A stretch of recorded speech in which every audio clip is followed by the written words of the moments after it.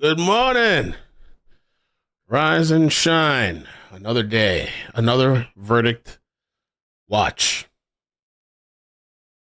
Ooh, what the hell? Swan Boat Club crash suspect Marcel Chitzer in court. Oh, we gotta check this out. All right, I already found the first thing we can do today while we wait. Hell to the now. Oh, we got something interesting. All right. I got something for you guys. Let's wait for the court to start. I got something for you. Oh, what the hell happened to the time?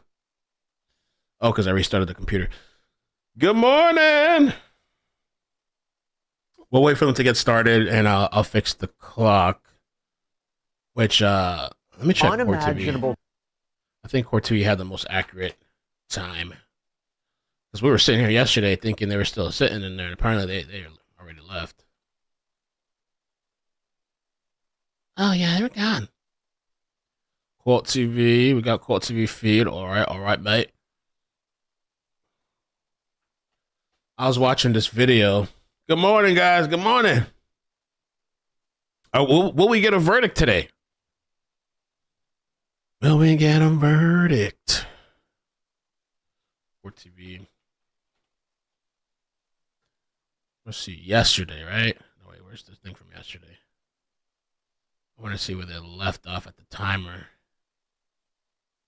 17 hours ago.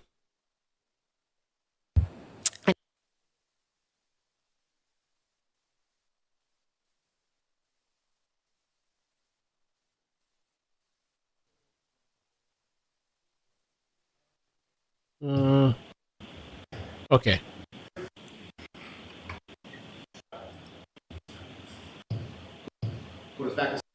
Court TV has the time at 8 hours and 16 minutes and 45 seconds, the last time. So let me fix this clock here. I'll fix it.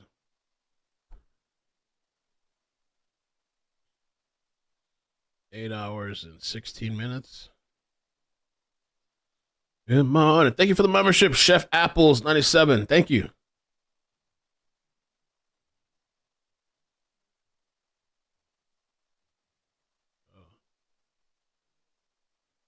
What?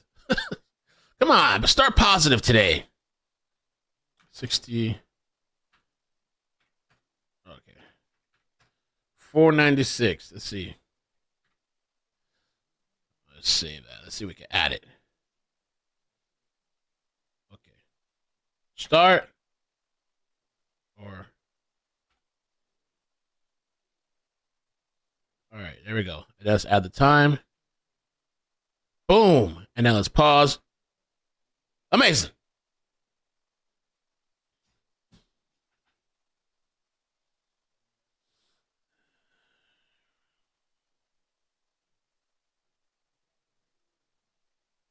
Joey Exotic.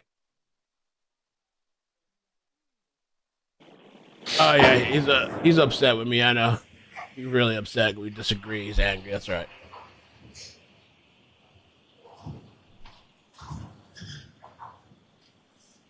All right, start to the day.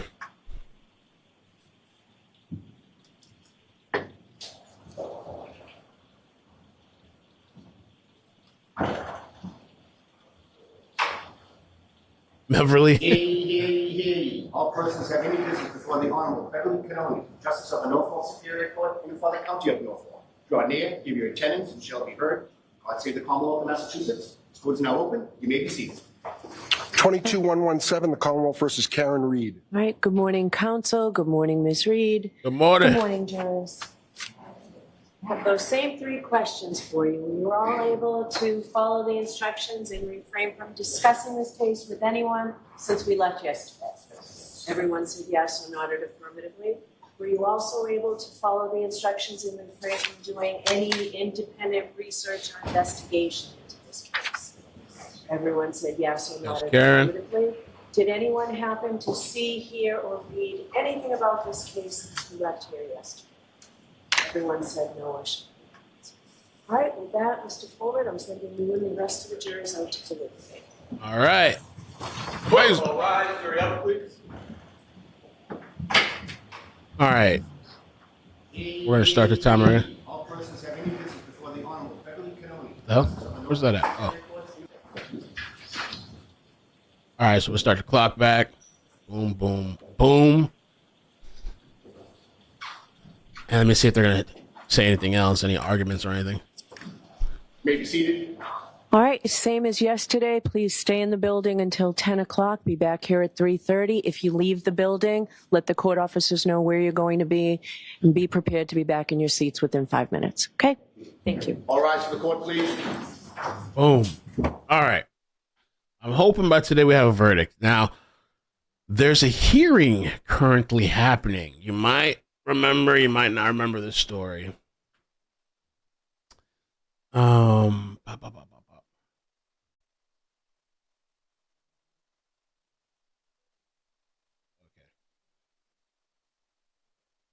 I don't know if you remember this, the Swan Boat Club crash. Swan Boat Club crash. We covered this lady.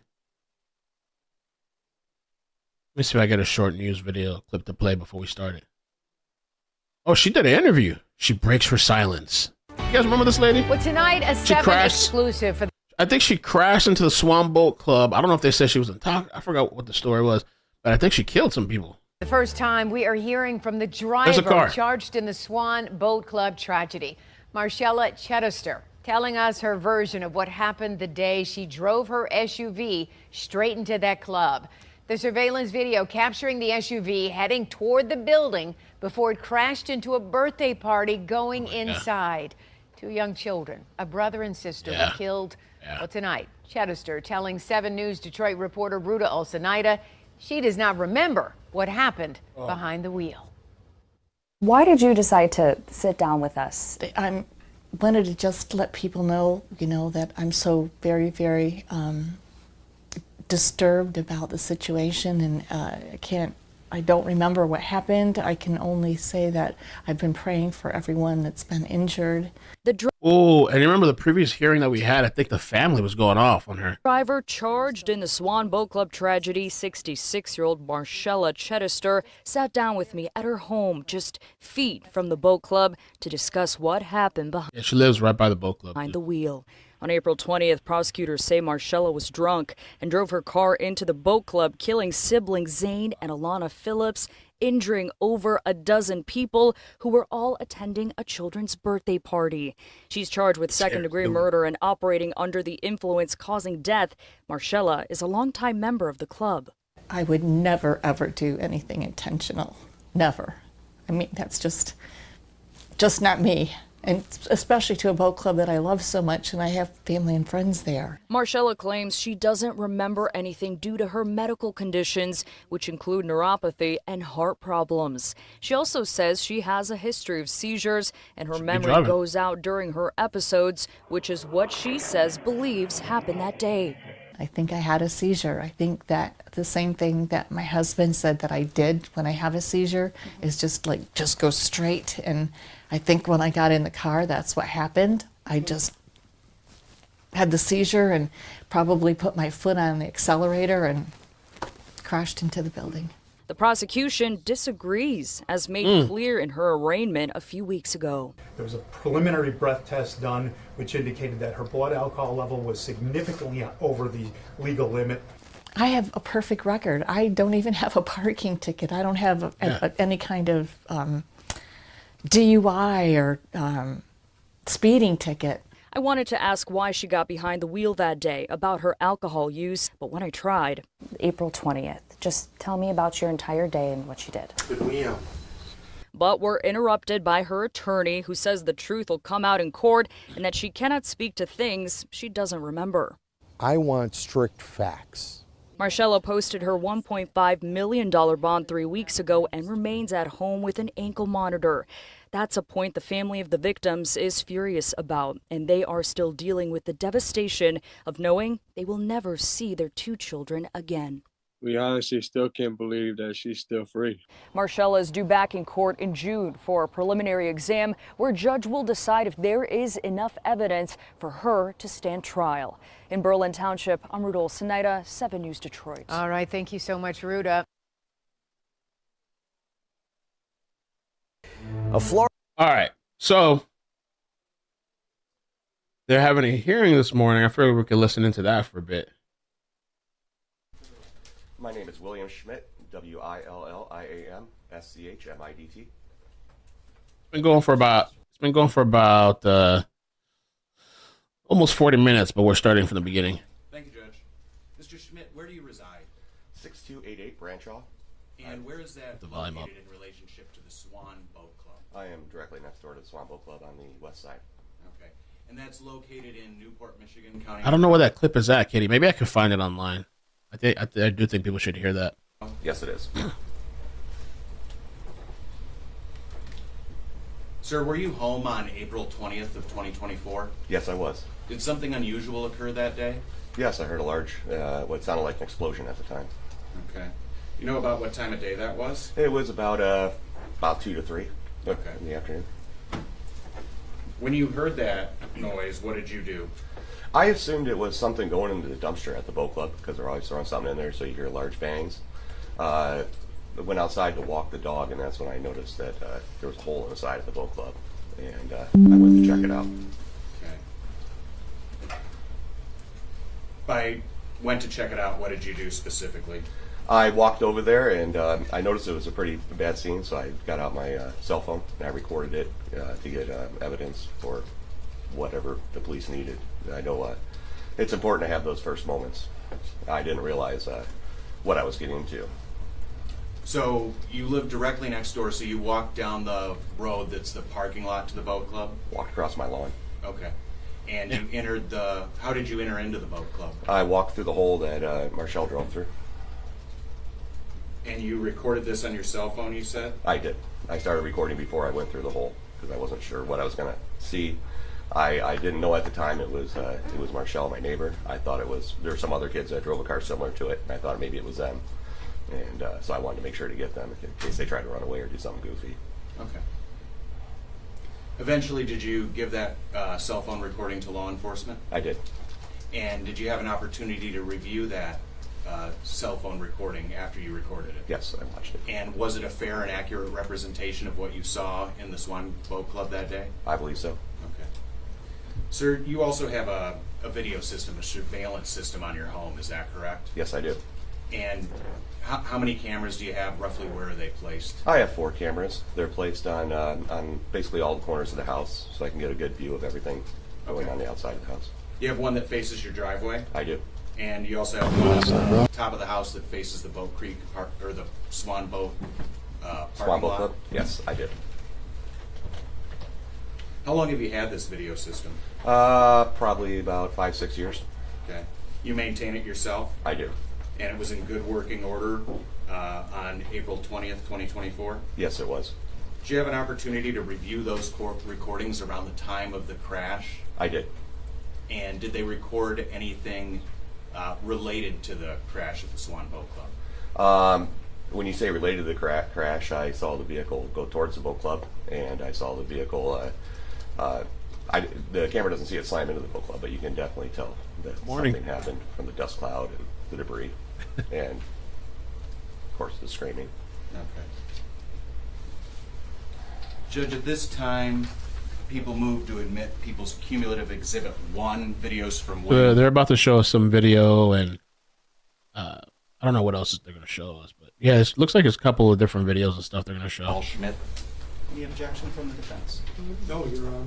It is admitted. Thank you, Judge. People would move to proffer those to the court at this time. Shamina, thank you for the membership. I've received it. Thank you,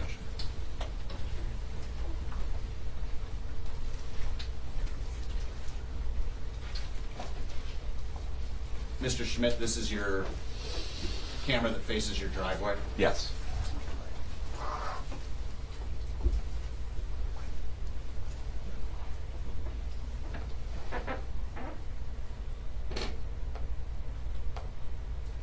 The 2 kids were killed when this lady crashed into the Swan Club. Debate tonight. Oh, I've got to talk about that too. If they don't let us stream, I saw somebody say that CNN is giving strikes out, and I don't know if there's any other platform streaming it. Worst coming to worst, we'll have to do it on Discord. Sorry, Judge, just a moment of technical difficulties. Need the remote for the TV?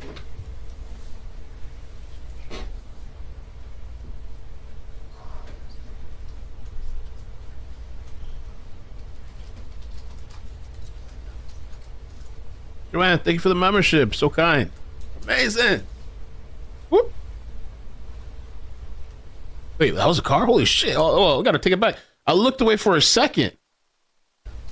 Wow, there she goes. Now she's claiming she got a medical condition. Prosecution's claiming she was drunk. And I remember during this hearing too that there was like some outburst, the original hearing. This is happening right now live. We're a little bit behind, we're catching up, but at the other hearing a couple months back, the family was snapping. I don't know if this the suspected drunk driver accused of killing 2 children at a birthday party has officially been charged. An 8-year-old girl and her 4-year-old brother killed, 10 others injured. Their older brother and mother among those injured, fighting for their lives tonight. 66-year-old Marcella Chedester is now charged with 2 counts of second-degree murder, 2 counts of operating a vehicle while intoxicated causing death, and 4 counts of OWI causing serious injury. The judge setting a $1.5 million bond for Chedester. 7 News Detroit reporter Kimberly Craig was in the courtroom today as grieving family members called for justice. In all my years reporting, I don't think I've ever been to an arraignment filled with so much emotion as loved ones of the victims spoke through their grief and anger. We were supposed to be planning a birthday party for Zane, not a funeral. The devastated aunt of 4-year-old Zane and his 8-year-old sister Alana in tears as she spoke during the arraignment of Marcella Chedester. Investigators say the 66-year-old was drunk when she crashed into the Swan Boat Club Saturday afternoon during a children's birthday party. And then babies, I can tell you right now, cannot have an open casket. It's a horrible, dramatic thing. I cannot close my eyes at night without seeing the babies and what they looked like. Chedester has been charged with second-degree murder and operating a vehicle causing death. The prosecutor asking that bond be set at $1.5 million. The defendant suffers from a very severe substance abuse issue, corroborated by friends and family members. See, and that's the thing. So she's trying to say she got a medical condition and that maybe she had a seizure and that, you know, maybe her foot, when she had this seizure, hit the accelerator. But the thing is, because they're saying she was drunk, I think they did a breathalyzer. But not only that, I remember at the time covering this, I thought during this hearing, but also I thought people messaged me and they said, it seems like a small town. Shit, like the cop lives next door. This lady lives right there to the place too. Or at least this area is kind of small. But the people in the neighborhood and her friends, so she has substance abuse issues or alcohol issues and stuff. So. And she creates a very high risk to the public. As the children's mother, Mariah Dodds, and her oldest son, JP, remain hospitalized, other family members of the children killed came to court, hoping to keep Chedester in jail. And she took my grandbaby from us. And there's no justifying what she did to my family. There's none. Despite Chedester's reported reputation for getting drunk, her defense attorney says alcohol was not the problem that day, claiming it was medical. My client has a history of having seizures. Maybe it was both. Imagine she was drinking and she happened to have a seizure. Oh, damn. Sam Hogue said, yeah, it's called alcoholism. And this history has lasted since last November. It started of a epileptic type seizure in her legs. The rumors are that she drinks in her car in parking lot. Excuse me, rumors. Hopefully they don't have rumors on any of the people here today. She's facing 2 life sentences. Parking lot. In her legs. The rumors are that she drinks in her car in parking lot. Excuse me, rumors. Hopefully they don't have rumors on any of the people here today. She's facing 2. Damn. So that's a little bit of the gist of the story. They're having a hearing now. I'm not sure what the hearing's for, but they're showing videos and pictures. The record reflect the people are There's another one. Exhibit 1. Wow.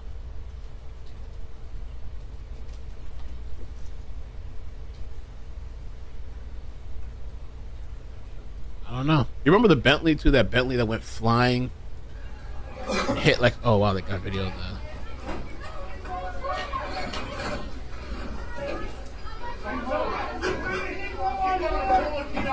Just FYI, I don't know if they're gonna show a body or not. Just FYI, I don't know if they removed it already or not. Just, you know, your discretion. But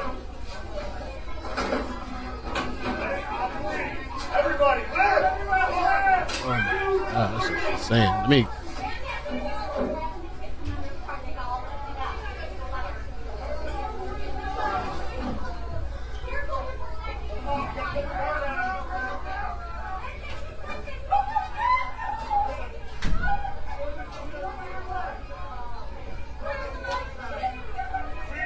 I don't know what this lady doing in the car. She just sit. Is she passed? I'm wondering if Chitster, whatever her name is she sitting in the Marcella? Is she passed out in the front, or is she conscious, or what?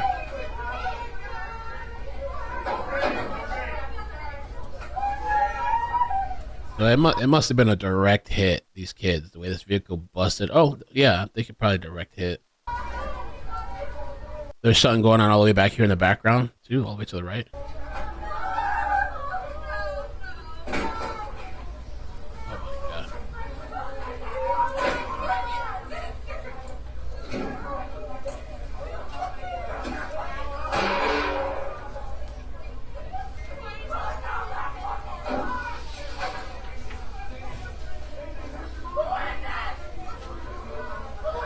We would have had to yoke her ass out of that vehicle.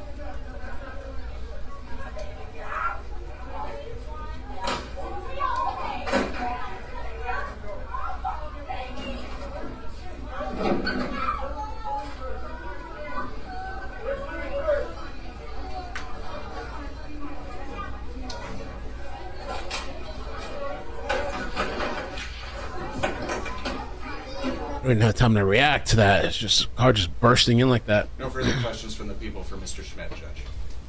Cross-examination. No questions, Your Honor. May the witness be excused. From the people, yes, Judge. Yes, Your Honor. You're free to go, sir. Thank you. Before we proceed to the next, Your Honor. not guilty is entered. Thank you. People may Stand mute to the charge. into the complaint. Yes, Your Honor. How does the defendant plead? Stand mute to the charges. Defendant standing mute, plea of not guilty is entered. Thank you. People may call Not their guilty. witnesses. She's pleading not guilty. Oh. Your Honor, we'll call Daniel Reardon.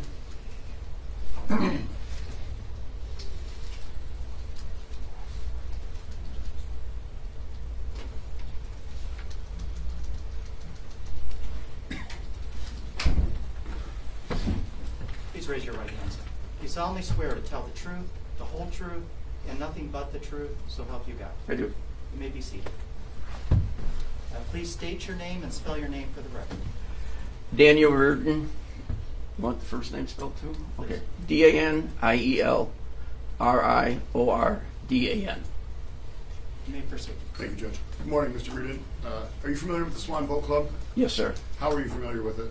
I've been a member there for maybe 20 years. Are you involved in any other capacity with the boat club? I'm a two-time. I'm a past Commodore, and I'm currently the Commodore. What does the Commodore at a boat club do? Well, I mean, just oversees everything. You know, gives direction to, well, works with the board, basically, and works with the vice, the rear, like I said, the board, and takes care of anything. Question, you know, if someone's got a question, if they got something that's, you know, a problem or something like that, that's it. Is this an elected position? Yes. And were you brought to the boat club on April 20th of 2024? Yes. And why were you brought on that day? I got a page from the rear Commodore saying 911 get back to the boat club. Do you know about what time you arrived to the boat club? It's probably about 3:15, 3:20. And where is the Swan Boat Club located? 6332 Branchall Road, Newport. That's in the county of Monroe? Yes. Was there some event at the boat club on April 20th? There was a dock party in the morning and a birthday party in the afternoon. Where was the birthday party located? In our pavilion. And that is separate from the boat club, or is that attached to the boat club? It's attached to like a breezeway or garage area. Okay. Does the boat club have surveillance? Yes. And do you have a camera facing the parking lot? There's a couple cameras facing the parking lot. You have one that faces the parking lot facing east? Yes. And do you have a camera in the pavilion area? Yes. And do you have a camera in the breezeway that connects the two buildings? I'm not sure. Okay. Do you know how the system works? Is it continuous or does it motion capture? It's continuous. It loops and it stays for like, I think 7 to 14 days. Is that stored at the boat club in Yeah. a computer or a device? Yes, up in the office. Okay. Do you know who has access to the system? Well, at that time, we had just changed. We never got real good access, but one of the past rear Commodore had access to it, and a couple others. But there's only a handful of people that had got access to the office. Do you have access to it? Yes. Okay. At some point, did you take law enforcement to obtain or to view the videos? We did, but I had to contact the past rear Commodore to gain access to it. Why is that? Because at that time, he knew how to hook it back. You got to unplug one computer and plug in another computer in order to look at it on a video screen. I see. But you were able to display it for law enforcement? Yes. Okay. And these recordings, they're made every day, regardless of what's going on. You didn't do this specifically for today? No, they're... All right, so let's get to the video a little bit. Here we go.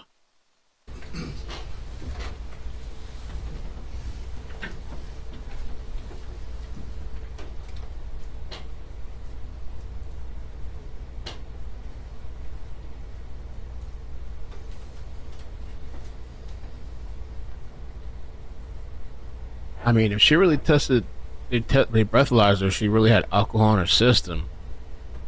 I mean, I don't know how you're gonna try to win that case. I mean, maybe she does have a medical condition, but was drinking and driving. Or maybe those seizures are coming from alcohol. Oh, this is another inside view. Wow, dude, that is insane. There's no time to react. There's no time to do nothing. I don't even know if you could really even process it. There's like somebody right there and it gets hit, and wow.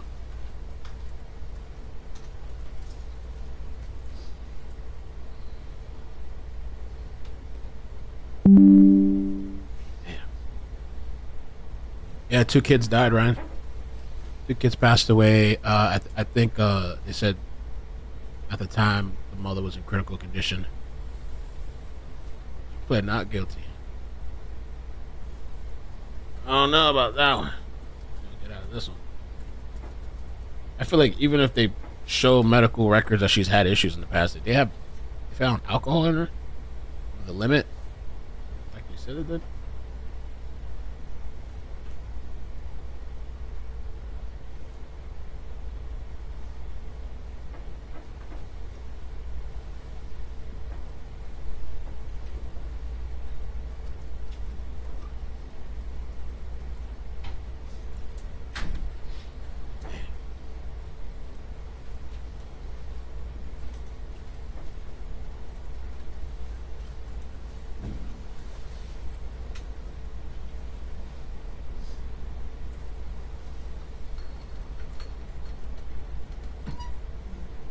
Right there, like, there you go.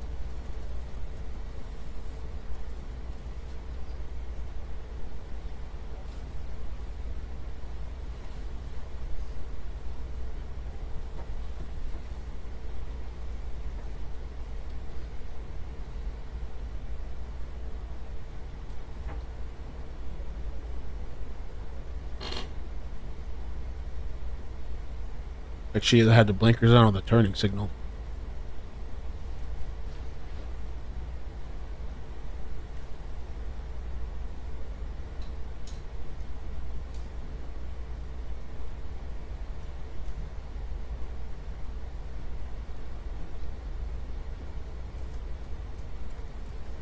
There's like somebody here to the right too, like almost disoriented.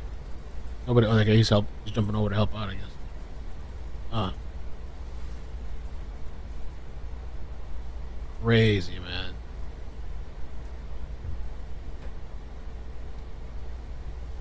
Now, at her age, I mean, they said she's facing 2 life sentences, so even if she wasn't facing a life sentence, she'd probably never get out.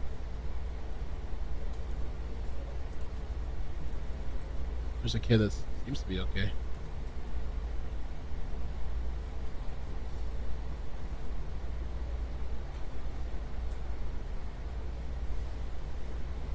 chances of crashing into a kid party.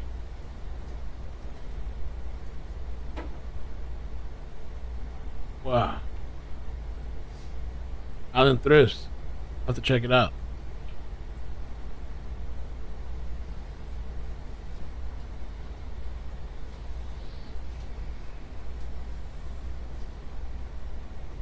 I wonder if they would have even offered her any kind of. I mean, what would she get for pleading guilty?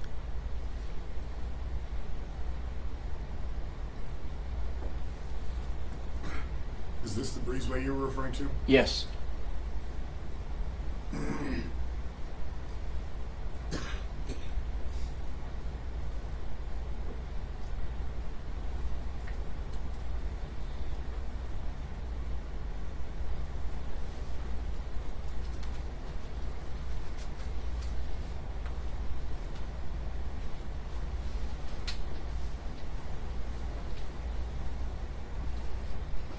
Oh. I didn't realize there was somebody on the floor. Real quick. What you were referring to? Yes. Wow. Is what you were referring to? Yes. So. Referring to? Yes. It looks like everybody got out of the way on this side that was walking. Did this person get hit through the door? Like, did they fly through the wall? This person here?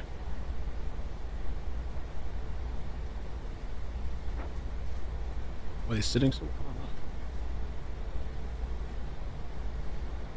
This guy just left that person. What happened? Like, maybe they can't move.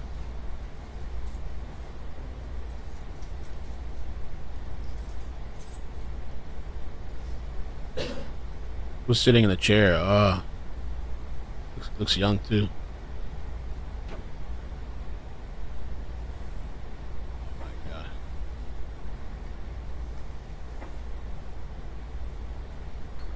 Yeah, I've been thinking, like, is this a terrorist attack or something? Like, what the hell is going on? No, it's probably over the top.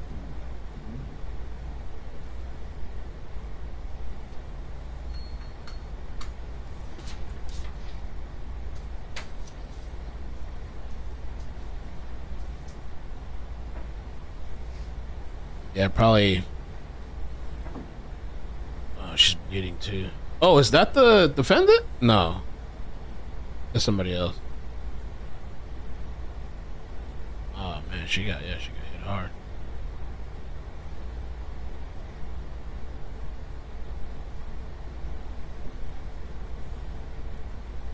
What a mess.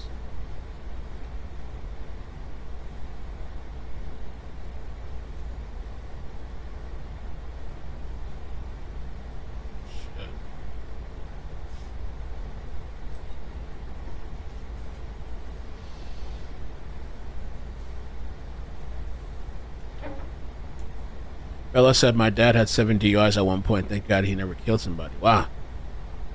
I don't even think, like, why do they keep giving these people their license? I thought after a while, isn't it like after 1 DUI? Maybe it depends on the state.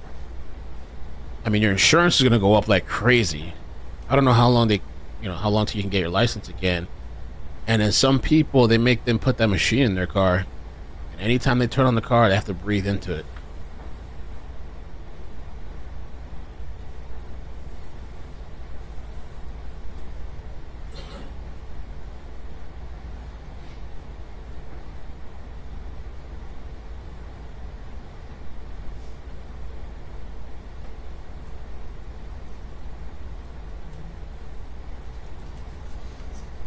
Judge will renew our request to admit Exhibit 2. No objection, Your Honor. I gave a trigger warning earlier too. And there's at the top right, but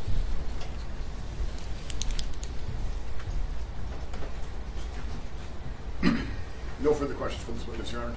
Cross-examination? No questions. all right. See the next person. Solemnly swear. Tell the state your name and spell your name.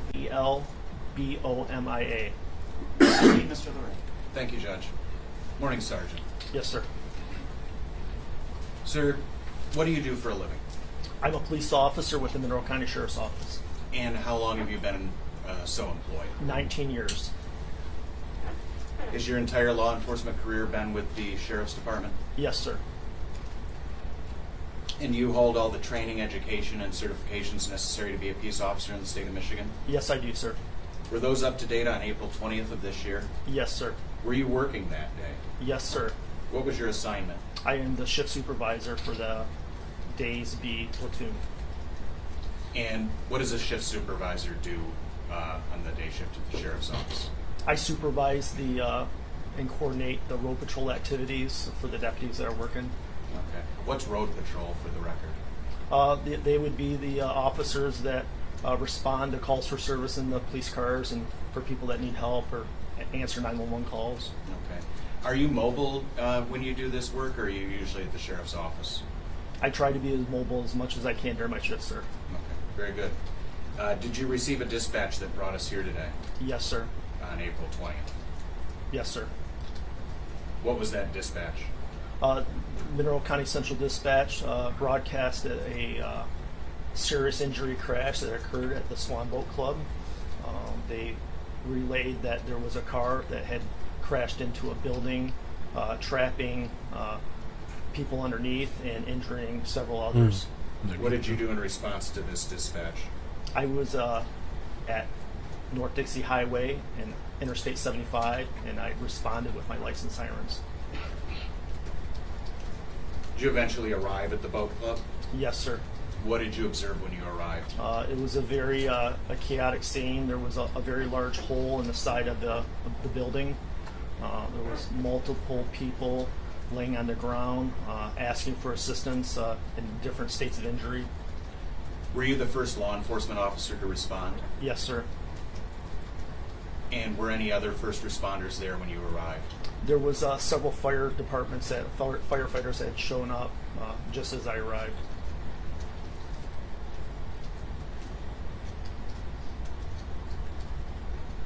You indicated there was a hole in the building.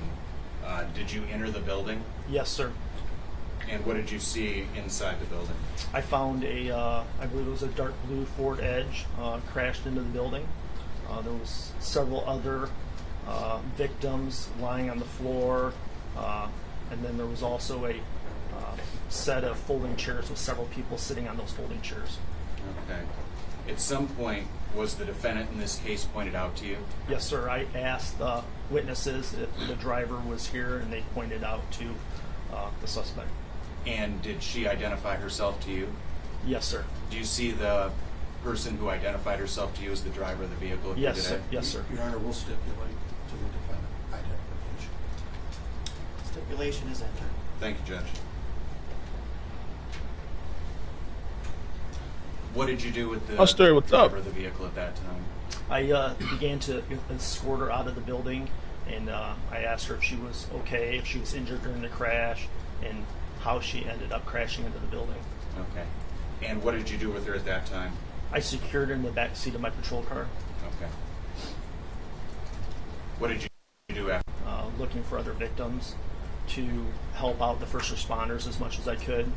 Looking for other victims, which we found several in the area that would have been in front of where the vehicle crashed in a separate room. Okay. Sergeant, were you assigned a body-worn camera at this time? Yes, sir. And was that functional and operational at the time of this incident? Yes, sir. Have you had an opportunity to review the footage from that camera? I did, sir. And is it a fair Morning, accurate guys. representation of what you saw that day? Yes, sir. Judge, at this time, people would move to admit portions of Sergeant Pomia's body-worn camera. Any objection? Your Honor, again, I would just ask that it be played prior to it being admitted. What is there on the request? Okay. At this time, Judge, we'll move to proffer it to the court. Are we getting a verdict today or what? What do you guys think? 1517 Central Exit.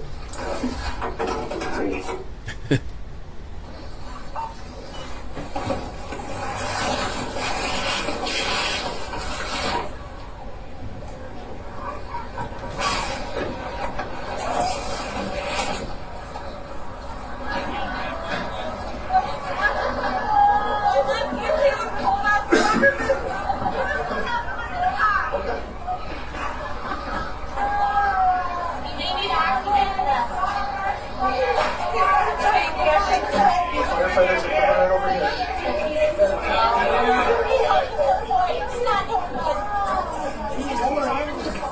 They're on their way. Yeah. Which one? Right there. Can you come with me just for a second? Are you driving? Oh, that's the lady right there. There she is. Yeah. Can you come with me just for a second? Okay. She's over here sitting, just chilling.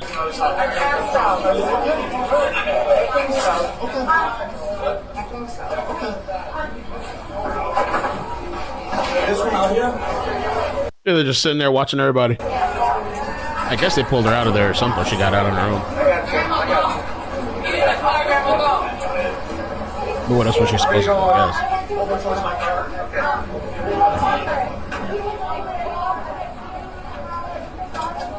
Got a hug? Yes.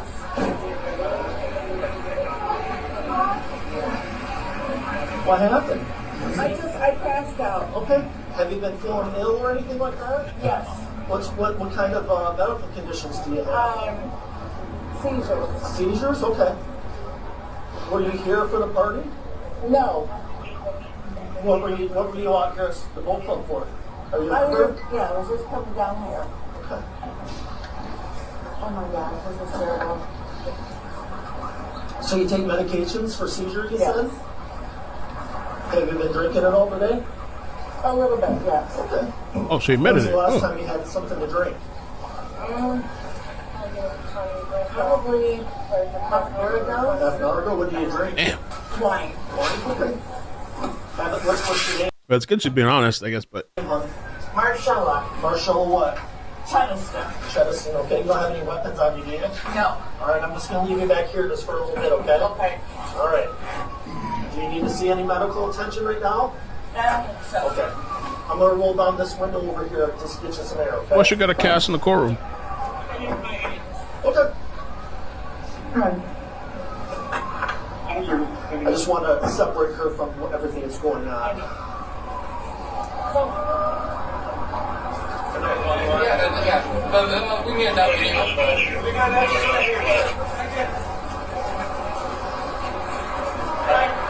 Four, five, six.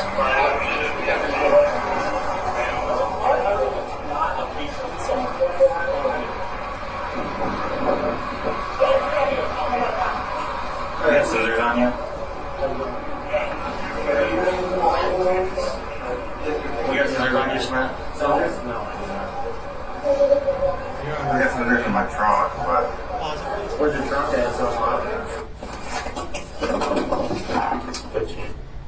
We've already stipulated in the court center an order regarding medical records of certain individuals that were hurt in the crash. I would stipulate to this being entered for preliminary examination purposes, but we've already stipulated these individuals being hurt. So as to the purpose of playing it, I don't know the relevancy. Response from the people. Judge, we need to ID the victims. I would stipulate to that.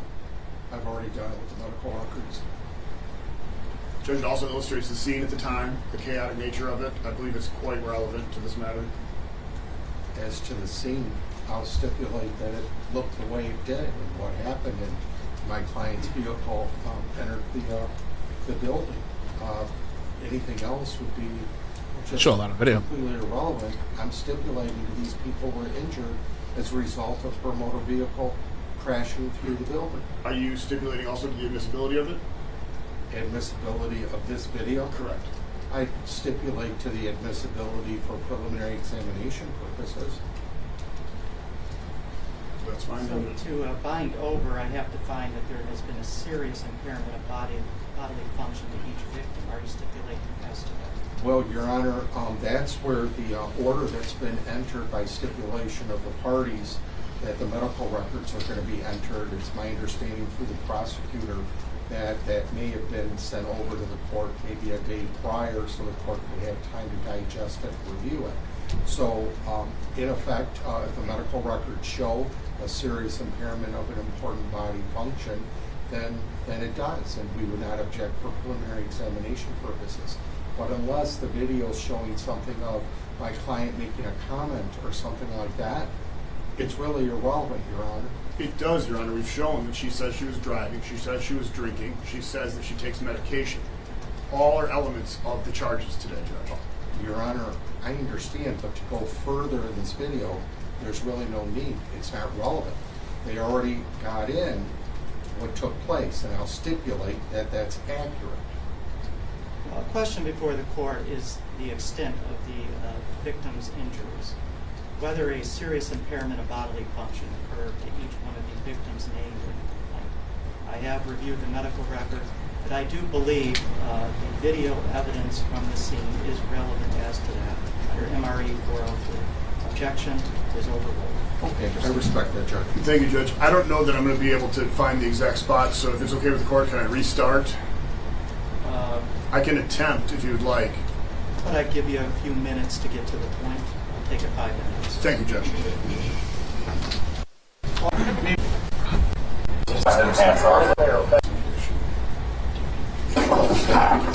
17 Central Woods. My pants off. So my truck's right there, in my bulletproof.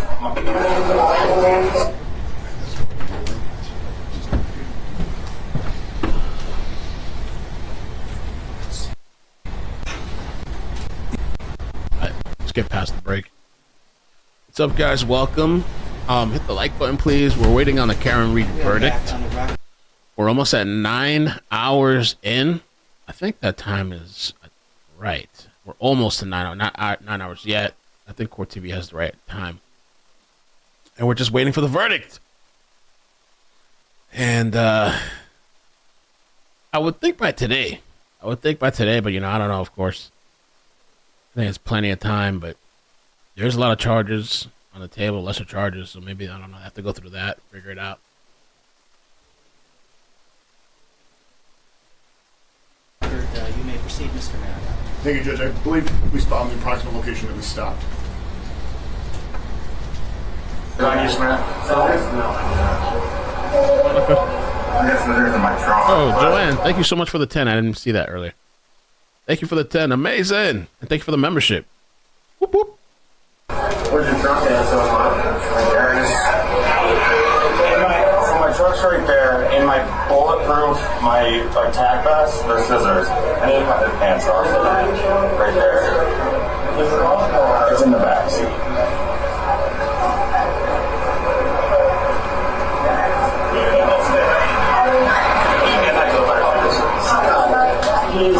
Yeah. Do you guys have scissors?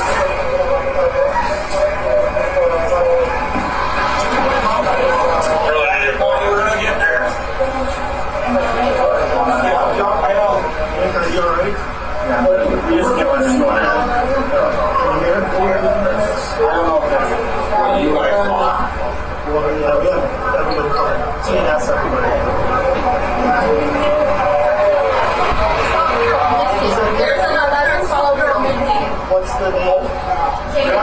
Jaden. Is this Jaden? Standing there. Jaden? Jaden. Do you know where Jaden's at? Next. You can call something.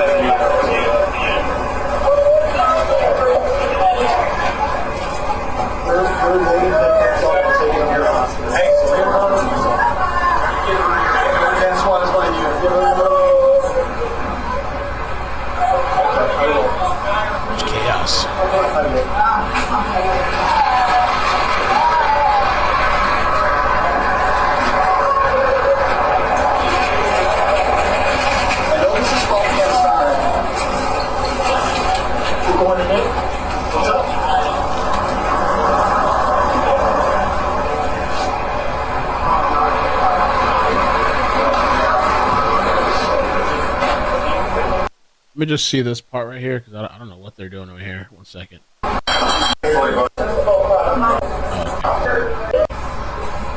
know, buddy. I was just gonna write down his name and stuff. Permission from the It's not bad. He looks like a young kid. He's injured and stuff. I'll just skip past that. They took off his shirt and pants. He had boxers on or something, but we'll skip past that. All right. Pending us seeing the deal and her identifying the video. I will reserve ruling on I mean, I don't think it's a big. It's being streamed everywhere, you know. I guess. Exhibit 4. This is.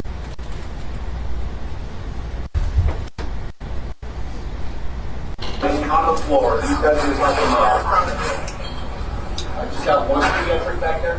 I don't even know. She's 18. Yeah, she's 11.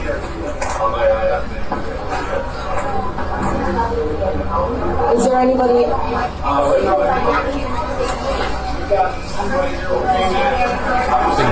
With like 2 walls.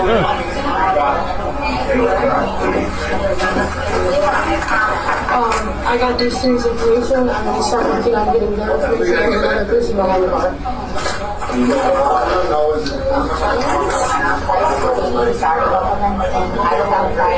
The debate's tonight, wouldn't it?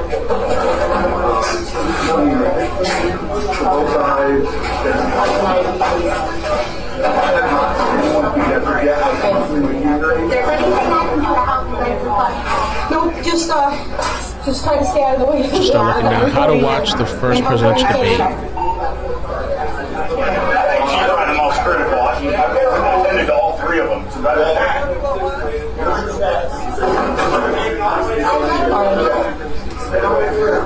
She's allergic to amoxicillin. Oh, it's 9 p.m. Eastern tonight. I thought it was 8. The debate will simulcast on other networks, including CBS. It's expected to last 90 minutes and include 2 commercial breaks. I mean, I think we should be, I guess, okay. We'll do it on the 2nd channel and see what happens. The only thing is I wouldn't want to get a strike. I hope we get the verdict today, because then if anything happens, it's whatever. We'll wait till the 7 days or whatever it is.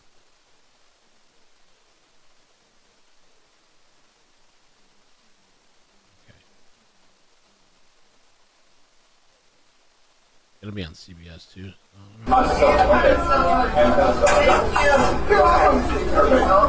Are you related?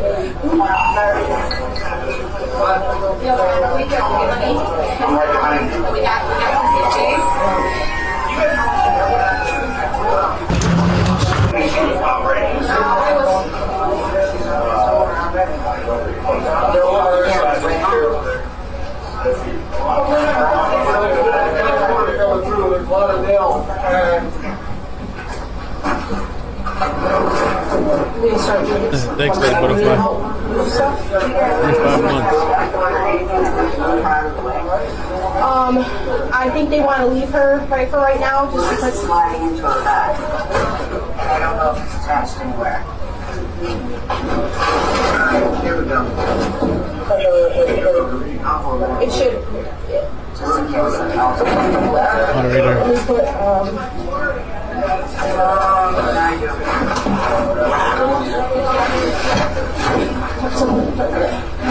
Oh, no, that's not heavy enough. Sorry, I got my knee. Okay. All right. Ma'am, I'm gonna get, were you in here when it happened? No, did you witness it at all? She did. Okay. Her name's Diane. Medina. Medina? No.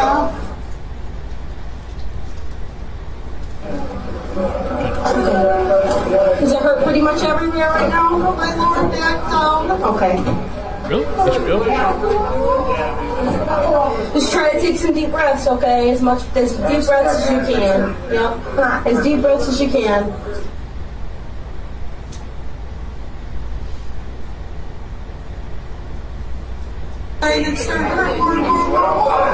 Well, they're getting this guy, and then you're coming up next. Try to move your hips, babe. Okay? Okay.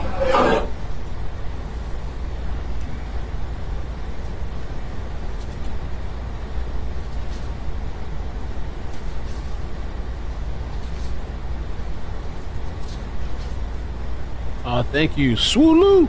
Thank you for the 5. Says Mel, you're so funny, entertaining, and informative. I'm retired, so I carry you with me as I do gardening and chores at home. Love the car chases. We had a pretty interesting day yesterday with car chases. And my mother's into gardening too.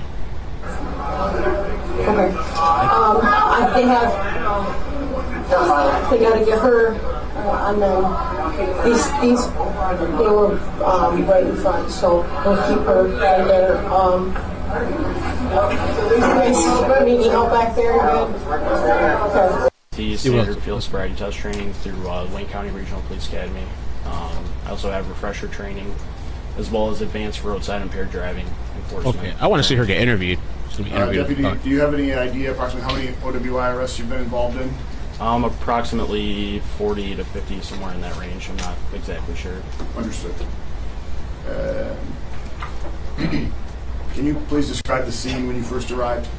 So when I first arrived on scene, I got out of my patrol vehicle and it was chaotic. There were people running around screaming. There's injured people everywhere. I saw a hole in the side of the boat club. As I started to walk towards it, I noticed a small child laying on the ground. The child did not appear to be breathing or moving. Mel, you are funny, entertaining, and informative. I'm retired, so I carry you with me as I do gardening and chores at home. Love the car chases. People inside that might need medical attention. So I entered the breezeway area of the boat club. That's where I met with Conservation Officer Nick Ingersoll. He asked me for some help. There was a young boy in there that had an injury that needed attending to. At some point, did you interact with the defendant? I did. And did you administer field sobriety tests? I did. What test did you administer? The first test I administered was a horizontal gaze nystagmus. And what were the results of that test? I was not able to complete that test. Why is that? The defendant could not focus on my finger, which was the stimulus for the test, so I wasn't able to complete it after multiple times. Is that a sign of intoxication? It could be. Without moving your head. What other test did you administer? I administered counting backwards from a number to another number of my choosing. What number? What were the results of that test? She was not able to complete that test. I want to see the sobriety test. She miscounted. Field Did test. you do any other tests on the defendant? Objection, Your Honor. How did she miscount? Who could describe how she miscounted? The counting started from 100 and went down to 88. She started with 100 and then counted down to 90, and then she had some miscountings in there. I'm not exactly sure. I'm sorry, I couldn't hear him. He wasn't sure. Is that what you said, He sir? said that there were miscountings. Yeah, there were miscountings after the number 90. Timber! Did you say what they were? I don't remember off the top of my head. Thank you. Did you administer any other sobriety tests? I did. What else did you administer? The alphabet. I asked her to recite the alphabet A through Z without singing. And what was the result? Oh, you got to sing with it, though. Come on.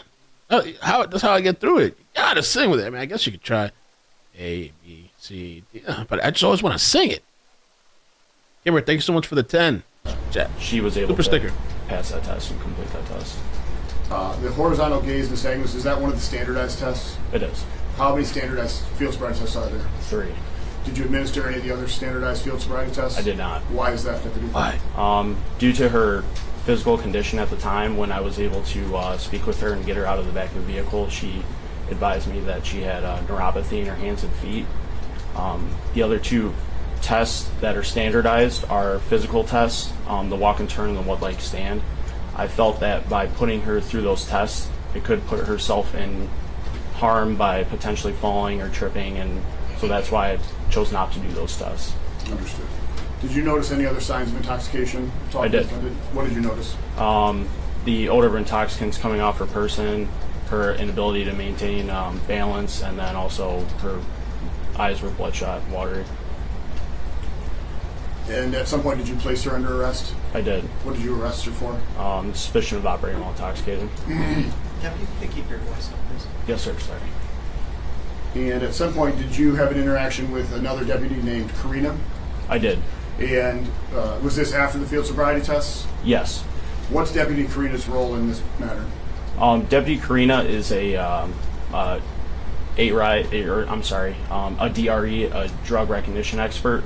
What is a drug recognition expert? He's able to essentially, it's a more advanced SFST training where he's able to put a driver into different types of tests to determine exactly what kind of substance they're under the influence of. And is it fair to say at this point Deputy Karina took over the He did investigation? He did at that point, yes. Okay. What does Deputy Karina, were you present during that time? I was. And what does Deputy Karina do with the defendant after he takes over? He starts speaking to her about different. Objection, Your Honor, as to hearsay. Response. I'm not asking for what Deputy Karina said. I'm just generally asking, does he administer any other tests or anything that's admissible that we can discuss? Sustained. No other sobriety tests. Okay. Were you issued a body-worn camera at the time? I was. And were you wearing it on that day and time? I was. And were you present during the interview between Deputy Karina and the defendant? Yes. Have you reviewed Deputy Karina's body cam video? I have. And is it a fair and accurate representation of what you witnessed? Yes. And you had a body cam on as well, correct? I did. Did that camera capture the conversation as well? It did. Is there some reason we can't show that today? I'm not sure. Was your volume on, Deputy? Oh, it was not. So it's muted? Correct. You cannot hear anything that's said? Correct. Okay.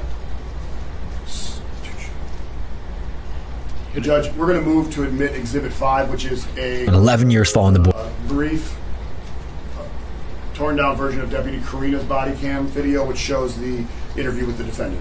Objection, Your Honor. Again, hearsay. This person, deputy, is not here for whatever reason to authenticate that that's true and accurate at that date and time. Judge, this deputy just authenticated it. He was present during the interview. His body cam was on as well. However, it was muted, but he can testify to what was said. So it is not hearsay as he can be cross-examined. He was present during the interview. Well, if there's any testimony, voice of Deputy Karina, that's hearsay. He's not here to... Okay, let's get to the video. Actually, one question. Is that an objection, Judge? Yes, I object. Because if there's any statements or anything, I'd like to know that she was read her rights. Judge, we have provided the defense counsel all of these videos. He's had an opportunity to review them. We for the brevity of this hearing... Damn, and she did that on 420? Wow. He's had an opportunity to review them. For the brevity of this hearing, we have cut down countless hours. So if the defense counsel wants to argue that we shouldn't be showing all of this video, but then he says we should show more. So we can't have it both ways, Judge. Either we're going to be here for 4 days watching video, or we have to cut it down. Also, there are some inadmissible things, so we have to remove those as well. So for brevity, we did, and we skipped over the Miranda right portion. He has been provided this. He can review it. He has all of these videos. Are you objecting on the rule of completeness, or? She wasn't given, or I don't see any Miranda rights being given. If they were given, the person would have to come forward and say that she was Mirandized. And so we don't have a person here. I don't know. They have the burden of proof to prepare for today. Just because I'm given records or DVDs doesn't mean that I fold and I might as well sit outside. So, Your Honor, just because they give me things doesn't mean that I stipulate to everything. So, Your Honor, that's their case to prepare. And I don't have any knowledge of the Miranda rights of a person today that's going to be testifying. Thank you. Do you wish to voir dire the witness as to the Miranda statement? Voir dire. Are you talking to me, Judge? Yes. He has the burden of proof, but okay. Officer, did you read the Miranda rights, commonly referred to as Miranda rights, advice of rights to my client? I did not. Oh. And did you ever have my client sign or initial each Mirandized right? I did not. Okay. We rest, Your Honor. Oh. Deputy, were you present? Defendant? They're still gonna lose, but maybe they won't be able to use this then. I was. And were the complete rights read? Were you present when the Miranda rights were read to defendant? I was. And were Oh, so somebody else read it to her. the complete rights read? They were. And who read those? Oh, rights? Deputy Karina. All right. ah, Judge, okay. Trying to I be would further slick. state that no motion to suppress has been brought. This is not the time or place to argue this. He could have brought a motion prior to this. Nothing has been. This is the first we've heard of it, Judge. Your Honor, I'm supposed to be Nostradamus and figure out what they're going to do in the future. Oh shit! They have the burner. That hair makes me want to give you serious bukkake all over, Oh my rolling God. on the floor laughing. Chris, thank you for the 5. Good morning to you too. They may not be prepared.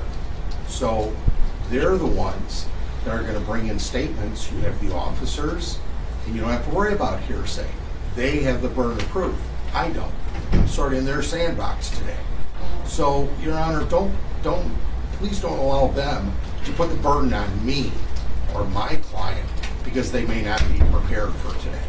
Thank you. And your objection to the statement is? It's hearsay. He's saying he heard somebody say some rights. Well, I'd like to be able to see that. And if the evidence is no longer around, then it's to be used against them. Thank you. Mr. Mayor, what exception or exemption to the hearsay rule do you believe the testimony falls under? Your Honor, it's not hearsay. He's telling you what he saw, what he witnessed. And it's not offered to prove the truth of the matter asserted, Judge. That we're not... We aren't burdened by proving that these are admissible. He can object to the admissibility of them. He can file motions to suppress. None of that has happened. He's had this evidence for months, Judge. We've been prepared for this case for months. Now, if I get this right, listening respectfully, Judge, to the logic of the prosecutor, I'm supposed to know ahead of time of what he's going to put in court, and then I'm supposed to file a written motion of what he may put in court. I can't get in his brain. I don't know what he's doing. I have no idea what evidence that he's moving forward. And he knows that you got to have the officer here or the person here that allegedly read any rights or had them signed off. That's a critical portion of this case. And it's a critical proceeding, part of the proceeding of a preliminary examination of waiving your rights. I'm sure that if it doesn't have anything to do with the case or it's that material, then why are we talking about it today? They're fighting strenuously to bring something in. Is it part of the elements? I think that's material. So, Your Honor, respectfully, under the hearsay rule, I can't cross-examine. It's based on a third party talking about what he heard. Thank you. The question of suppression isn't before the court. The only question is this a hearsay statement? It is an out-of-court statement by a declarant. It does not appear to fall under an exception or exemption. Objection is sustained. Thank you, Your Honor. Thank you, Judge. Okay. Do you remember what happened when you... Really, I pulled Your into the Honor, parking lot. I'm objecting. I'm objecting and he's still playing. You objected as to the testimony of the witness, correct? Of my client. I objected to my client and the witness, both. They haven't shown any waiver. She certainly is detained. She couldn't walk home from there. And they had an absolute duty to inform her of her Miranda rights. So I object to that because nobody's talked about the Miranda rights because they didn't bring the person in that allegedly read the rights to her. So what is the legal basis for your objection as to playing the video? Because it's a statement, any statements that can be used against my client. She didn't sign off on her Miranda rights prior to giving a statement and prior to being questioned. She's clearly being questioned. And she's been in custody. She couldn't walk out of there. Response from the people. Your Honor, it appears he's arguing a motion to suppress and a hearsay argument at the same time, Judge. Her statements are clearly admissible. So if it's a motion to suppress, that should have been brought prior to today. So if the court wants, we can play the whole video. We have it on video where she's read her Miranda rights. It'll take a minute, Judge, but we can gather that. And as to hearsay, this is a statement by party opponent. It is admissible. Oh, that's the Hearsay judge? objection is overruled. Oh. He does have the right under the rule of completeness to have the whole video played. May we approach, Judge? Yes. They're kind of having it out.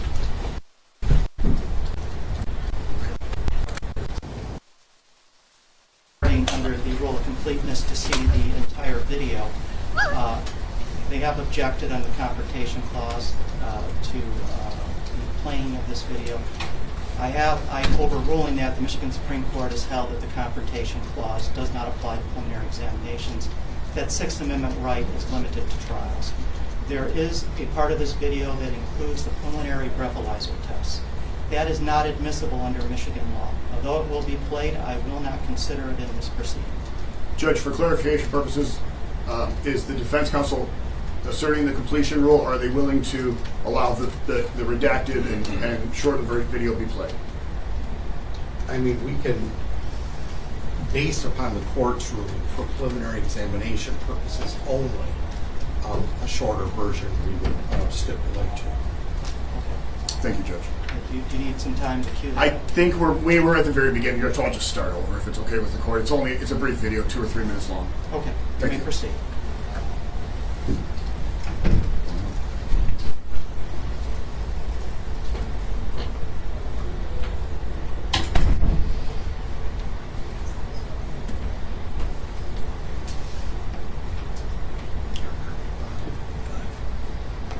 Judge, we are properly proposing Exhibit 5 at this point, Judge. Exhibit 5 is playing. Okay. Going around here? No, not really. I pulled into the parking lot and I thought I was driving up to the boat club, and evidently I was driving right into the pavilion. Which direction did you drive from? I live right down the street. Okay, so you were coming from that way? Yes. This way? When you got to the parking lot, what happened? I don't remember. You don't remember? I don't remember. Okay. Do you think there's a reason you don't remember? Did something happen, or? You know what? I have these seizures, and Okay. Do you have anything where it says, like, maybe that, does your doctor permit you to drive and everything? I'm cleared to drive now, and I don't have my purse with me, but I do have a card in my purse. Okay. When's the last time you had a seizure that you know of? March. In March? Yeah. Okay. So in March is the last time you remember that you had a seizure. Yes. Sorry, I'm just trying to get this. Were you hospitalized for it? Yes. You were?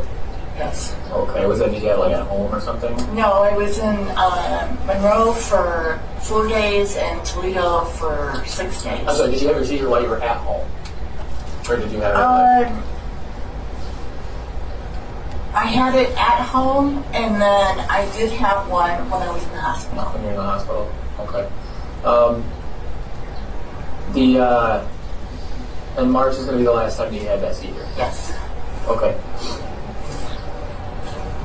Okay. Do you think, is your normal behavior when you have a seizure, is it have lapses of memory? Do you, yes. That? Okay. So once you got to the parking lot, you don't remember anything? I don't. Okay. Okay. I think that's all the questions I have for you now. Deputy Schmidt's gonna take me over from here, okay? So on a scale of 0 to 10, 0 being like you're stone cold sober, you can drive perfectly, 10 being you're passed out drunk, where do you think you're at right now? 7. A 7? Okay. Do you think you're okay? She said 7? What? 0 being like you're stone cold sober, you can drive perfectly, 10 being you're passed out drunk, where do you think you're at right now? 7. A 7? Okay. Do you think you're okay to drive? I wouldn't want to drive. You wouldn't let you drive? No. Okay. Okay, just give me 1 second, okay? Sorry, my phone's ringing. I think it's going to be my boss. Okay. I apologize. Mamma mia. We renew our request to Move to admit Exhibit 5, Judge. Any additional objections? One, they didn't want this to come in. No additional objections. It is admitted.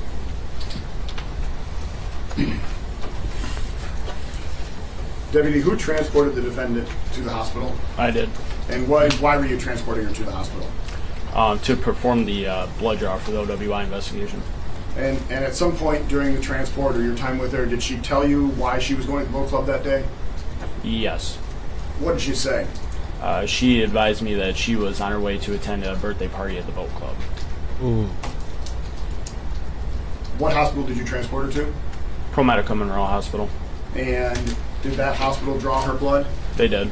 Were you present during the blood draw? I was. What happened to the blood after it was drawn? It was placed back into the blood kit by me along with the corresponding paperwork. Is that a kit that gets sealed away? It is. And that kit, you sealed it in the usual manner? Yes. And it was transported where? Back to the Monroe County Sheriff's Office. And ultimately, where did it end up? Evidence.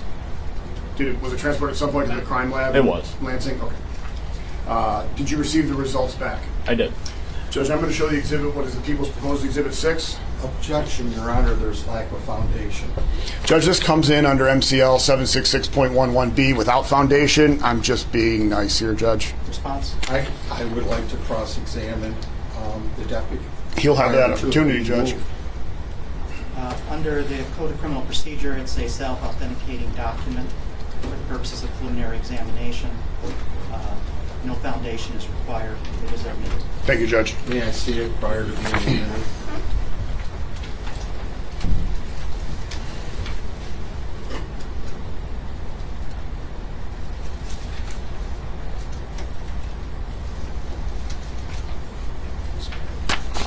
I'll hand you Exhibit 6. Can you tell me if you recognize that document? Yes. What is it? It is the laboratory report from the crime lab.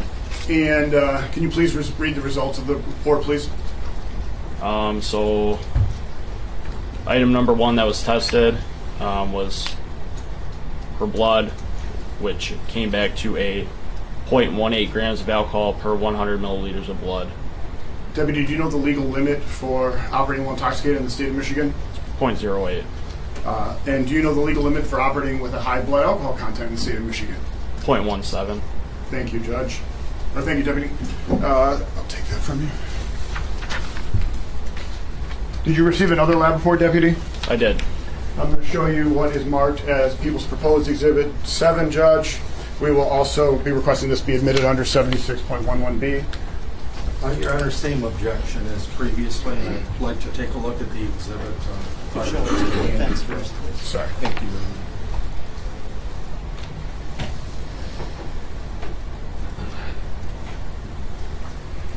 Deputy.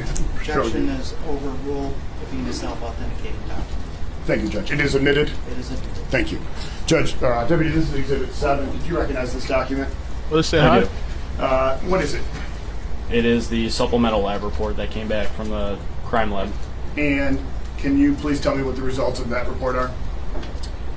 The crime lab detected gabapentin in her system.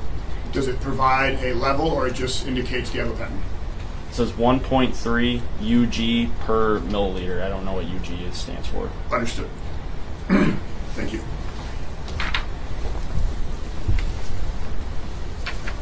I don't have any further questions for this witness, Your Honor. Cross-examination?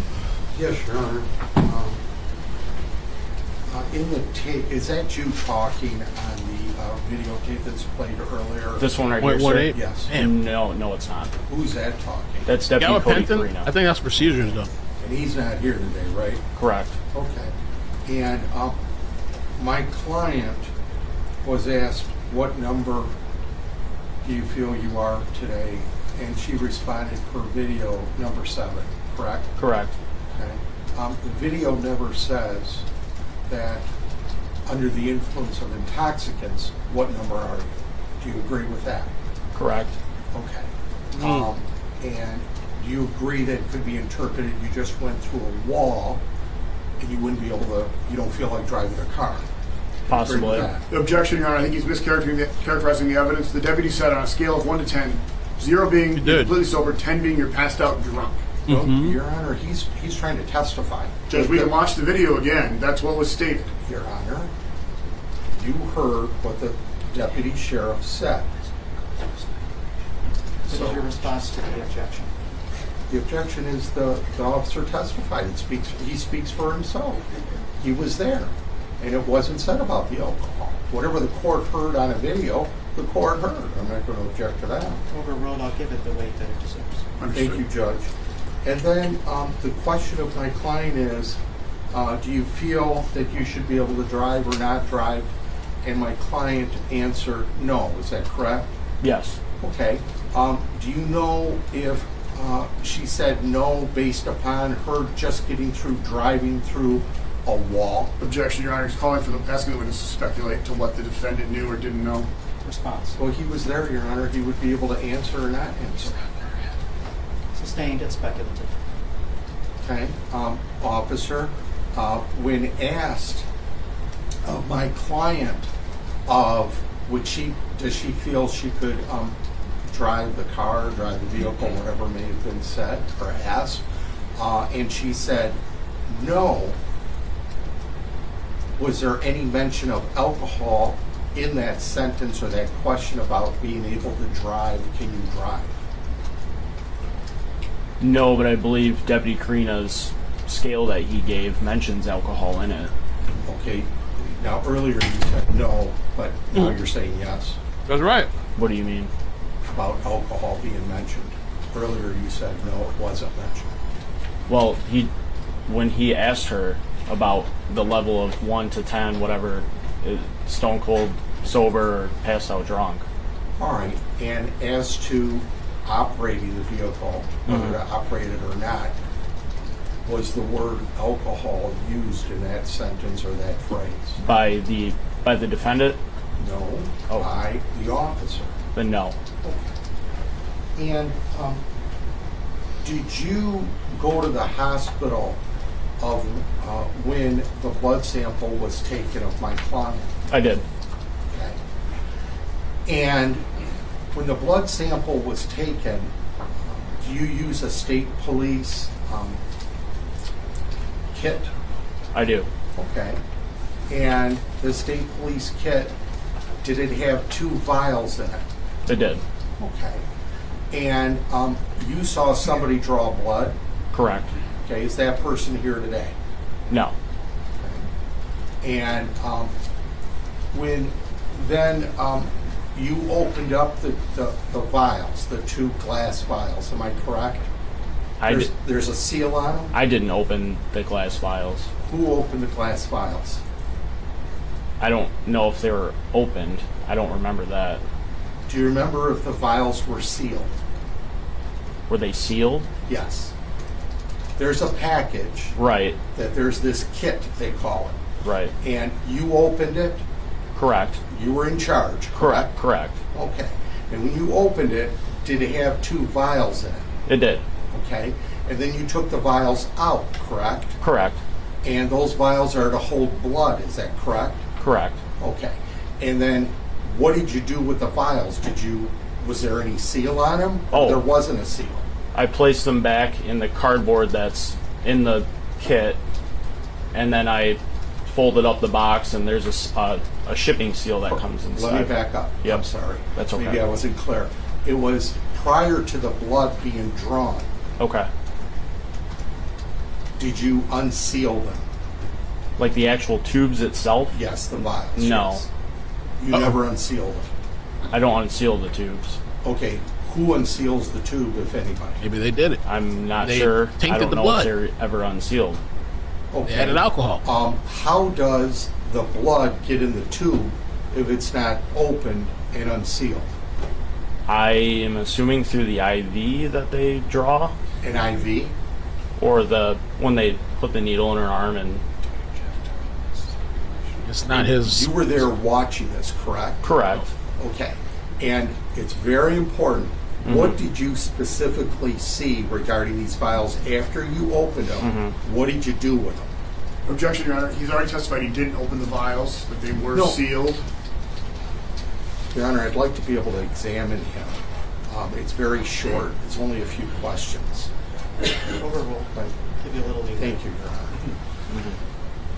And Once the you Rick opened Up. up this state police kit, Right. what did you do with the files? Give them to the phlebotomist. Okay.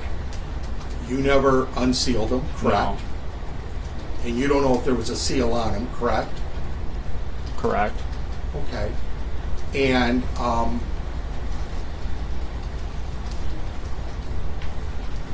how many times have you done this in cases? A lot. Like, what would that be? Would you say per month or per year? Just, I won't hold you to it. Just Per year, I would say approximately. It just depends. It could be a couple to upwards of 8, 9, 10. I'm not sure exactly. And how many years have you been doing this? 7 years.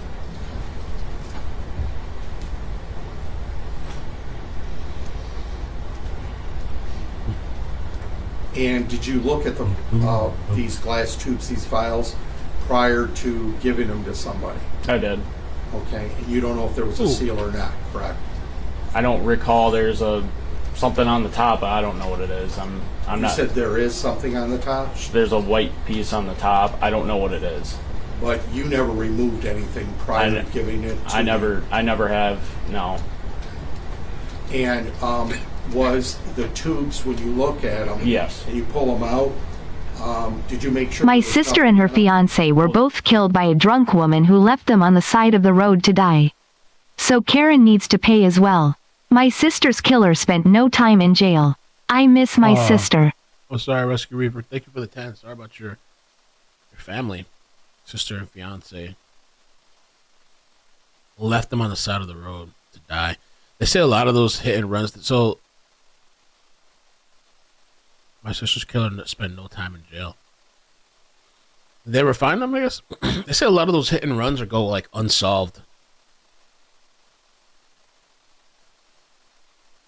Hit and run.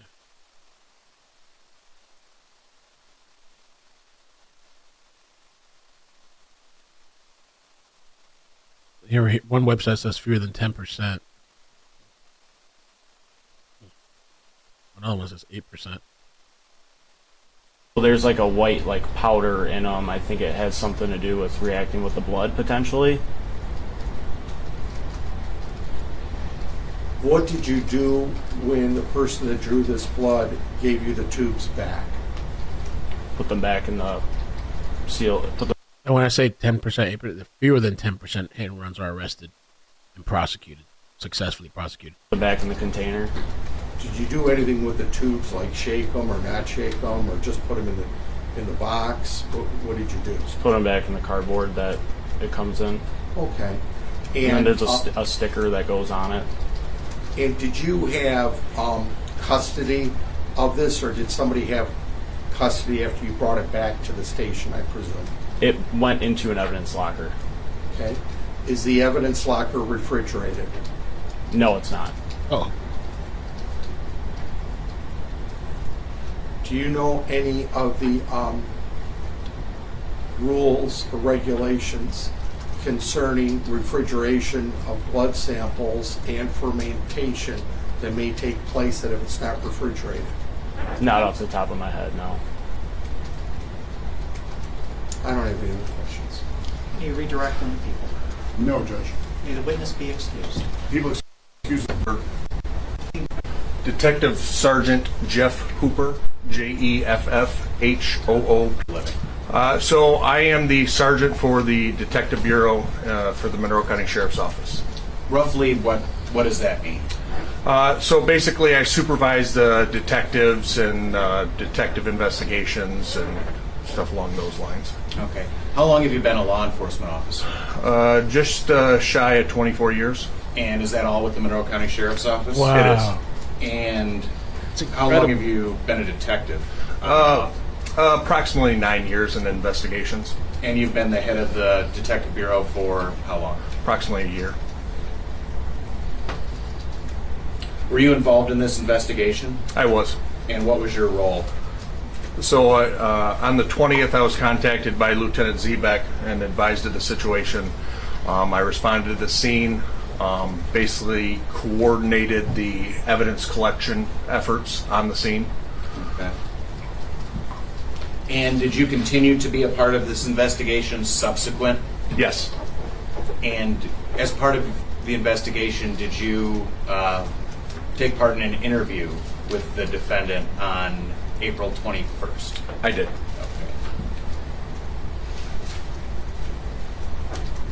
So you had an opportunity to speak with her? Yes. You had an opportunity to Mirandize her prior to conducting that interview? Yes.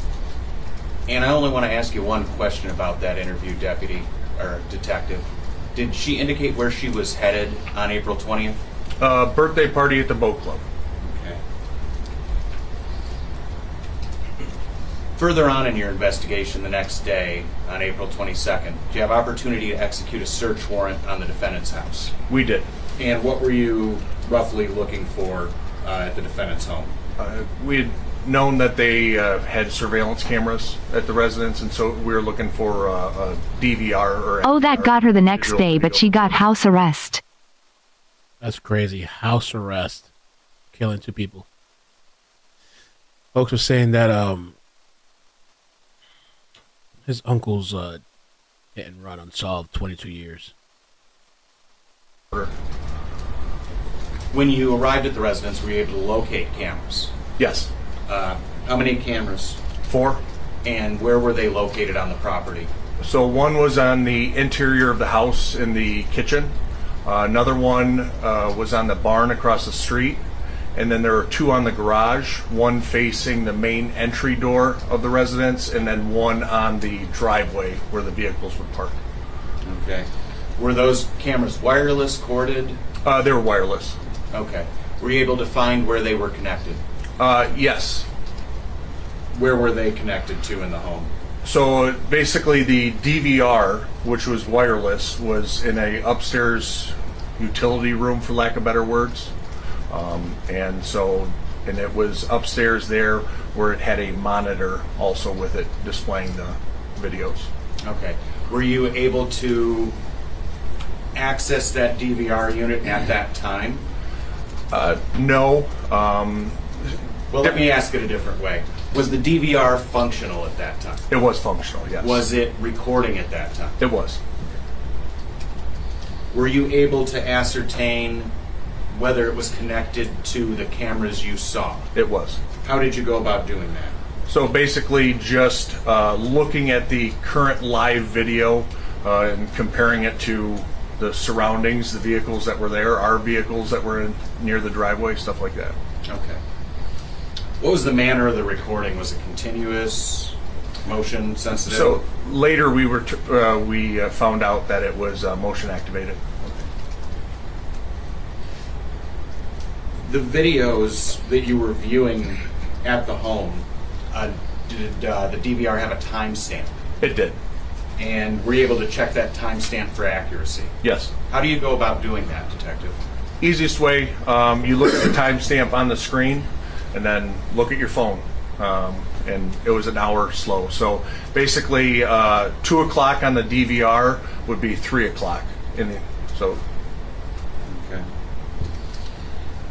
Do you have experience with similar video recording devices as the one you located at the defendant's home? Yes. And what is that experience roughly? Basically, throughout my career, approximately 9 years of investigations, we always go out and we collect surveillance footage. And a lot of DVRs, they may be different, but how you get the video off of them is similar. And so if you can get into a DVR, you can extract the video most of the times. So you viewed live video while you were at the defendant's home? Yes. Check the timestamp? Yes. Did you then seize the DVR? We did. Okay.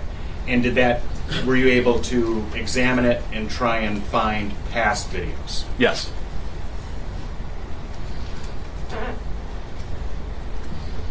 Did you find any videos from around the time of the crash at the Swan Boat Club? We did. And were you able to extract those from the DVR? Yes.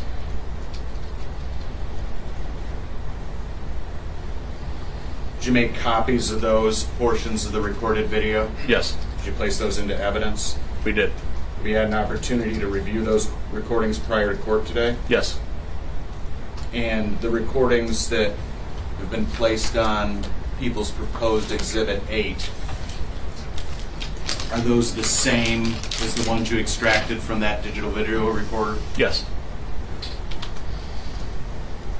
Judge, at this time, people would move to admit People's 8 surveillance videos from the defendant's home.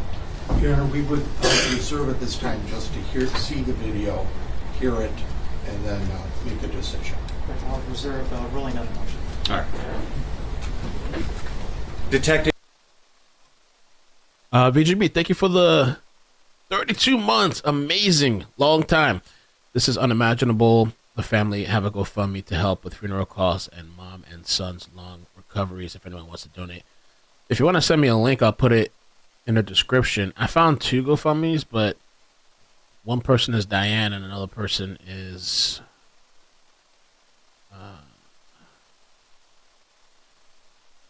who was this for? Leah, their daughter, was attending her cousin's birthday party when a drunk driver tragically struck. This one's for Leah. I added 2 of them, but I couldn't find the other one. So if you want to email me. If you mentioned 4 cameras at the home, you've had an opportunity to review this exhibit, is that right? Yes. And what camera angles are we going to see on this video? So specifically, you're going to see the one facing the main entry door of the residence, and then also the one on the barn, which is across the street, which gets the street and basically the driveway and a little bit of the home also. Okay. And from around what time and what date are these recordings? April 20th, 420, and so the timestamp on the video is going to be approximately right around 2 o'clock, like 1:57 to 2 o'clock, but in real time that would have been 2:57 or 3 o'clock. And Detective, your role in this investigation, do you know what time the crash at the Swan Boat Club was? Right at 3 o'clock. Okay. At this time, we'd move to proffer. You may proceed.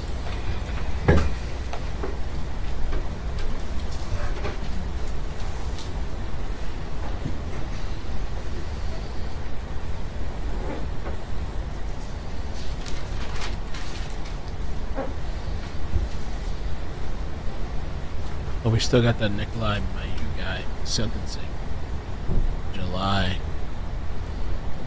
31st. Gotta add him to the calendar.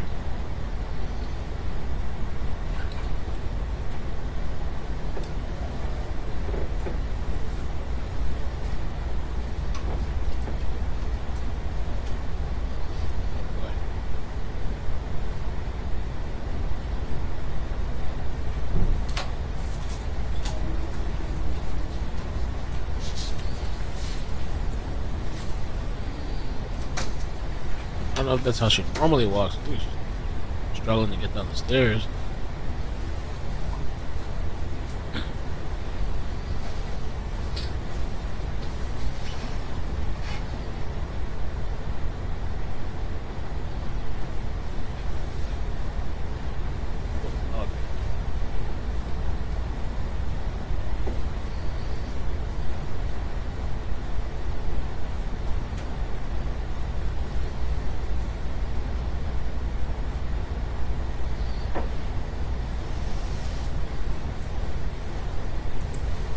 They wasted.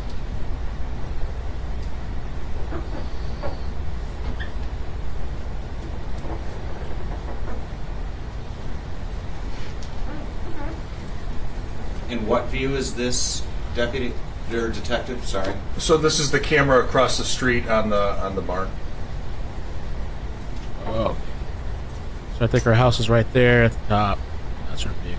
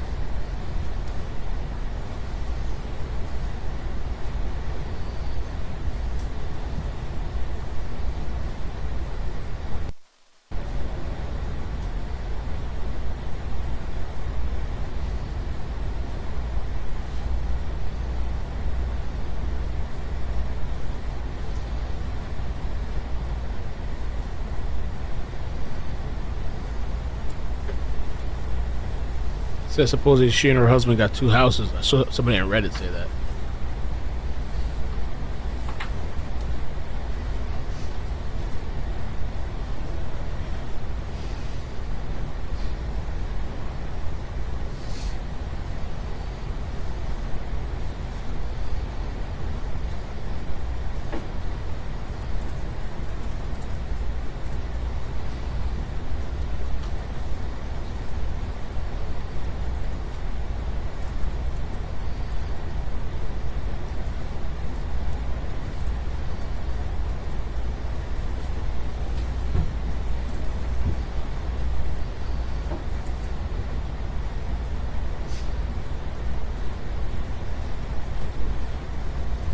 Go down the stairs now.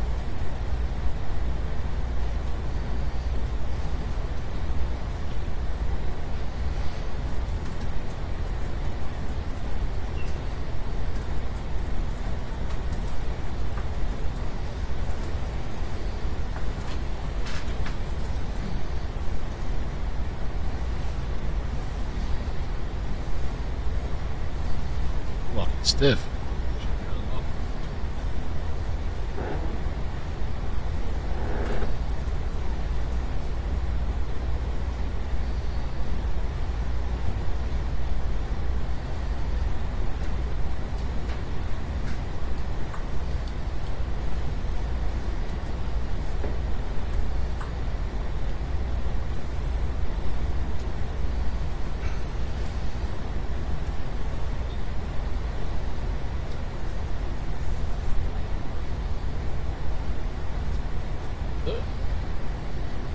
Buried it. Ooh. What the hell is she doing? Oh, she was. Oh shit! No way, bro. What? And that was the day. That was the same day. Yeah, 420. Holy moly.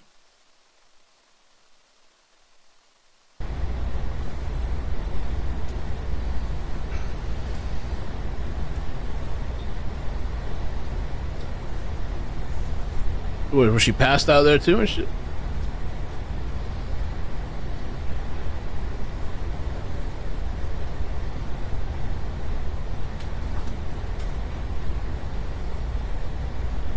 Wow, her head looks like it's down too. Like she literally hits another car and then takes off. Oh, crap.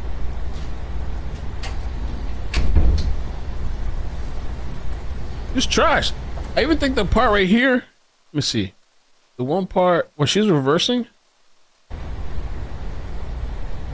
Her head over here looks like it's slumped to me. Like it's slumped down. She just like this, like just got that shit in reverse. That is insane.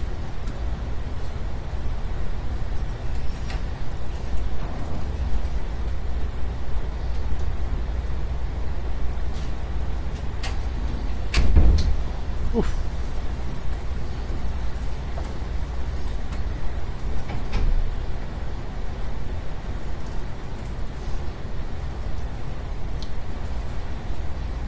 Yo, she wild, dude. She should do a carry.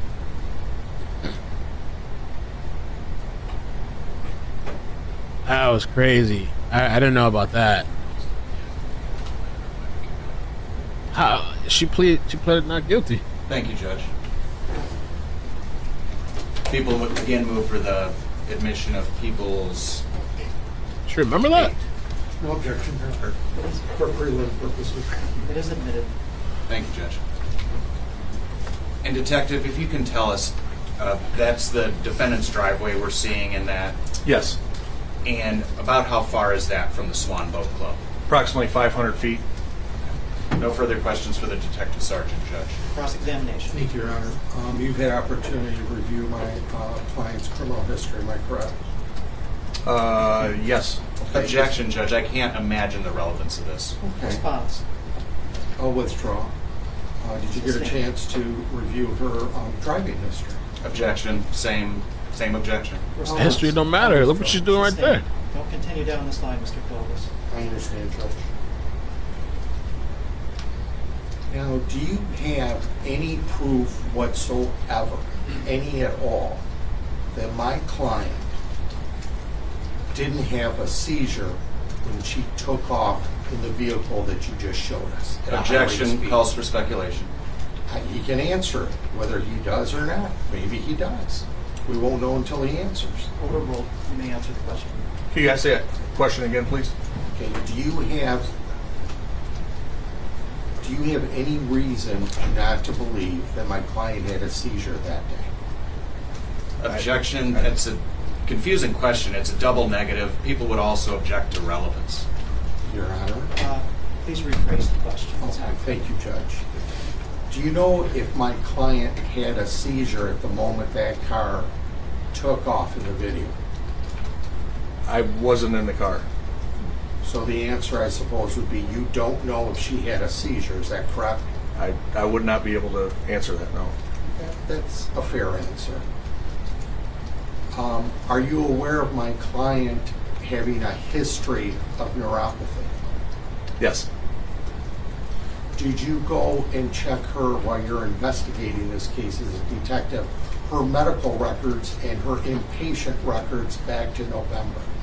I believe we did do a search warrant for medical records, yes. Okay. Was there confirmation that my client suffered from neuropathy?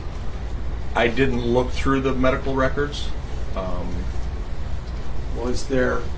Did you see anything that talked about her having any other medical problems like seizures? The only Objection, Judge. I guess if there's records that Mr. Clovis wants to present as to his client's medical history, this is not the appropriate witness to get those in through. He's free to call a medical witness on his own if that's evidence that he wants to get in at this stage of the proceedings. I'm not asking to get any records in. The detective said they did a search warrant. He got the records. He's the officer in charge. And is there anything about seizures? That's within his knowledge. The answer, he had not reviewed the records. Is that correct? That's correct, Judge. And you're the Come on, I want a detective in verdict charge of the today. case? I hope we get a verdict today. No. Who's the detective? Detective Modelinsky.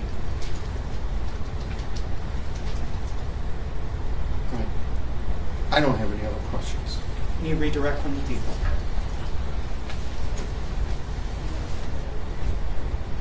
No, Judge. Thank you. May the witness for the next witness. Thank you, Judge.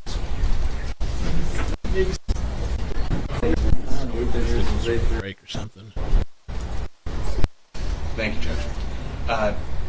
Lieutenant, do you have a copy of the People's Exhibit 9? Hey there, Karen Reed, trial watchers. You know what a lot of the trials we cover remind me? It's that you gotta be careful who you surround yourself with, who you let into your life. Do you really know? I mean, it's a scary thing to think about. Well, that's why I'm so thrilled to talk to you about the sponsor of this week's Law and Crime Trial stream, truthfinder.com. Honestly, with our content, I really can't think of a better service that can provide.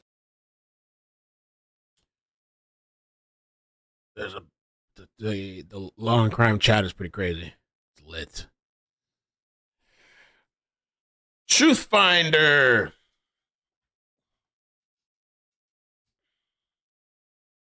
Maybe so. Maybe after lunch. Take on that free lunch. True. I'm trying to get my meal today. I wonder if they get to order whatever they want. Do they each get to order whatever they want, or they gotta agree to one place?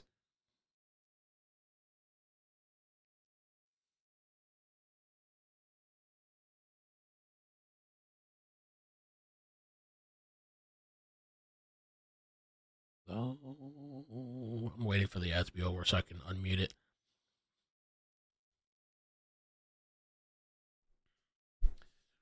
Bump, bump, bump, bump.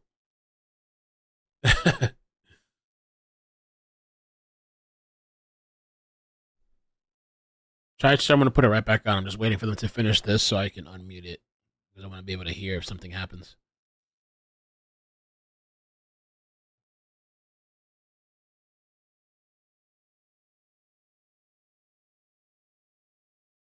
The fan. We got the fan. We got the fan. Oh, we've always had the fan, I think, though, right? Somebody was saying, is that the only fan they have in the courtroom? It's always like hot in there. All right, let me make sure we're good. Okay. All right. Back to it. Then it's 2017 Ford Edge. It is. How did you come about that document? This document was given to me by Deputy Nicholas Burkhardt.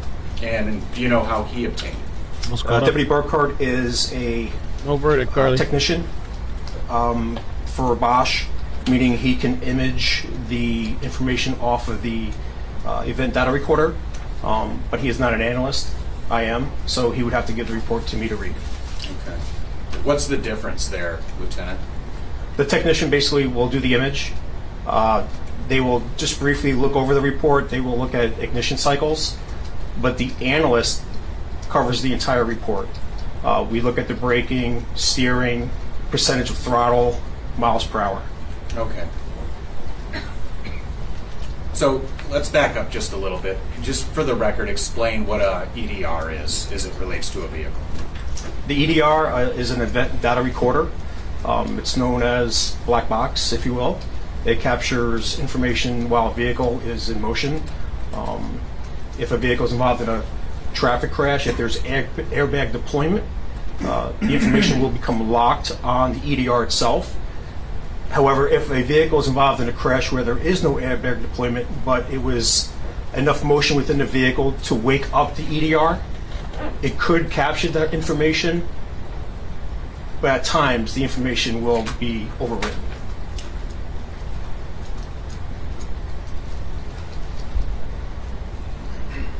To that end, Lieutenant, what's the difference between, say, a controlled stop and a crash that brings a vehicle to a stop?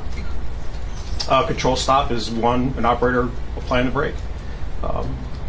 A non-control stop is one who crashes into another vehicle, building, pole, etc. Okay. And so when there's a crash into a building, pole, etc., what does that do as it pertains to the electronic data recorder? Well, again, if there is airbag deployment, it will lock in that information at the time what that vehicle was doing at that moment when the vehicle crashed. Okay. And was there airbag deployment in this crash? I believe so.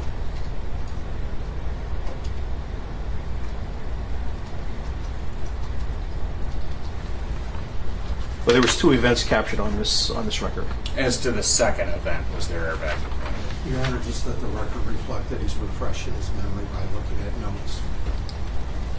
Yes, then please refer to your notes and then answer after you have. Yes. May I reflect?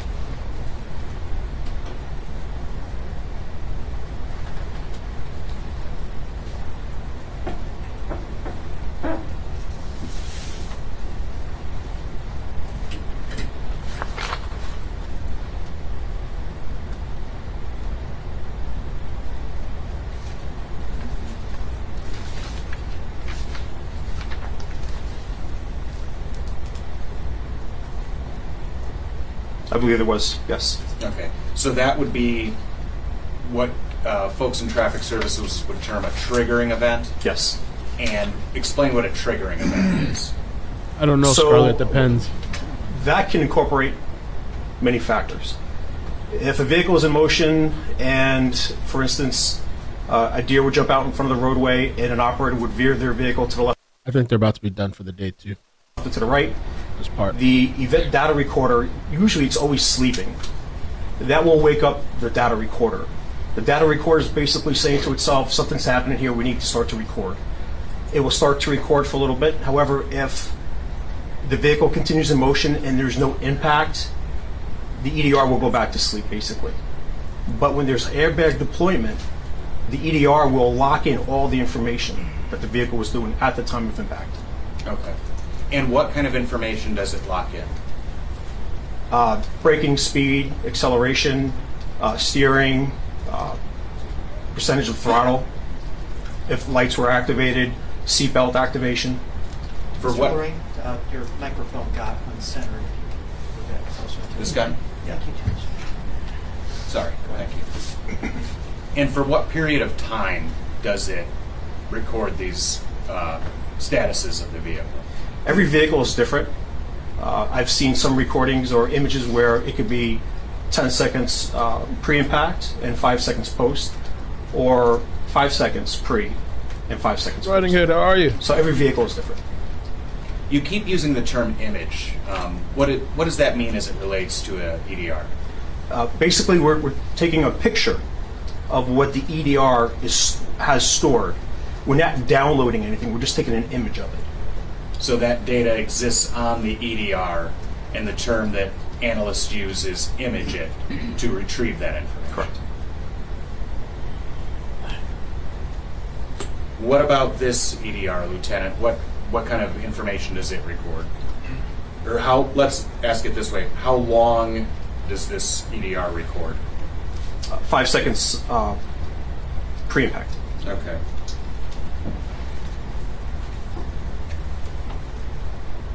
Does this EDR record throttle percentage? It does. What is throttle percentage? Basically, how much pressure your foot is on the gas. Okay. And so, if I'm understanding your testimony, this image, this report, should tell us how much throttle percentage was applied to the gas of this vehicle for 5 seconds before the crash. Correct. Do you have the exhibit in front of you? I do.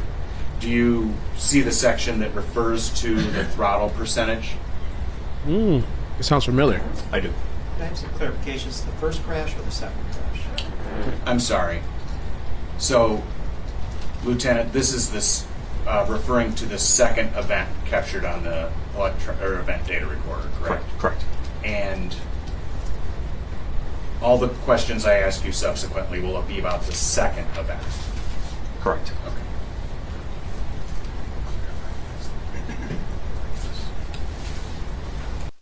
Foundation here, Lieutenant. Did you have an opportunity to review this case in its entirety? I have. And are you familiar with the real-world happenings that caused the events on this EDR? Yes. And you indicate there's 2 events. What was the real-world happening that caused the first event to be recorded? The operator was involved in a previous traffic crash. And do you know the nature of that? I do. And what was it? It was a vehicle that was in motion in reverse that struck another vehicle. Okay. And that's the first event that the EDR imaged? Correct. And it also imaged a second event? Correct. And do you know what the real world happening was that caused that image to be locked in on the EDR? I do. And what was that? A motor vehicle striking a building. Okay. And to the best of your knowledge and understanding, that building's the Swan Boat Club, right? Correct. So turning back to the report itself, do you have the section on throttle in front of you? I do. Or throttle percentage, I should say.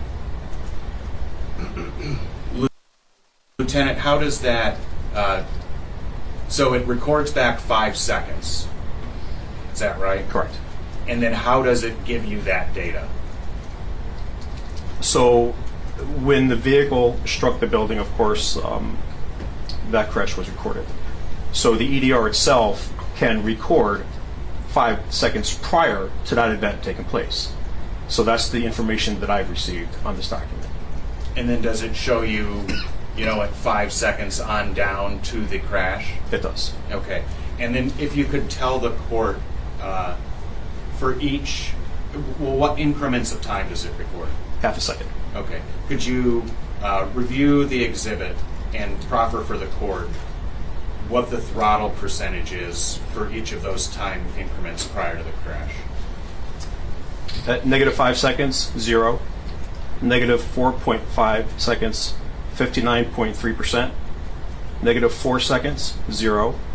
-3.5 seconds, 80.1%. 3 seconds, 82%.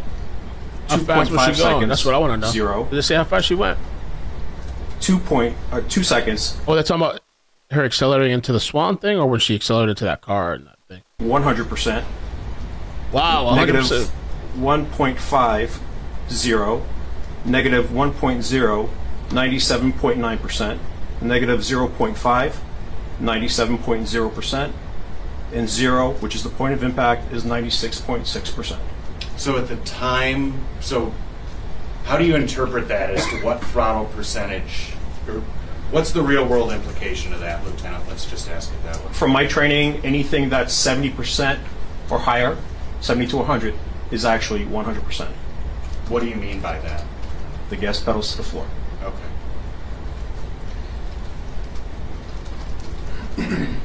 Yeah. It does. Does event data recorder record braking? It does. Does that report have a section on braking? It does. And what does it report? What real world event does it show within the image? It recorded every half of a second from 5 seconds to the point of impact. And what does it indicate about braking? Is it a percentage? What information does it relay? Whether or not the brakes were engaged. It's either on or off. Okay. At any point in the 5 seconds prior to this crash, does the report reflect that the brakes were engaged? Yes. And if you could, Lieutenant, going through the 5 seconds, again, give us the indication time-wise whether or not the brakes were engaged in this event. Negative 0.5 seconds, off. Negative 4.5 seconds, off. Negative 4 seconds, off. Negative 3.5 seconds, off. Negative 3 seconds, off. Negative 2.5 seconds, off. Negative 2, on. Negative 1.5 seconds, off. Negative. That speed you guys are seeing. Let's see. The 50, what is it, $55 going forward, or we're talking about reverse?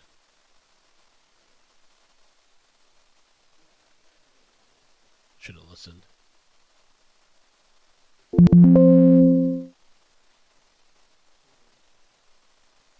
Negative 1.0 seconds, off. Negative 0.5 seconds, off. 0, point of impact, off.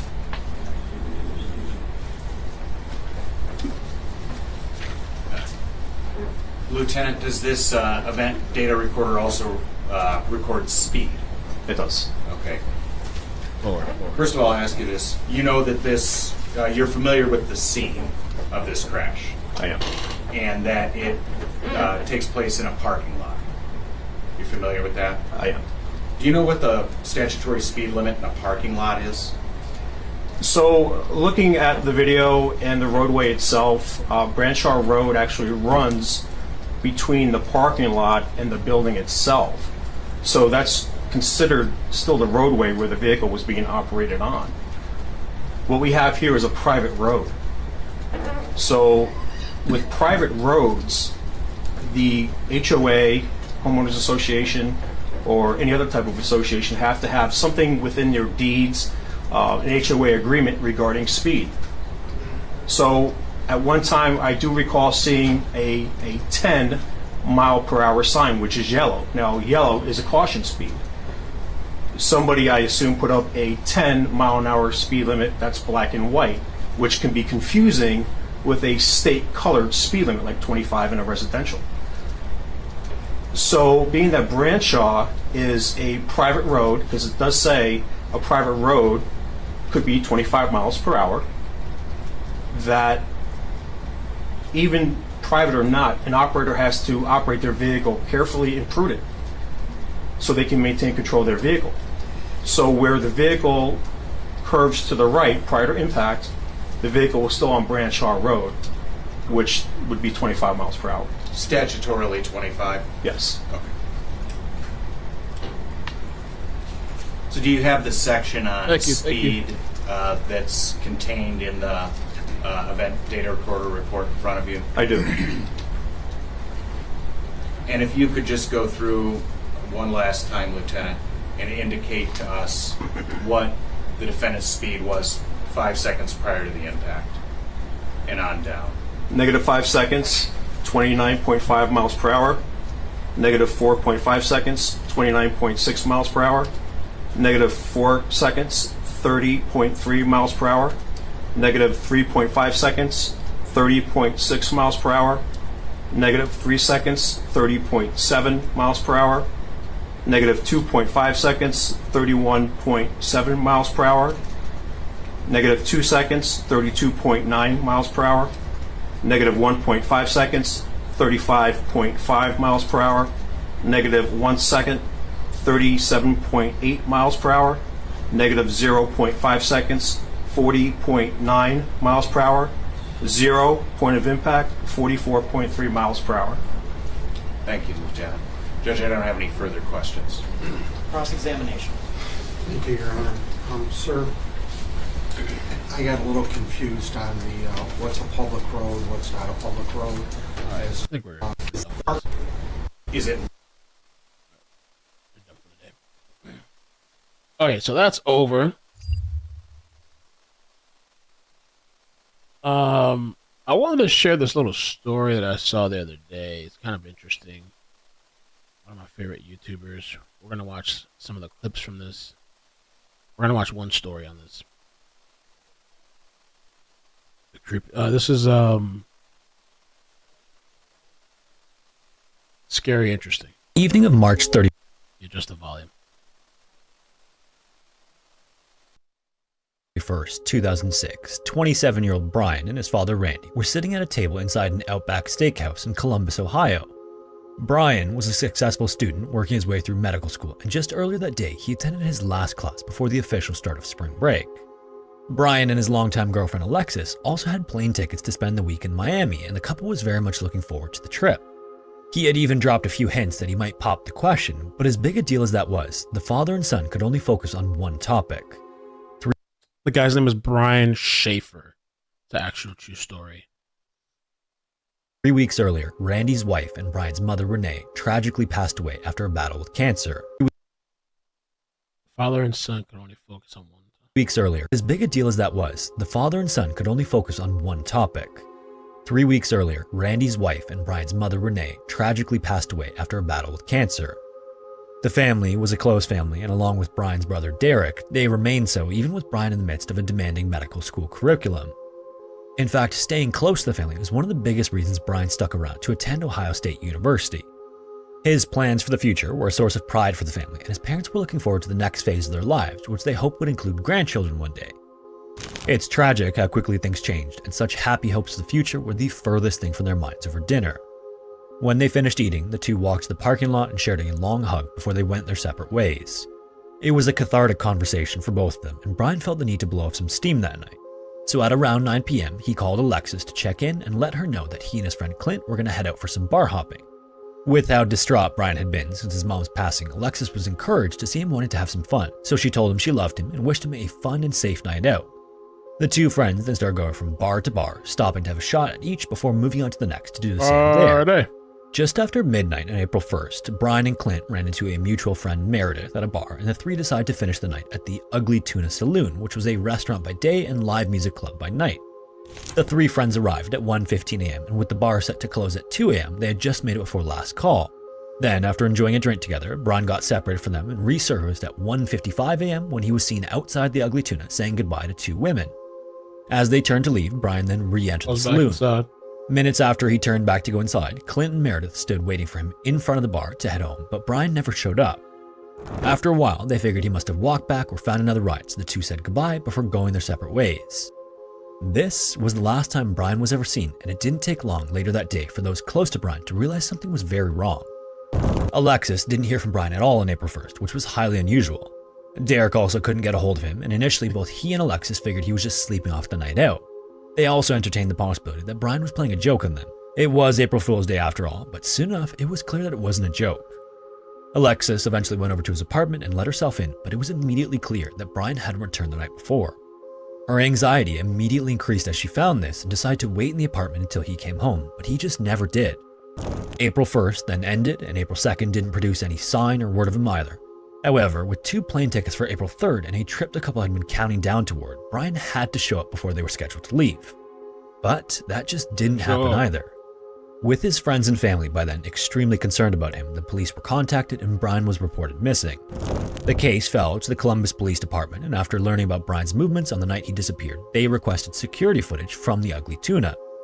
The video backed up what they were told by Clint and Meredith, but as they continued to watch the footage, minutes went by after Brian ran to the saloon. By the time the tape ended, there was absolutely no sign of him anywhere, and of the ways out of the saloon, only one was not covered by a security camera. There was a back door that musicians used to load in and out of, and exiting that door would have put Brian in the middle of a construction area. But even without a camera at that door to catch him leaving, there were cameras from other bars that would have picked him up in that area, yet he was never seen again after re-entering the Ugly Tuna. When Brian exited the camera frame that night, it was like he vanished out of thin air. The subsequent investigation included hundreds of interviews with witnesses and people close to Brian. Video footage from his night out was scrutinized over and over again, but police only hit dead end after dead end. While gathering as much information as possible, police were monitoring Brian's cell phone, bank account, and credit card for any activity, but there was none. So, based on the information they had, police narrowed down what may have happened to Brian down to 3 possibilities. The first was that he walked away from his life to start a new one elsewhere. The second was that he left the bar and went somewhere to end things. And the final was that his disappearance was the result of foul play. Every one of these possibilities had issues, though. The whole family was reeling at the time, and the dinner with Randy earlier that night on March 31st was an emotional one, but before the two parted ways, Brian assured his father that he'd be okay. Of course, this isn't enough to rule out the potential of leaving his stressful life behind, but as the days passed since he disappeared, his case had garnered national attention. Sightings of him were called in from all over, even as far away as Sweden, but each of them either went unconfirmed or was determined to be someone else. So next, Brian's state of mind being what it was at the time, it was possible he'd decide to end things instead of starting a new life. However, at first, nothing he said or did led anyone around him to believe Brian was suffering from anything outside the normal and expected course of grief over losing a loved one. Still, it was possible that Brian somehow slipped out of the saloon, maybe being blocked on camera by another patron leaving the bar, and went somewhere to do this. Police conducted a thorough search of the building as well as the sewer system and local waterways, but nothing came up. This seemed to rule out the possibility that Brian had done something drastic, but interviews with Alexis turned up a couple of interesting occurrences in the weeks between his mother's death and his disappearance. Soon after his mother's funeral, Brian came to her distraught and begged her to run away with him somewhere, and just days before he vanished, he suggested to Alexis that she leave him and find someone else because he was having such a hard time with his mother's death. She obviously agreed to neither suggestion, but if nothing else, it gave police insight into his emotional state at the time. So finally, foul play was looked at, but it seemed the unlikeliest of all. As the investigation got going, police interviewed everyone who crossed Brian's path that day. Since Clint was with him from 9 o'clock until around 1:30 a.m., he was a high-value witness who was initially cooperative with police and answered any questions they had for him. When he was asked to take a polygraph test, however, he suddenly hired a lawyer who advised him not to talk to police. Even more than 18 years later, it's always been curious. There was this episode that I watched from this guy one time, and I vaguely remember it, but like it was this guy. I think he had gone. I don't know if it was a bar or club, some type of establishment. And I forgot why he ended up in the basement, like exploring. And then he just went missing. It was almost something like they never saw the guy again. And they always look for him and look for him and look for him. And it turned out in the basement, he like climbed something or he got into something in between a wall or some shit. And I guess he wanted to see how far he could go, and then he got stuck inside, like between the wall. Like they were building something down there, and there was like all this wall that was already mostly finished off. So he got behind that shit, and they could never. I don't know how many years it took for them to find his body. It was right there the whole time. But I guess because the music and everything, eventually the place started to smell like it just a rancid ass smell. And they kept doing different things to cover up the smell because they didn't know somebody was dead. Man found dead behind wall. I don't know if I'll be able to find it. I think it was like a really, really old story. Dead body found in wall, Chicago PD. Oh, this is couple's apartment. Wall of bar. Let me try bar.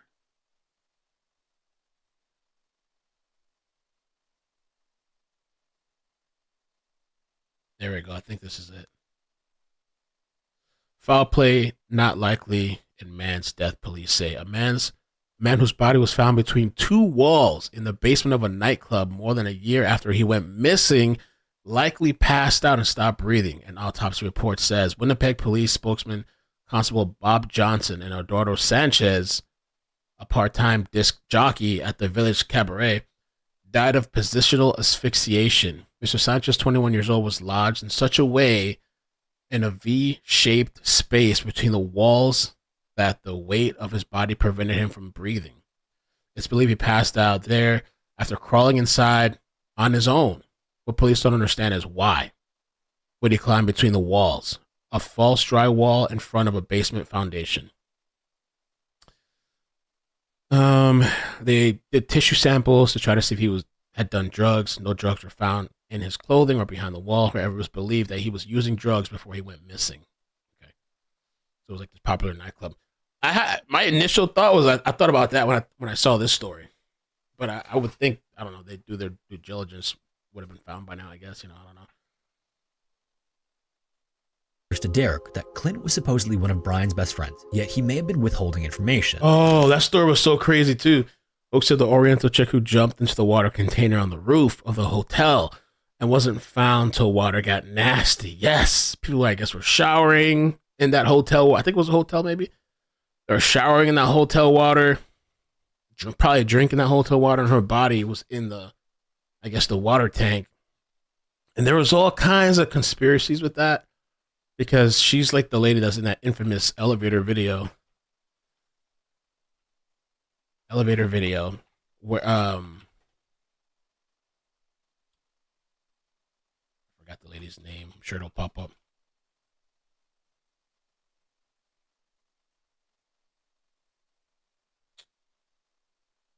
Let me try this. Missing woman on elevator. And it's in Cali, that story, I believe.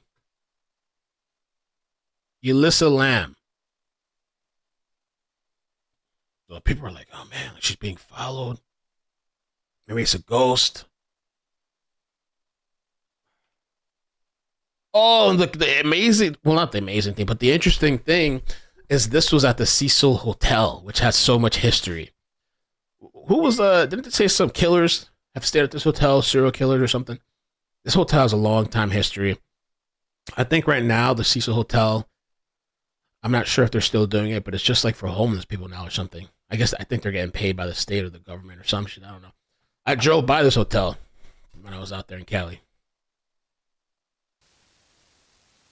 The infamous video. And so it was this whole fuck shit. Fuck shit, right? Elissa Lam. It got so bad because, the web sleuths, man falsely accused. It's not a story without somebody being falsely accused, right? Man falsely accused. This guy said he was almost going to kill himself. So there was this musician that at one point had stayed in the hotel, this same hotel. And so the web sleuths, because he had I guess he had kind of like an emo maybe or a rocker look. So the web sleuths started putting shit together, and they came for this guy because he had posted a picture, I don't know from what year, and they're like, oh man, that was a Netflix docuseries. The false accusations linking Morbid to Elissa Lam's death show the dark side of internet sleuthing. We're just repeating the same thing over and over, right? So she disappeared during her stay in 2013 at the Los Angeles hotel, was found dead on the roof. Connected to this case, many erroneously believe was Pablo Vergara, a Mexican musician who went by the name Morbid. So that adds even more to the story, I guess, right? A lot of history at the hotel's old as dirt. Internet sleuths had discovered videos of Vergara at the Cecil Hotel, as Vergara often performs music in character, dressed in makeup and trench coats, and perpetuating fictional violence in his music videos. The sleuths fingered him as the suspect. Oh, Lord! Forensic pathologist Dr. Jason Tovar, who was interviewed for the series, explains the illogical behind the logic behind the accusations. All the background information that's used to rule Liam's death as an accident is not necessarily made available to the public, he says. For the people on the internet, you really don't have the full story. Basically, this chick, she was on medication, right? What they said she was on? Bipolar stuff, I think. And I don't know if she was having a bad reaction or she stopped taking her meds. They found she was on medication, and I guess she had some mental health problems. But this guy got caught in the crosshairs. Many crucial facts led many to begin pointing the fingers at the LAPD, at the U.S. government, and at the musician who had been staying at the hotel a year earlier, bro. Imagine you just go visit some shit, and a year later, people are accusing you, bipolar, accusing you of this murder. Sounds familiar, right? Tim Marcia, the retired LAPD homicide detective who was assigned to the Elisa Liam case, was also interviewed for the series. He sets the facts straight. I remember some bizarre thing where the web sleuths were trying to connect Elisa's case to the singer in Mexico, but all I can say is he's not involved. I think this guy, it might have been a documentary. I think I watched a documentary. I think he said like at one point he had thought of like self-harm. It just got really bad. But this is the infamous video. It is very mysterious and creepy, and you know, she's like, when I saw this, she kind of jumps. I thought she was like on acid or something. She must be tripping. But then some people are like, oh, maybe somebody's following her. You know, maybe she's afraid. And then, well, why is the elevator not closing? Like, why is it staying open? It might be because she's standing in front. I don't know, but why is the elevator? And then people thought some people said it was like a ghost. Maybe a ghost or a demon was following her. All kinds of stuff.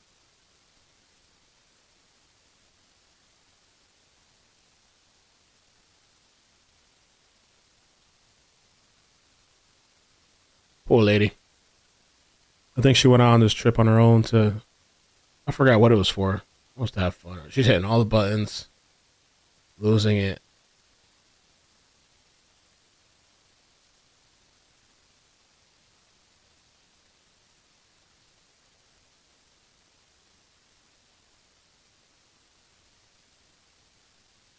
That is a creepy video. She looks like she's even smiling or something, like she's talking to somebody.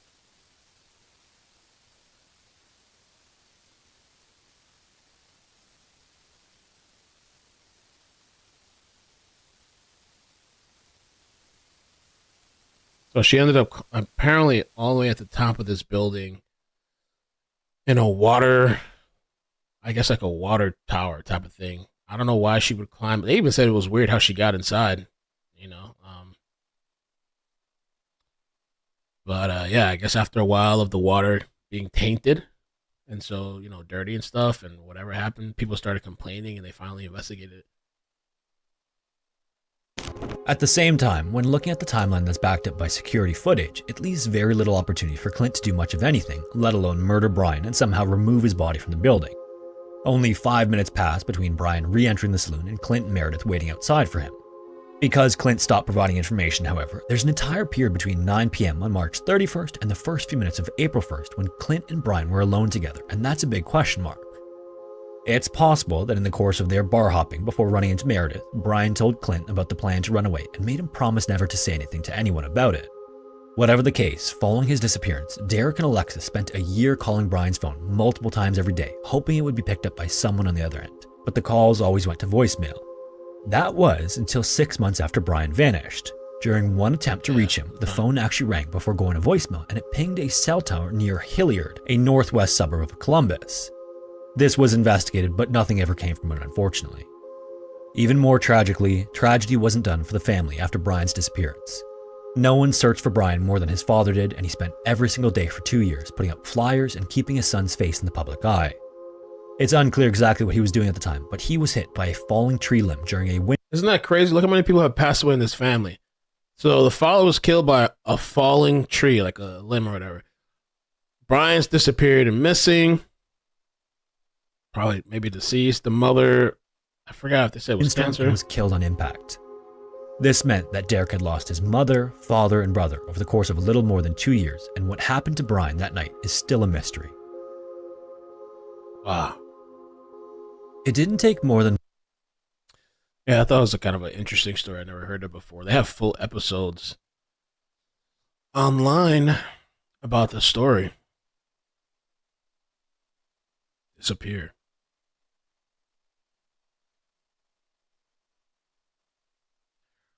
All right, so we're at the 10.5 hour mark. Still waiting on the verdict. No verdict yet. Some people are... I don't know what it means. I have no idea. Because somebody was asking earlier, like, the longer it takes, is it good or bad? I don't know. The thing that I have heard is that, like, if they come back really quick, that's usually guilty. It's not a good thing. Usually. So, I mean, they could be in there disagreeing, arguing. Maybe it's one or two people. Maybe it's half and half. You know, and then the thing is, which charge are they arguing about? So, some people thought maybe this could be a hung jury. That would suck. I wouldn't want that.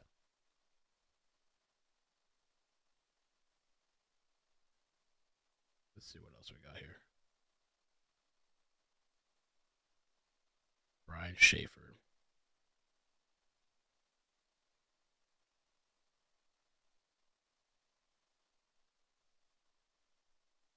Could look up Woody. That's true, Don. There's 6 weeks to go over. Yeah, it's a lot. It's a lot of stuff. Unless they get fed up and just ready to go. But by the way, I didn't know Celine Dion was doing bad with her health. Celine Dion, she's how old is she? She's 56. It's hard to watch. But Is she Celine having a seizure? Dion wants her fans to see what she's enduring. The beloved singer suffers from stiff person syndrome. She was at her doctor's for a checkup when a seizure swept over her. She tried to laugh it off when she felt the first signs in her fingers. Soon, she was in the full throes of a medical emergency. Brian, I need you right now. She's in a crisis. Lift her. Yeah, ready? 1, 2, 3. She might be in spasm. Yeah. Celine, you're okay. You're okay, Celine. You're good. Damn. The harrowing scenes are part of her new documentary on Amazon Prime, I Am Celine Dion, which starts streaming today. She's given a sedative in her nasal passages. Oh my God. Good. Hands are starting to loosen up. After 10 minutes, she's recovered. Sadly, she'll experience similar attacks many times as she battles the incurable. Still person syndrome. I have never heard of that before. It's kind of scary thinking about, I really need to get my health in shape. The last few months, I gained a lot of weight. I need to get back on track because last year wasn't too bad. And I was being very physical and active, somewhat on and off, you know. I don't know if it's because of this trial or whatever, but the last couple of months have been bad. So, especially once this thing is over, I'm going to be looking to get, you know, a little bit more in better shape. I see what's happening to this woman. But of course, we'll probably be back in another trial too. I mean, the Alex Baldwin trial should be really short. I think it's less than a week. Oh, sentencing is tomorrow for Ali Abalan. If they don't have a verdict today, we'll just watch it while watching the verdict. I guess, while we wait for a verdict. Stiff person syndrome is a rare progressive neurological disorder that causes muscle stiffness and spasms in the limbs and trunk.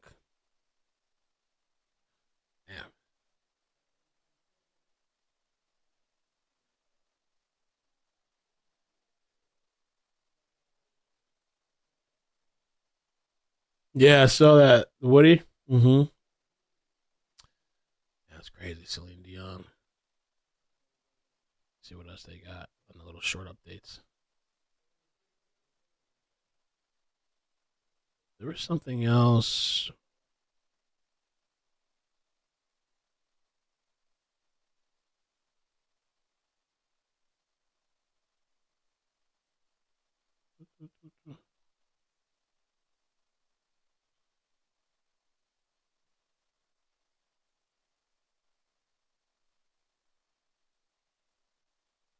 Oh, this Atlanta judge. I had thought about watching the body cam of this. They released the full body cam. She was at a club for a night of fun when something happened and a confrontation resulted. Next thing you know, this lady is in the back of a police cruiser. Well, it turns out she's a judge. She's under arrest for allegedly assaulting a cop. And get this, the woman cuffed in the back of the police car is a judge. Now she's speaking out to Inside Edition. I never knew I was dealing with an officer. Probate court judge Christina Peterson was arrested during a melee at an Atlanta nightclub. She says she intervened to help after this woman was struck by a man. He was just punching her in the face. And I just was so shocked. But cops say in the ruckus, Judge Peterson punched an off-duty officer who was moonlighting at the club. They say she refused to provide any ID. Take me where you want to take me. I can't take No, him. I don't take have any me. identification on And me. I don't care. Oh, God. What's my charges now? You said I was charged with a felony? Did you punch a police officer? Absolutely not. I never really knew a police officer was there. My focus was on the victim. Do you think that you exercised good judgment as a judge when you were in the backseat of that police car, not giving him any of your information? No, it wasn't the best judgment, but I can say I wasn't comfortable with speaking with that officer. I was just so devastated and just so frustrated on how this man decided to treat me without cause. The woman who says she got hit in the video is backing the judge's version of events. She just was trying to help me. Nobody was helping. This wasn't personal for me. I just wanted to protect her. Take me where you want to take me.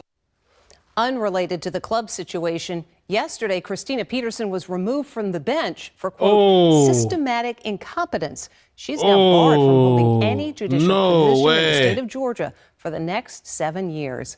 Oh, wow. Wow.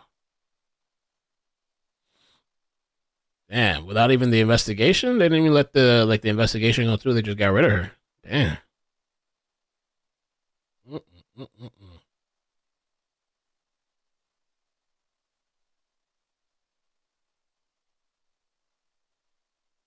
71-year-old Miss Texas USA competitor makes history. 71?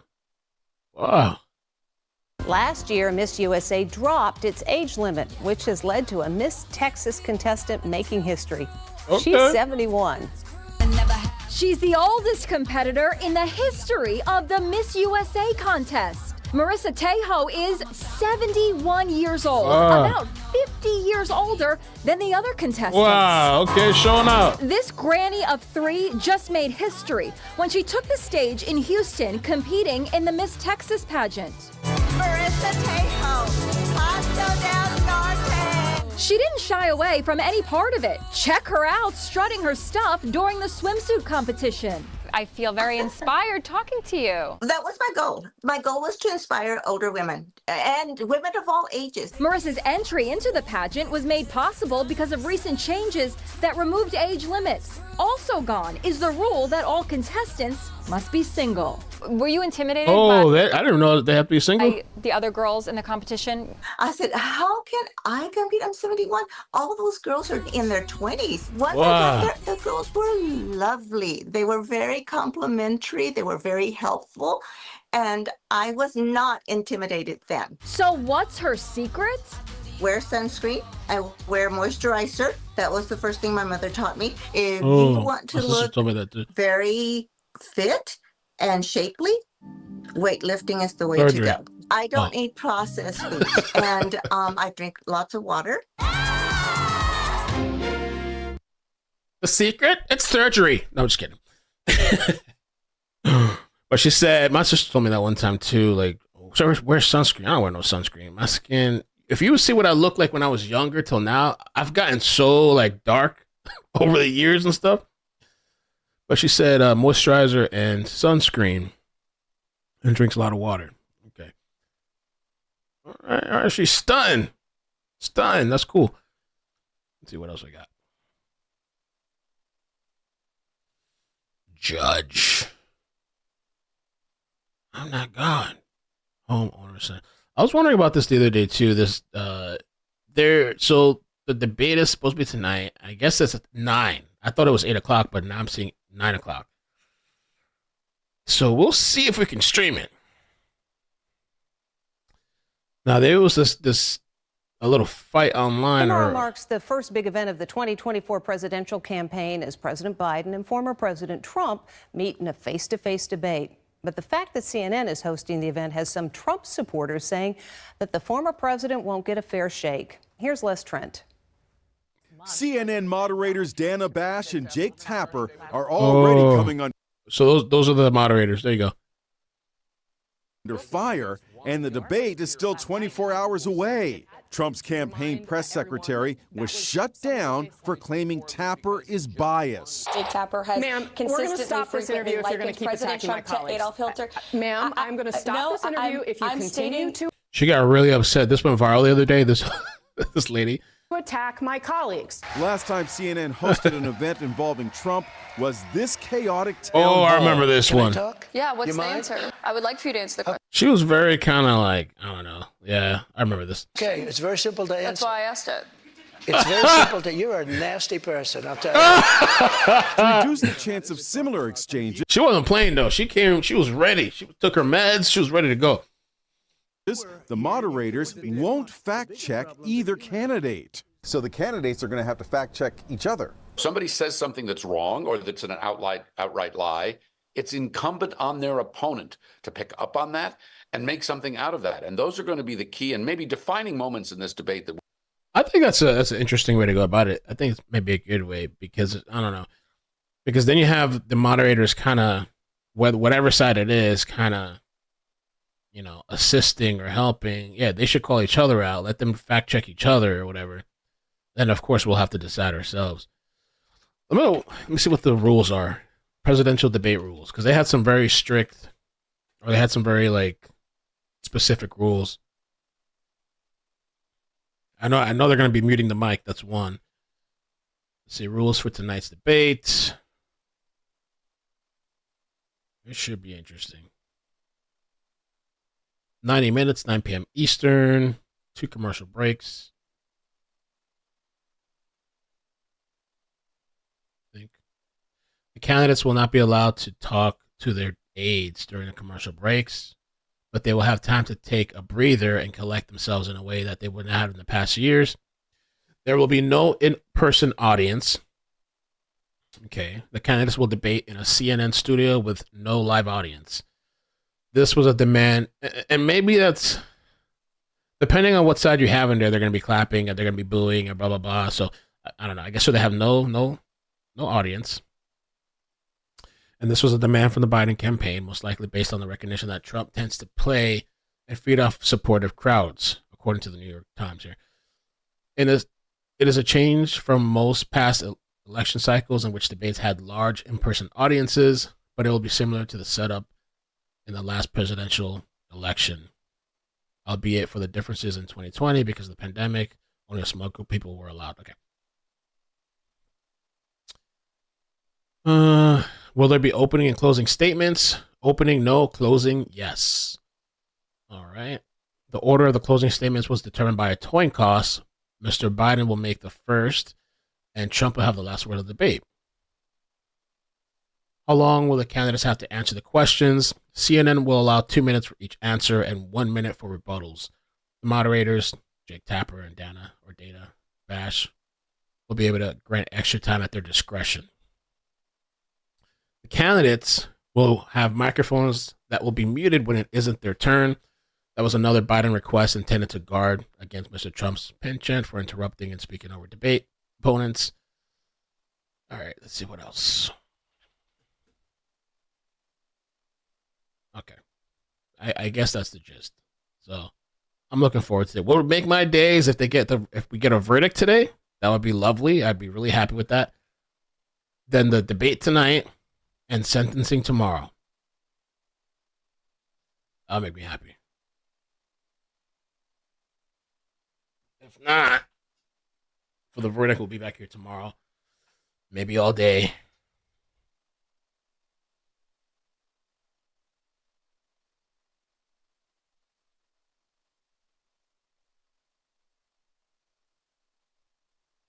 All right.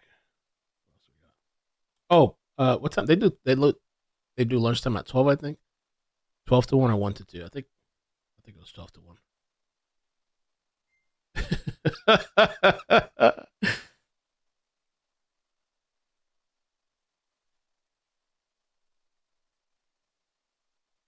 Breaking. Watch as brave driver calls police and exposes human trafficking operation. All right, let's check this out. Whoa, holy fuck. All right, let's check this out. Rachel tagged me in this. These people is down here. Look at their hands sticking out. Being traffic in the back of a budget truck. And they need some help, hands tied up and shit. I'm just gonna keep following them until I see authorities or something.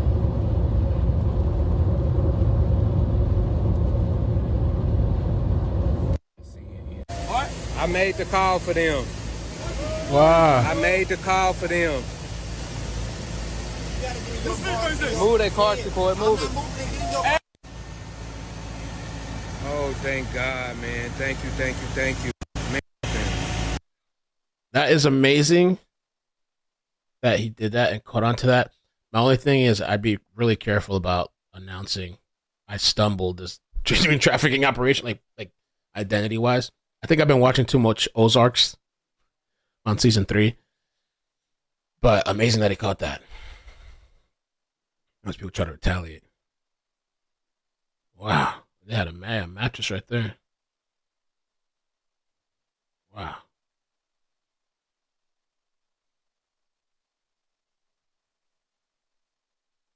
Oh, it was debunked? There were workers going, what? No, Michigan wifey. All those people going to work for real? Hold on, let's see. Oh, this says debunked. Let's take a look. Let's take a closer look.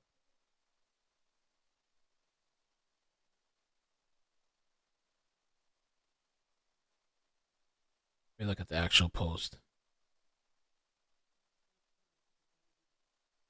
This was 10 hours ago.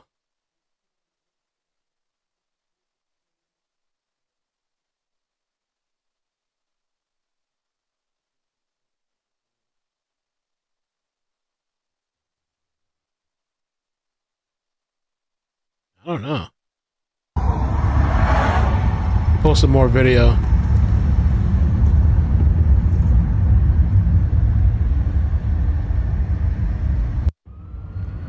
Oh, I'm so happy.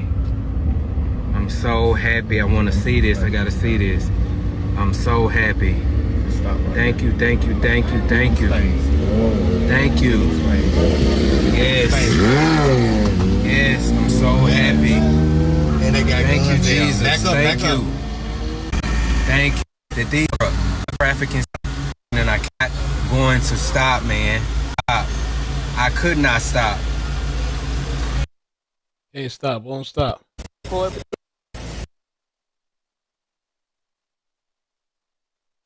Look, oh, it's like it's a full truck.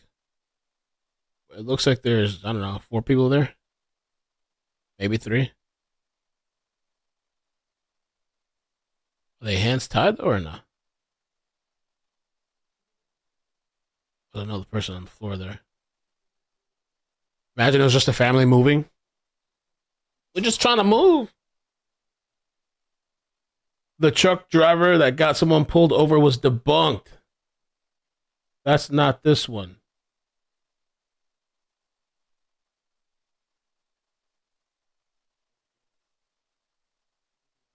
Oh. Lord Almighty.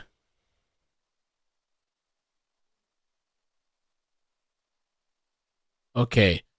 The Gwinnett Police Department has received a statement saying they have received several media inquiries about a viral video showing people riding in the back of a moving truck. The video poster claimed that the passengers were tied up and possibly being trafficked. The video poster claimed that the passengers were tied up and possibly being trafficked. On June 21st, our officers stopped the vehicle on I-85 northbound near Sugarloaf Parkway. The truck's cargo area contained 2 families totaling 8 people, including 2 juveniles. None of them were tied up or in distress. They appeared to be healthy and agreed to speak with the officers. The occupants explained that they were At traveling. ICKEDMELCNN has said they will strike any and all channels that live stream the debate. Be careful. Is that for real life? Live free? Were you warning me about that yesterday? Yesterday?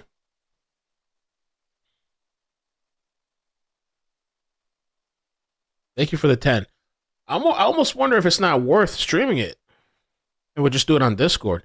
The only reason I say that is because, like I said yesterday, I remember one time on Twitch, I went to try to stream one of the debates, and I was shocked that I got a strike from CNN on Twitch. Now, Twitch is like whatever to me, so it wasn't a big deal. But if they strike me on my second page, let's say the verdict watch doesn't come back today, technically, depending on how the strike goes, I might not be able to stream on my main page. So I don't know if it's worth it.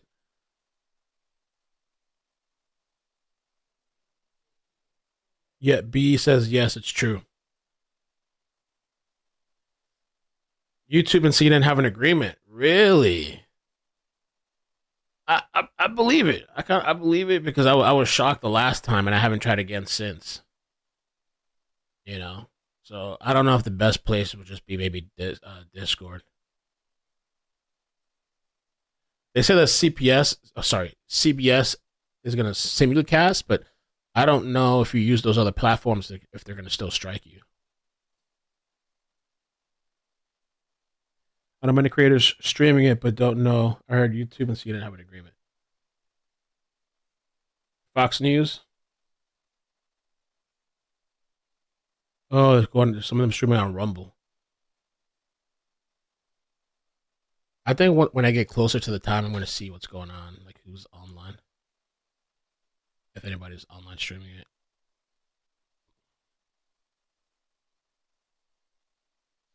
It's gonna be good.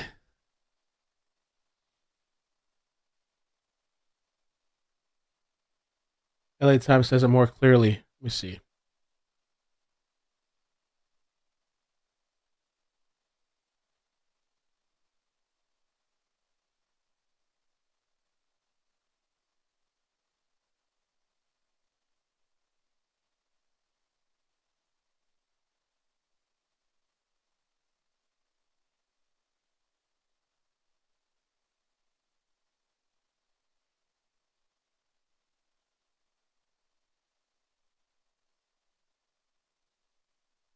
Oh, let's see. LA Times.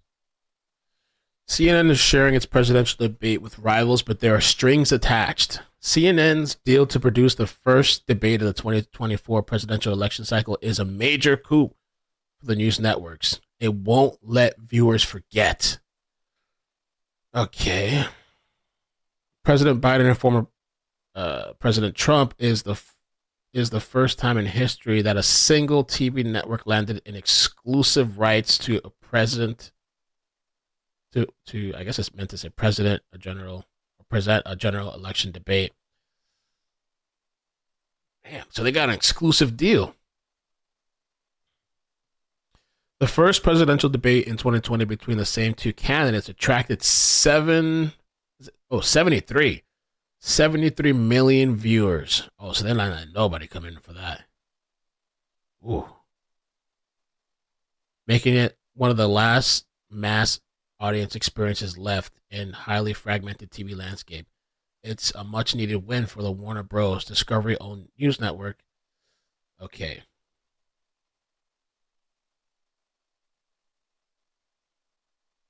As seen in previous presidential debates, viewers will see the red CNN logo. The event will provide a major platform for CNN anchors Jack Taper and Dana.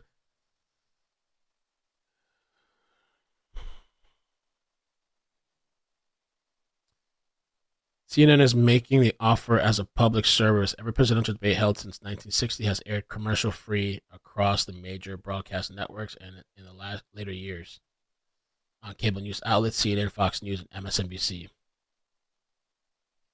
In order to maximize opportunity, the debate offers CNN is putting restrictions on the use of simulcast, right down to what it should be called. A list of conditions has gone to outlets interested in carrying the event, according to several executives who are not authorized to discuss the matter publicly.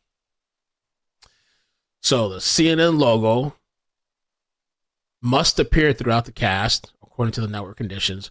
Other networks can put their bugs or logos on the screen as well, but they can't obscure the CNN graphic.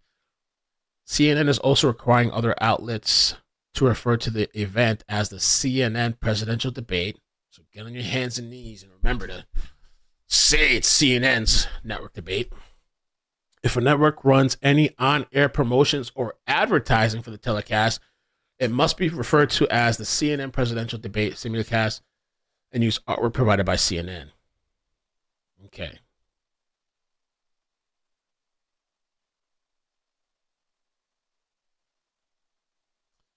In a break with the tradition of having general presidential debates proceed ad-free, there will be 2 commercial breaks in the 90-minute showdown, each running 3.5 minutes. Outlets running the simulcast can put their own commercials and promos in the breaks or run the spots sold by CNN. However, other networks cannot insert their own anchors and commentators during the breaks. Okay. And any other portion of the telecast. So they can't even comment on the shit. You gotta say, shut up. You can't commentate on it. Only before and after the event. Squeezing back the image of the debate stage on screen so a pundit or rival anchor can chime in will be forbidden. Outlets that violate the terms will lose the right to carry the feed.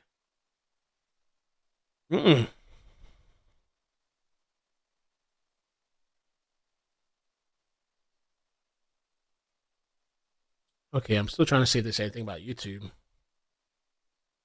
Long article.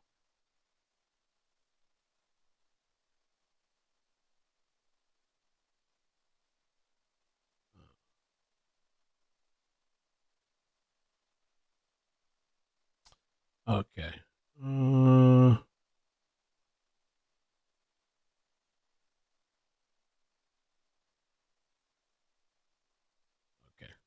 I mean, I definitely see they don't want anybody using their shit. There's strict guidelines to using their debate. They don't even want commentating on it. And all those networks have to oblige to CNN's requirements if they want to use it.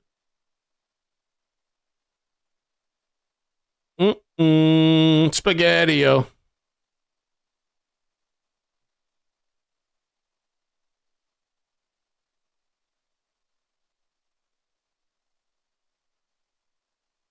I think it might be I think it's probably better to have to do it on Discord, honestly, not to risk it. Not worth the risk.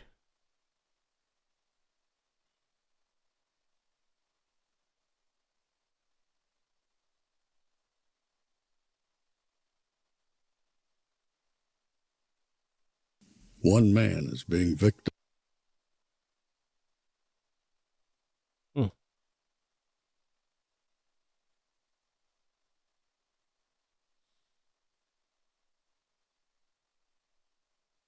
Don't speak. I notice what you're thinking. It's Icked Mel. Discord is Icked Mel. Same thing. I think I can put a link, actually. Oh, and thank you so much for the 10 live free or die. Appreciate that. And somebody else too before that. Thank you for the 20. JP Esquire. Sorry I didn't read your chat earlier. Love the dedication to the wig. Thank you. Appreciate that. And VGB, thank you for the membership. Egypt Mania, thank you for continuing your membership as well. All right, let's see what else we got.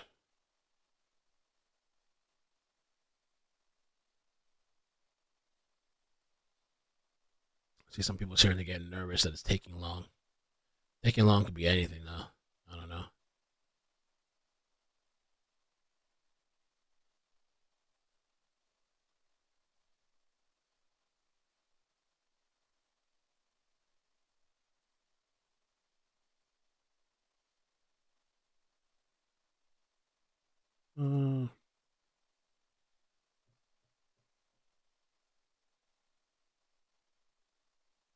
Trial. Oh, we could put on Woody too.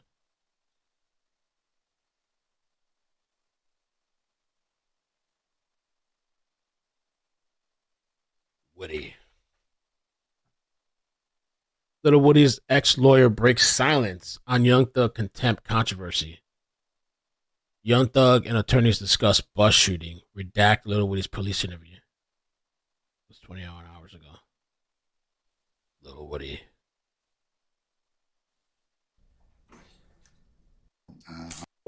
No one's into. No one knows. Little Woody, he's still not back yet? I think he. I don't think he's back yet. They made him take off a couple of days.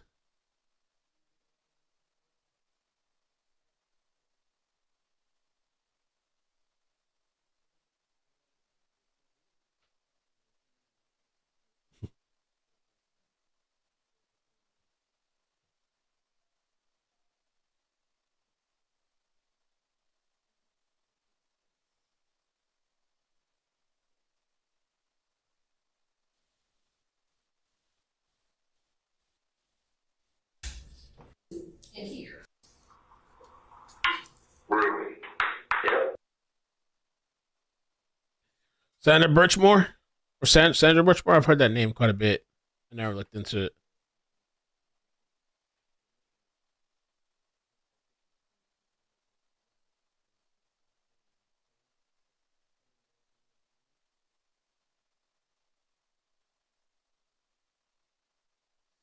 So I don't know much about this case. We'll read this article together. They were saying, I guess they were first saying that she killed herself, but then they're saying that she didn't, and people I know have alleged corruption.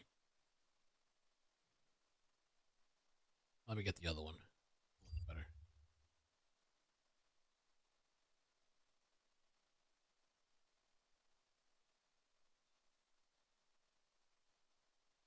This one's better.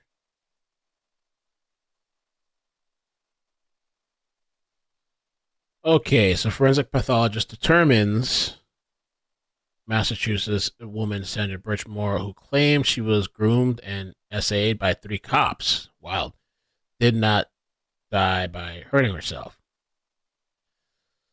Prominent pathologist has determined that she was pregnant. Massachusetts woman who claimed she was groomed and abused by 3 cops was murdered and did not unalive themselves. Sandra Birchmore was found dead in her apartment February 4th, 2021.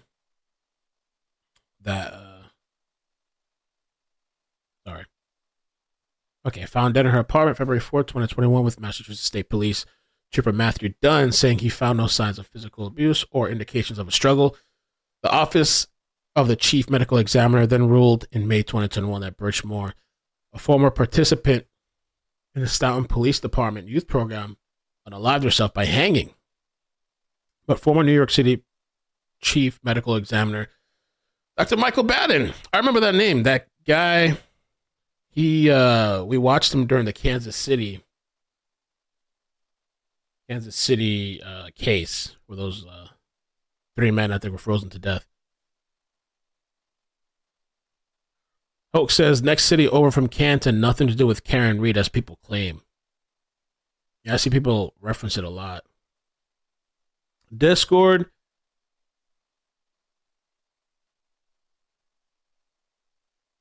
In this world. Discord is a link. I'll put that. I thought I put it already, but let me do it here. Then I'll keep reading this.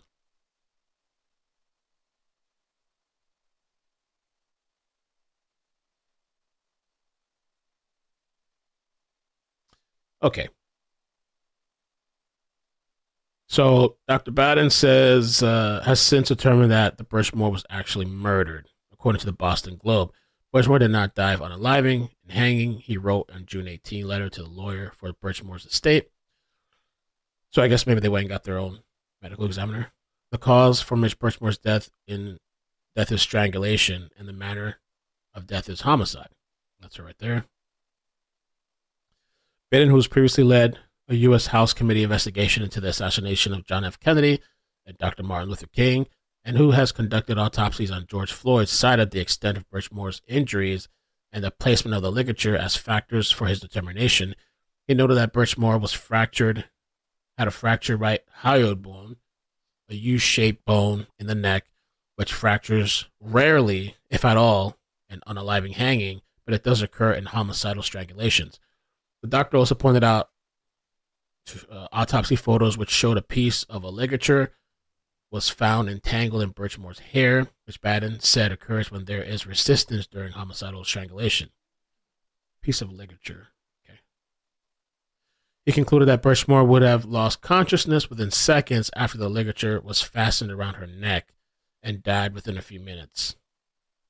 Baden also wrote that the ligature was found tied to a doorknob, adding that he believes that was done to give the appearance of an unaliving hanging, even though she was happy about her pregnancy and didn't leave an unaliving note. Birchmore State has filed a wrongful death suit against former Staunton police officer Matthew Farwell, whom claimed she claimed he was the father. Oh, hell no. Staunton police officer Matthew Farwell, whom she claimed fathered her child. Is he married? Curious. And then we got the wrongful death suit. So there's a lawsuit. Also names officers William Farwell and Robert Devine as defendants, claiming they assaulted her. Okay. The former medical examiner was asked to review the records of Birchwood's death by attorney Steve J. Murillo, who was representing her estate in a wrongful death suit. Murillo said he examined the autopsy himself and saw certain things in her autopsy report that didn't gel with the conclusion that it was unaliving. I decided at the time we need to hire our own experts, he said. The bombshell report comes as Birchmore's family is suing Matthew G. Farwell, 38, his twin brother, William, and Robert C. Devine, accusing them of grooming and assaulting Birchmore from the time she entered the Youth Explorers program at the age of 13. Wow. It claims they undertook to engage in inappropriate relationships with Birchmore, who was a minor when the relationships were initiated, abusing her trust and adoration of law enforcement, which through their inappropriate and undue influence ultimately led her to allegedly take her own life. The picture when she was younger, at the age of 13. Okay, Robert Devine.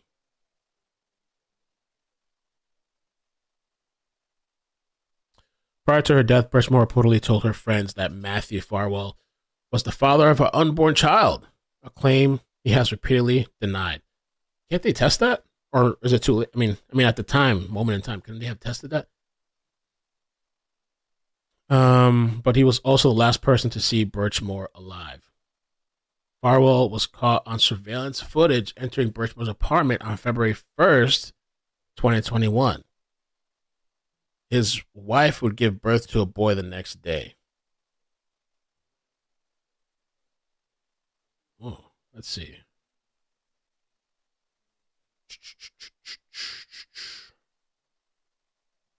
So she was found dead February 4th, and they're saying here that he was last seen February 1st.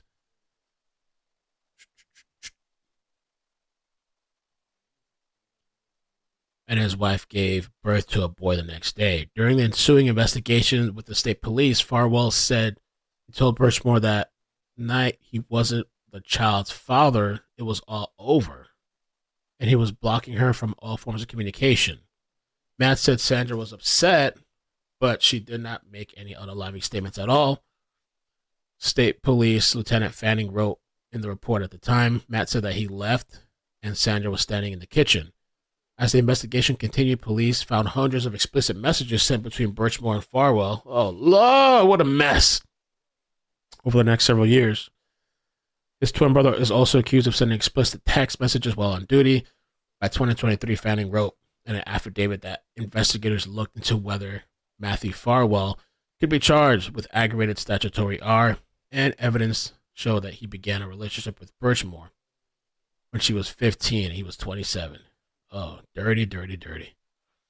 And in a decision in the wrongful death suit earlier this year, Superior Judge Brian A. Davis wrote that Devine and William Farwell had sex with Birchmore in the patrol cars when she was an adult. What kind of weird family shit is this? Citing an unredacted report of the Staunton Police Internal Affairs Report. But Baden noted in his letter this month that the state medical examiner apparently did not send fetal tissue for that's what I was wondering, why can't they just whatever do that? Story done, right? For DNA analysis to determine who the father was. Police records show that investigators asked Farwell in 2021 to provide DNA samples, but he refused. Swabs from Birch Moore's body, hair, and fingernails and clothing she was wearing were taken for an SA kit, but Baden said it appears the evidence was not tested. Okay. He now believes the kit and fetal tissue could still be examined. That's what I was saying. Yeah, go examine all that stuff. Take it back. But in a statement to the Globe, David Traub, a spokesman for the Norfolk County District Attorney, Michael Morzay, which we hear this name a lot, said DNA testing has been done on items with potential to produce evidence of the potential crimes being investigated, and other items have been preserved. He declined to give any more details while multiple agencies continue to investigate. Okay.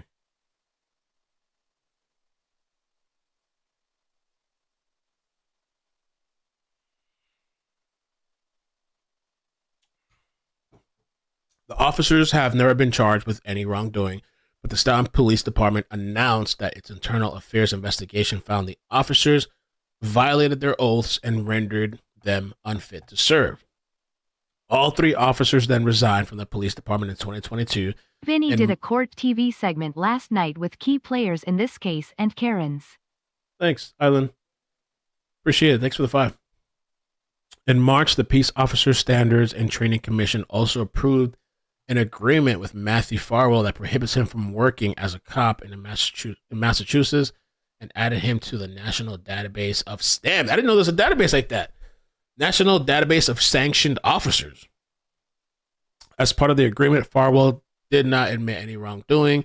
The commission is also seeking to decertify William Farwell and suspend or decertify Divine. In the meantime, the Staunton Police Chief Donna McNamara has called for Birch Moore's cause of death to be re-examined. I was profoundly disturbed and troubled by what I read, she said of Baden's letter in a statement posted to the police department's website. While I'm not a trained medical examiner, I'm not qualified to draw any direct conclusions. The findings certainly warrant further examination at the highest level.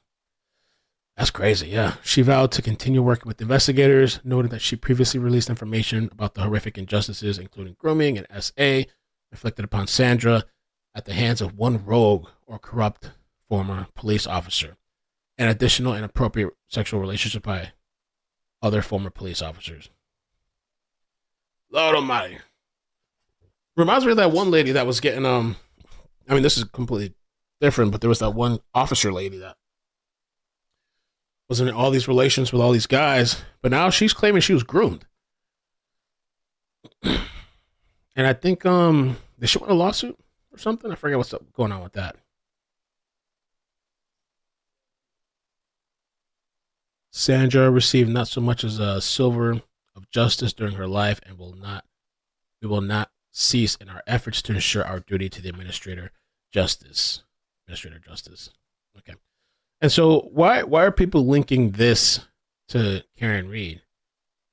Is it like just the DA Morsay, or are they just trying to say like, see, corruption does happen? Is that what it is? Or what's the link between this case and that case?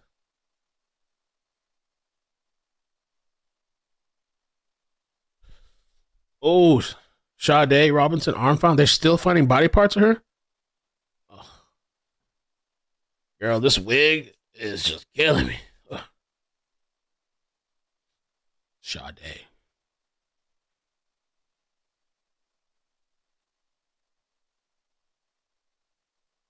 Yeah. I think 2 weeks ago, maybe. Wow.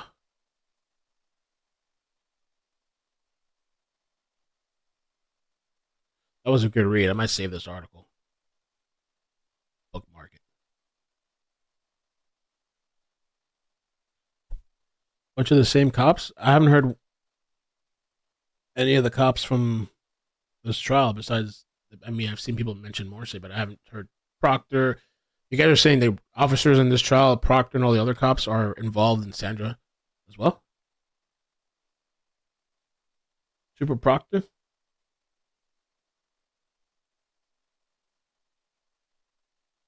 Kelly says Morrissey declined to prosecute the cops.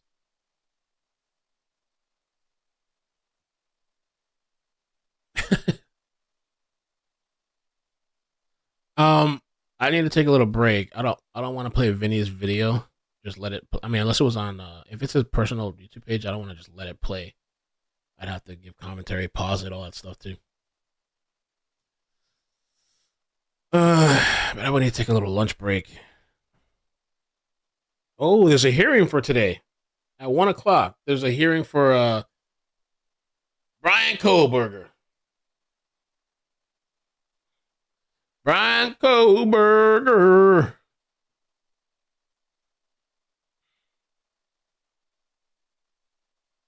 I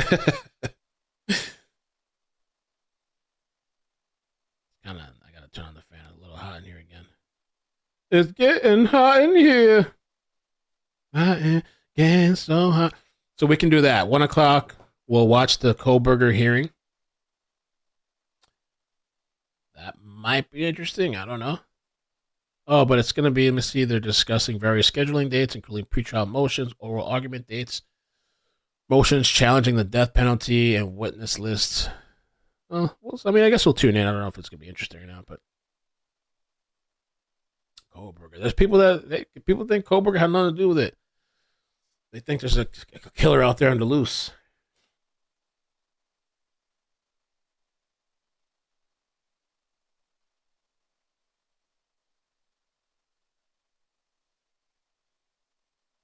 I think I'm just going to leave this stream up. I think I'm just going to leave this stream up.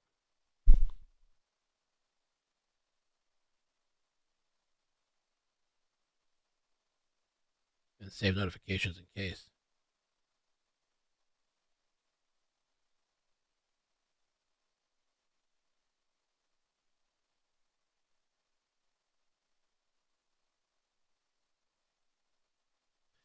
Kohlberger.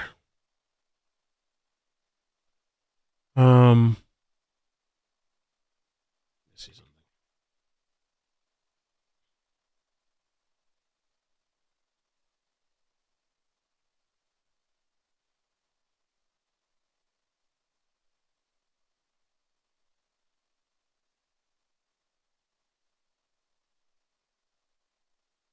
Live.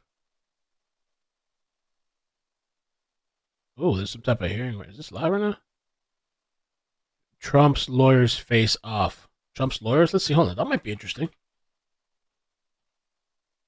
Are they live right now? I don't know. I don't trust this channel. This fake channel. This channel has 5 million viewers. So it really is a crime. Let me try SCOTUS.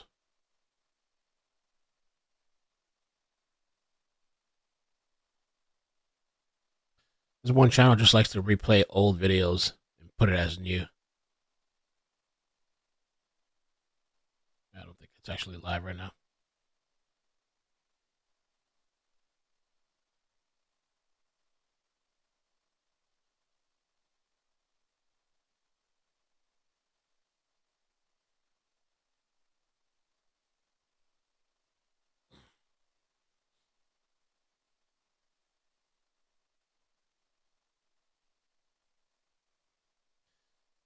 The debate is on all the channels, but the channels have, I read a whole article about it.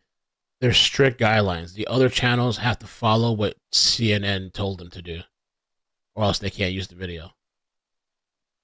CNN has the exclusive.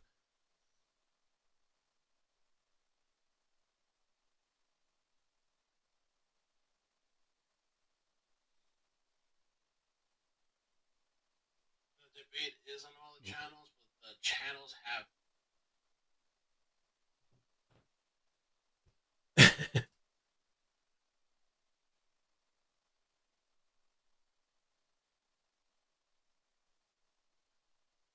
You might have to, yeah. I could play a body cam while I'm gone. Actually, for a little bit. I'm not gonna be gone too long. I just need to eat something and just relax for a little bit. Let me see. Do this. 25 minutes though.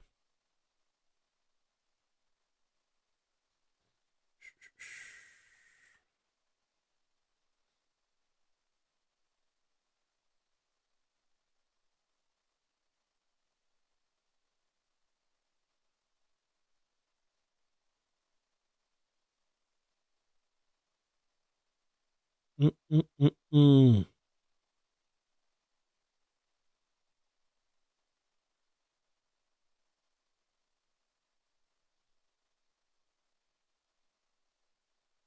That was 2 months ago.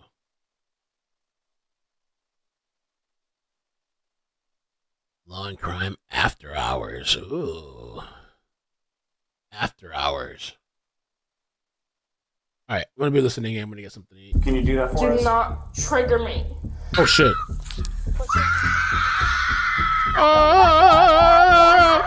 No! Wait for you to watch your. Oh, we saw this chick though. Law enforcement never knows what might happen when they respond to a call. Something as minor as a fender bender can blow up into something much more violent. We're breaking down the top 6 times suspects completely lost their cool on body camera. Welcome to After Hours, presented by Law and Crime. I'm Sam Goldberg. We begin today's episode with a special repeat performance. You remember her? I have to work at noon. Please. Put your leg inside the vehicle. Put your leg in, or you will go to jail. Put your leg in the car. You're going. All right, no, okay, I'm sorry. I'm done. I'm sorry. That was Kayla Guitar in March of 2023. Guitar had called 911 just to scare her boyfriend. Her arrest and booking that day ended up lasting hours, with multiple officers involved in figuring out what happened and keeping Guitar calm long enough to answer some questions. Fast forward 6 months later, and this is the scene officers found when they responded to a minor traffic accident in Marshfield, Wisconsin. Oh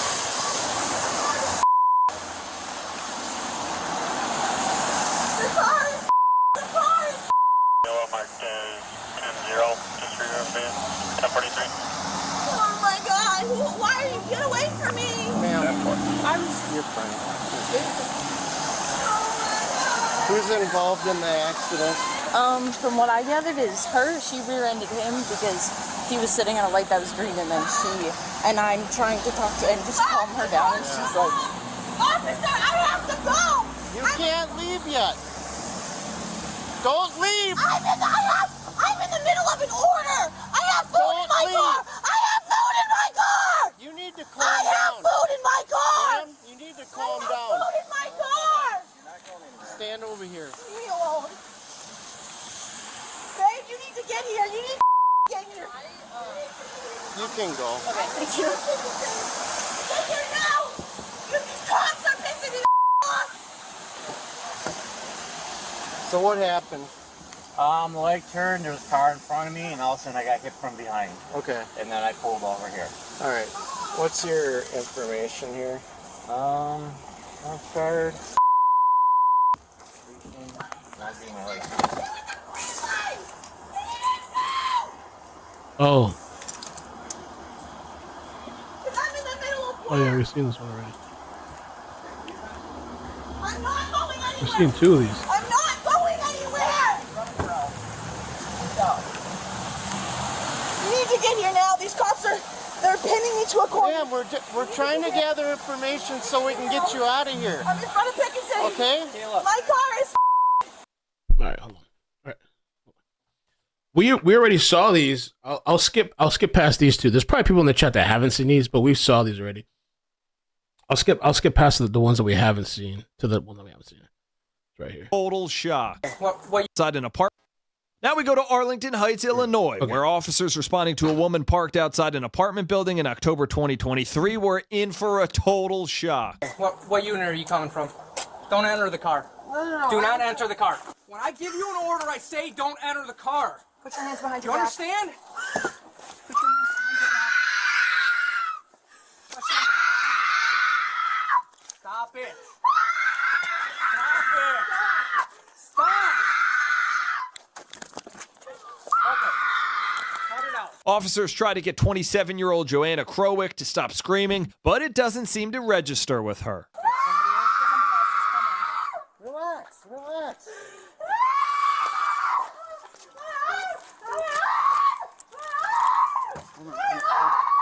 Okay, stop. Stop. 16, can we get one more unit on the north side, please?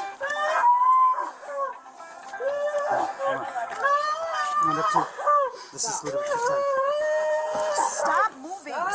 Stop. What are you doing? Stop it. Stop. You need to cut it out. You need to cut it out. How old are you? How old are you? Okay, act like a 27-year-old. You're screaming hysterically for no reason. Though she's mostly incoherent, officers are able to make out that she says her arm hurts, so they call in medics. Let me ask you this. Is your name Joanna? Okay, all right.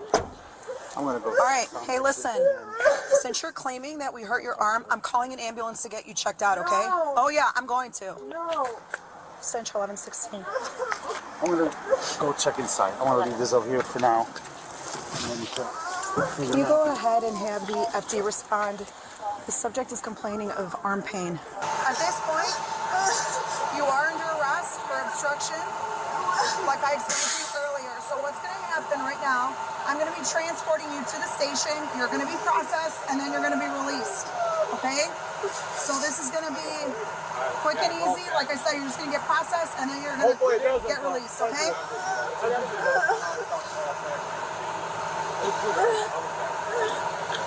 All right? While officers were likely just checking on her well-being, Krowick ended up spending the night in jail. She was later charged with resisting a police officer. At the time of this recording, her court case details are not available.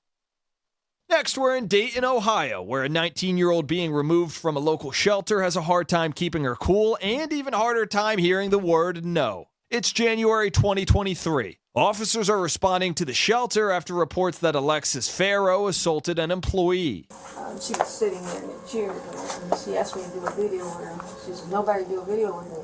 Okay, so this is I when can't it do started. it. I can't do a video with you. And I said, I'm getting ready to clean up, change shift here. And she just started cussing me out, and I told her to leave the lobby. And she said, I ain't going nowhere. So I just went out to go start my work, my lobby. And I asked her to move her stuff. She says, I'm not moving nothing. And I guess she must have thought I was going over there. And this is a live thing. They're at her door right now. At her door. So when I went over there, I wasn't gonna mess with it. I had no place to put it. So I just walked over here, and next thing I know, I was on the floor. She knocked me down. Are you okay? I think I'm okay. Okay. I'm just shook my head up real bad. I was really confused. But I'm okay. And she knocked me down twice. Is it? And then when I come around, I come around to try to get in this door here to call the police. So I'm going to call the police. I couldn't call upstairs or anybody to get any help from me. 221H136, check in. We're okay. Well, she wouldn't let me in the door. And so she was at the door trying to keep me from closing the door here.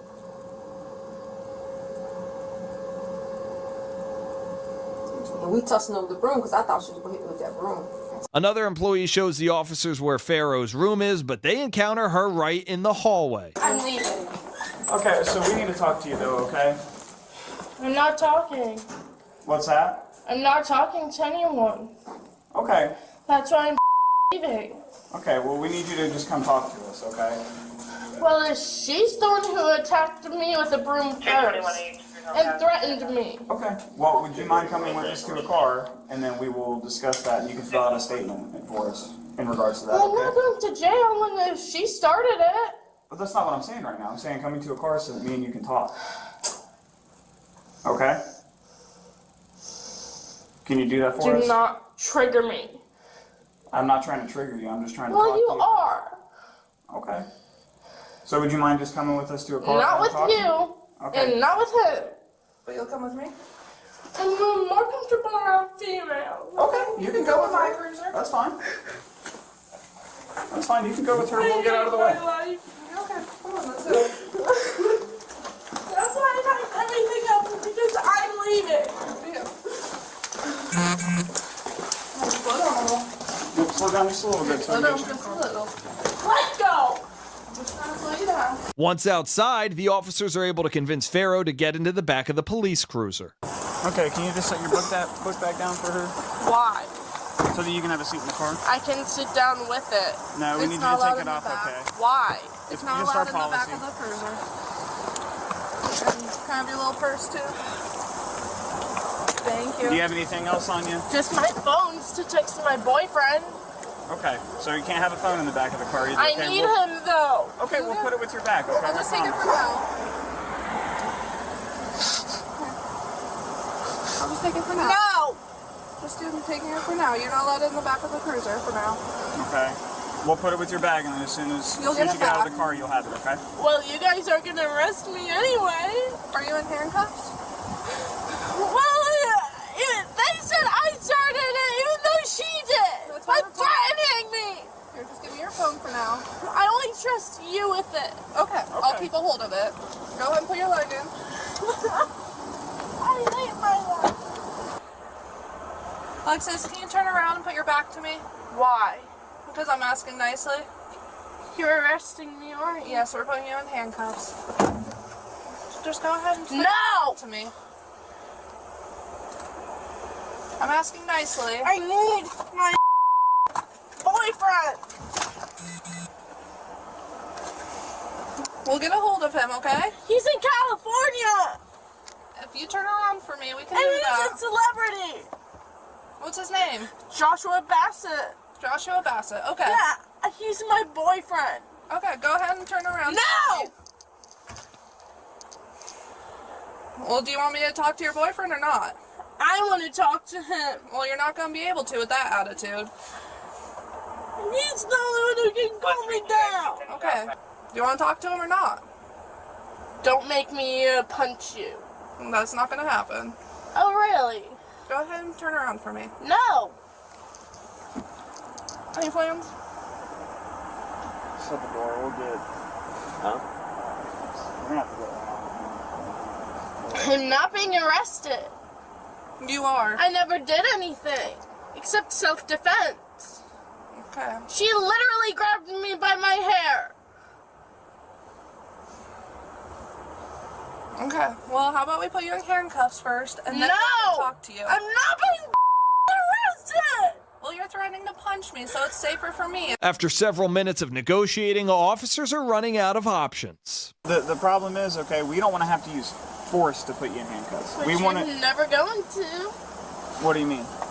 You're never going to touch me. If we can't put you in handcuffs, we're going to. No, you're not. If you even try, I will kill you. Okay, well, don't say that. That's gonna happen. No, it's not. Yes, it is. So do you want me to be the one to do it, or do you want all four of us to? It's not. That's why I'm trying to be nice and be the one to do it. It's so are you gonna let me be the one to do it? It's not happening. It is. No, it's not. It is going to happen. So do you want me to do it, or do you want 4 people to do it? It's not happening. You can say that, but you're not right. Oh, really? Yes, really. You're wrong. Shut up. Okay. Do you want me to be the one to put you in handcuffs, or do you want 4 people to do it? Shut up. Okay, 4 people it is then. This is your choice. Remember, we all make choices, and this is your choice. That's your decision, is that you want to catch another charge. I don't really care. Alright. I mean, we're going to have to pop the door and just do it, I guess. So, plans to grab her out? Yeah. Here, we gotta...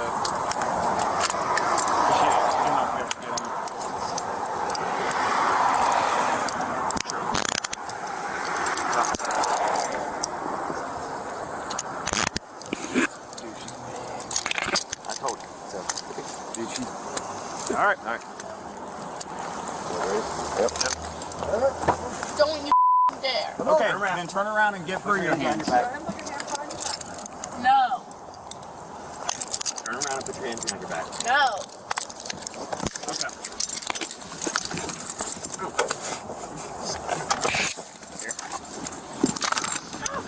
You. There's that one. Alright. Yeah. What'd you say? 4 of us can't fit in here. Yeah, I thought she was going to end up coming out. You got it? I thought for sure she was going to. Ow! You. Do not bite us. Don't you dare or I'll bite you. Don't bite us. That's not nice. I mean, we can pull her out and put her on the ground. You're fucking hurting me. Oh, you should have gave us your hands. No! Ow, you're gonna break my wrist! Stop. The female officer drove Farrow to the police station where she continued to be uncooperative. Okay. You said she fought you. Yeah, and then she bit her. So. She bit her? Yeah, she's heavy. Hey, she's on that side. Oh.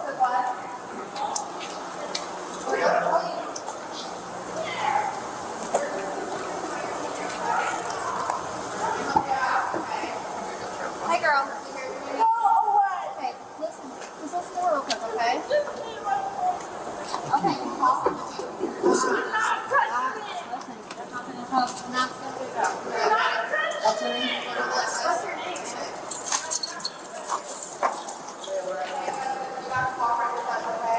No! I was my boyfriend! We're not gonna hurt you, okay? I doubt it! You gotta go out that way, okay? Come on! You gotta go out that way. You gotta come out. Touching me! I'm pushing. You guys have to pull, I'm pushing. Ow!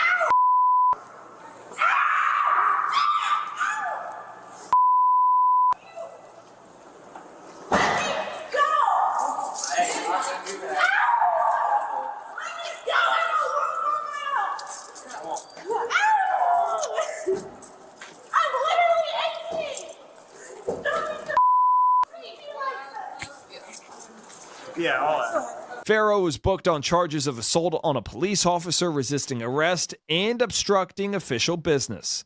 A grand jury declined to pursue an indictment, and her charges were dismissed.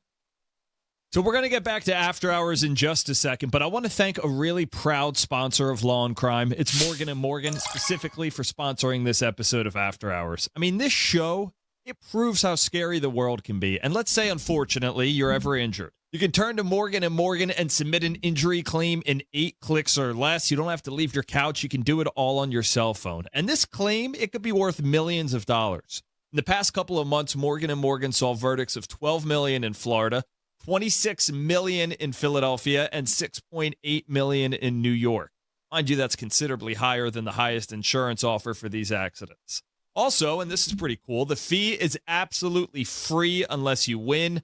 So you can submit a claim, see if you have a case, and then communicate with your legal team all from your phone. They've completely modernized the personal injury process.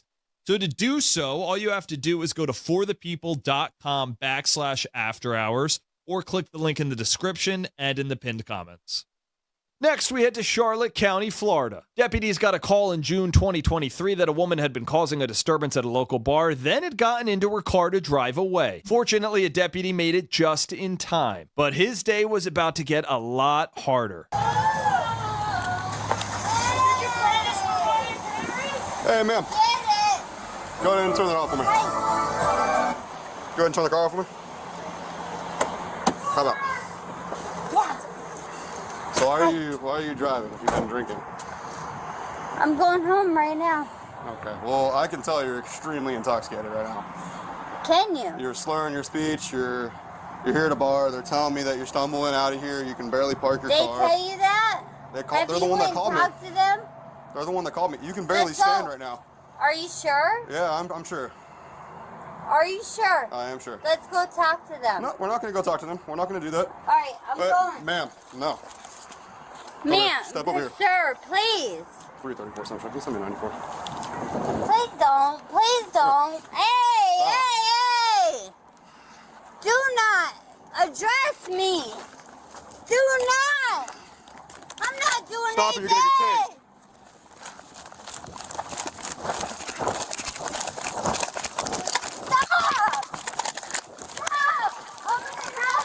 134, whoever's in the house. Help! I'm gonna stop myself. Stop! You're stop! Stop! Why are you doing this? Go down. On the ground. Why are you doing this? Why? Roll over. Roll over. Why are you doing this? Why? Why are you doing this? Help me! Help me! Help me! Help me! Why are you doing this? You're I didn't do you. Help me! Help! Help! I'm in front of 305 San Amy Trail. I got her on the ground. Help! Help! Help! I love my community, and I do everything I can for them. And look at you. You're out here doing nothing for nothing. Help me! Help me! Help me! Help me! Go and roll over. Help me! Get on your stomach. Help me!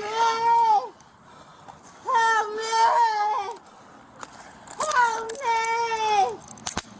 Help me! Help me! Are you 334 Central. I got 110 clear traffic. Slow response. Help me! Help me! Help me! Help me! Help me! Help me! Help me! Help me! Help me! Help me! Soon backup starts to arrive at the scene. Help me! Help me! What's your name? Help me! Help me! What do you need? Help me! Help me! Help me! So, Help me! she wasn't driving. I'm walking home from my She spot and you put it attack me. No, what's She had the car started when I walked up. Help Had her turn it off, had her step out. Slur. Slurred speech, I explained why I'm here. She started to run away from me. I told her to stop. Didn't stop. Exactly. Grabbed onto her. Take a deep breath. The deputies get the suspect, Kelsey Alm, upright, but her attitude toward law enforcement doesn't improve, and it's not long before she's back down on the ground again. Whatever you gotta do, exactly. Whatever you gotta do. Don't. Hey, you ain't taking my purse. You better leave that on me. I got it. I'll search. I got it. Yes. Leave my the on me. We're just gonna say. Leave Stop. my Stop, the grab. on me. It's done. Okay, we're done. No, it ain't done. Relax. Get the off my purse, you little. You just need to calm down for us. We're taking I will come. No, you ain't taking you. Okay, but we're not going to keep it on you. Okay. Relax. Let it go, man. It's Don't. you police officer. You need what you're doing. Okay. Yeah, I fully thought about what I'm doing, and I'm totally look at y'all. Can you listen to me real quick? No, you pig. Are you willing to? You Go pull my. What is going on? We have a problem. little pig. Whose car is this? Oh my god. Jesucristo.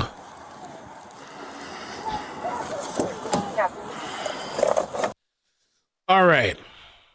So we're almost at 12 hours into Verdict Watch. And at 1 o'clock, there's going to be this Bryan Kohberger hearing. Tonight is the debate. But I'm leaning towards doing that on Discord because I don't know if it's worth risking. Unless I see a bunch of YouTubers streaming it, maybe. But if not, I think I might stream it on Discord. And I think I might even stream Discord to the TV because maybe my mother will come over, watch the debate, and I'll chat with you guys while you watch it.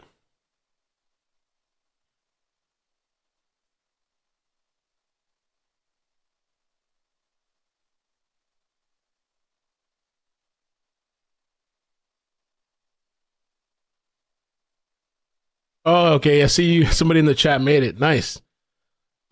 Tonight for Discord, that's probably the route we're gonna go just to be safe. Because the thing is, it's not worth for me to get a strike and then I can't stream tomorrow. Especially if they don't get the verdict, I have to be here for the verdict. So I don't want to risk that. So I'll start it in advance.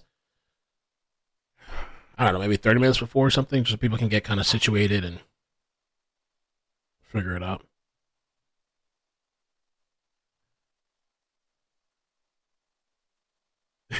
Creme de la crime. Go burger. Or Rumble, yeah. I don't like stream. I tried Rumble a long time ago. It was such a pain in the ass to stream there. But I think I got maybe the hang of it. Maybe I'll have to stream. Or Twitch. Not Twitch. The other one.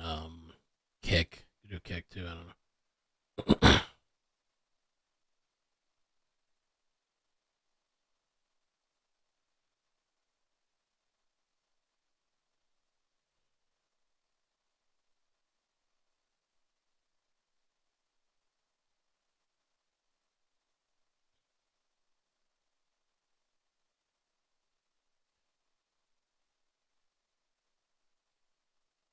All right.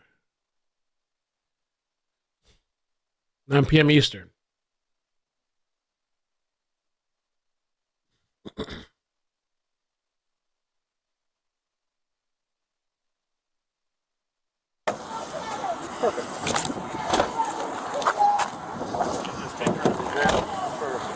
Oh!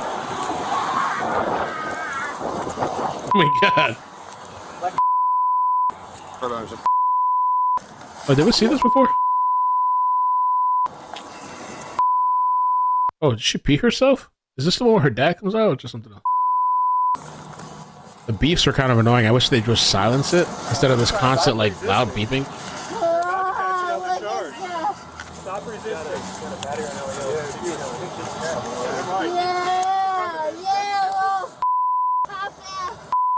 They gotta tie her down because she's walling out. Alright. Watch her face, Sherry. Sherry trying to bite me. You trying to bite, dude? Damn, hog tied her and put her in there.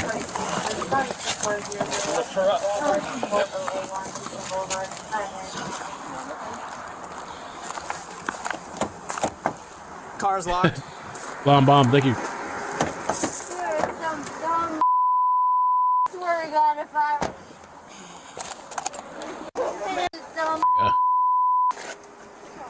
Within 10 years in the state of Florida. She was also charged with making threats of serious bodily harm Hey there, or Karen death Reed against trial watchers. You know what a lot of the trials we cover remind me? It's that you gotta be careful. Gotta be careful.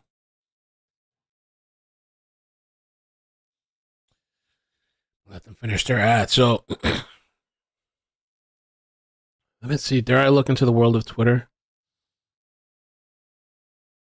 That's so funny. That thing is trending. That video about the human trafficking that was not human trafficking. That's still trending. People still believe that despite a statement from the police suggesting the children were willing passengers, skepticism remains among the public. That's it. They talk to the family, they talk whatever, that's it.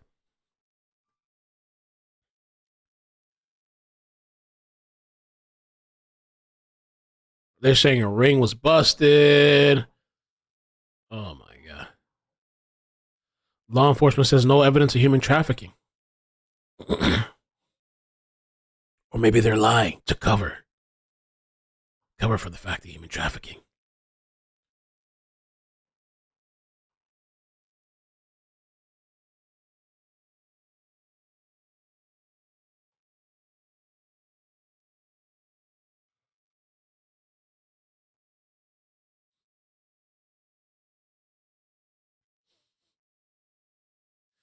I don't agree with that, Monica.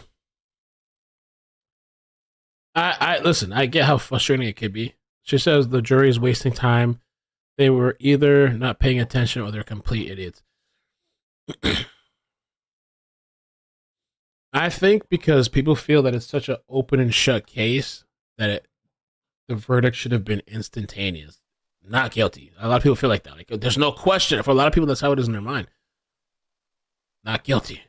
But it just doesn't work like that in a trial or as a juror.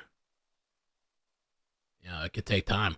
Now, I'm not saying, like, maybe they're not going to sit there and be like, you know what, fuck it, I want this free lunch. We're going to ride this out till lunchtime. You know? But there could legitimately be people there that just disagree, jurors. And they're trying to work away in the middle or trying to, you know, compel the others to agree with them.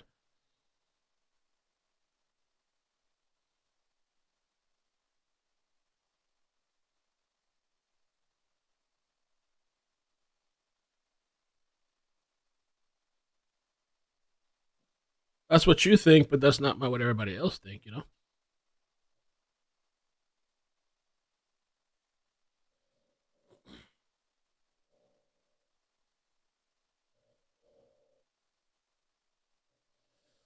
In 14 minutes, there's another hearing on Court TV for Brian Koh. Yeah, we're going to watch that. Kohberger. You put him up on the screen. Oh, he's so handsome. Oh, there's something about his cold stare and like his hair. I don't know, girl. He looked good to me, girl. Ooh. I had some friends say that. Lunch starts at 1 or did it start at 12?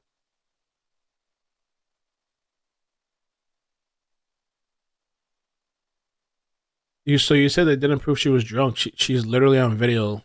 I'm pretty sure they showed her have 9 shots or drinks on video. I don't think anybody's disputing that she was drinking. Everybody was drinking that night.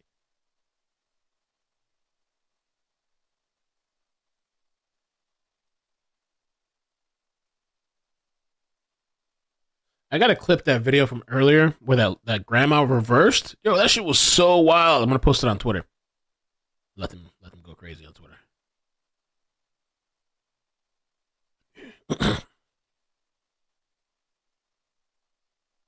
1 to 2. Okay, so maybe they're just about to go on lunch. Okay. Shit, Kohberger look good. He got that slick hair, that smooth skin. Yeah, he tall too. Look like me a tall one.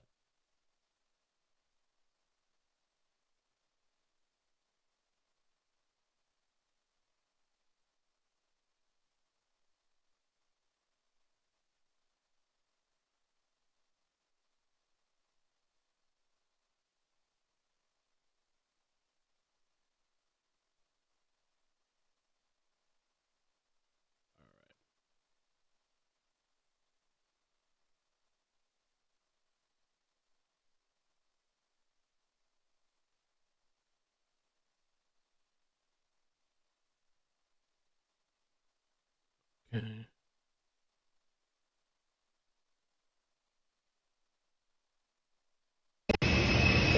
My son and I are at United Airlines waiting for our flight from San Francisco. My son and I are at United Airlines waiting for our flight from San Francisco to Austin, and the flight attendant has denied access to us because he said that I made a derogatory comment about one of the flight attendants because I didn't use the right pronoun. Now they are forbidding us to get on the plane. Whoa. I am with my son. He is 25 pounds. I've been carrying him for about 30 minutes. They denied us boarding priority, and now they are about to deny us to board the plane. We'll see what happens. So she's saying that I guess she didn't refer to the flight attendant as their proper pronouns, and so they got kicked off the flight. God damn. And there's more video too, apparently. It says, one of the flight attendants tells the upset mother, I got a fact find. I got to get my crews together. In flight has to get their statements. I need statements. I don't want to go. Okay, let's see. Me refund your tickets and let you go to another carrier based on I got a fact find. I can't make any determinations. I've got a fact find. I've got to get my crews together.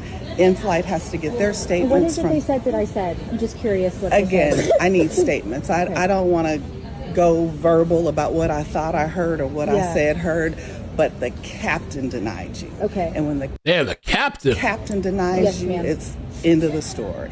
So, okay, so my 16-month-old son, myself, my mother are being denied for I what believe came out of your mouth. I got the wrong pronoun. I didn't know they or he or she. There was some more that I heard that you had a conversation with in-flight. And my son's medicine is on the plane right now, but he needs his medicine if we're going to stay here the night in San Francisco. The aircraft has dispatched Wow. your bags with the intention that you were supposed to fly. Yes. And because of the verbal confrontation that you just had, you got What in the hell?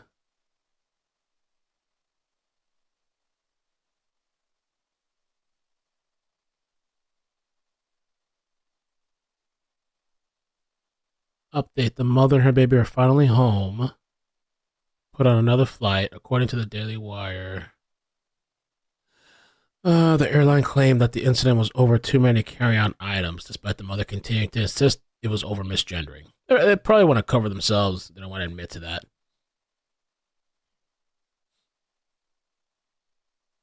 The mother has given details of the exchange she had with the non-binary flight attendant.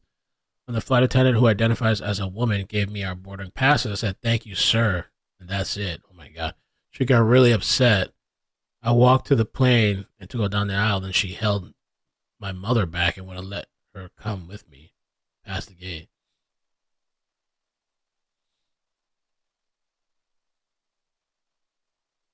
I don't know. That's crazy. I mean, I just, that's not my fault. Like, if somebody tells me, though, like, oh, this is what I prefer or something, if I can, I wouldn't mind trying to oblige. Like, it's not a big deal to me. But, like, if you just expect me to assume and you're dressed a certain way and you fit a certain, I mean, gender or whatever, like, why are you going to expect people to know that? It's wild. But I wouldn't mind, like, hey, I prefer this. Okay, that's no problem.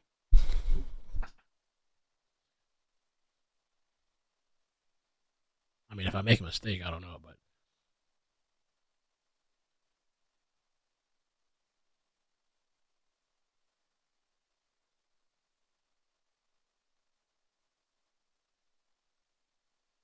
All Out War on Twitter.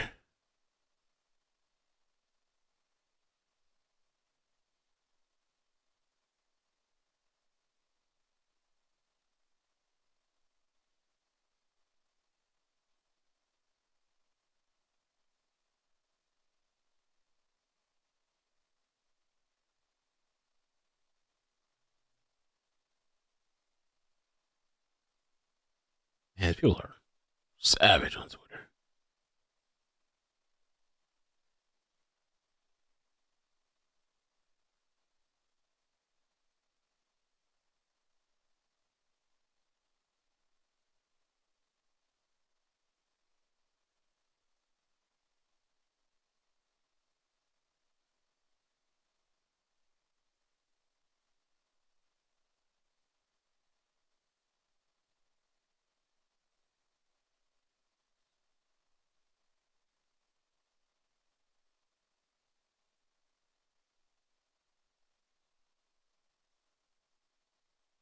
Okay.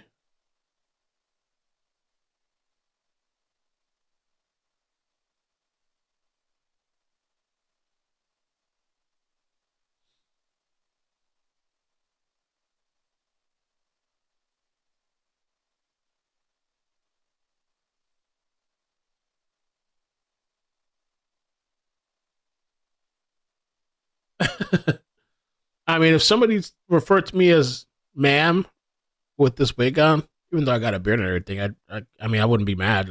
I can't understand why you think that. Like, why would I? I'd probably laugh.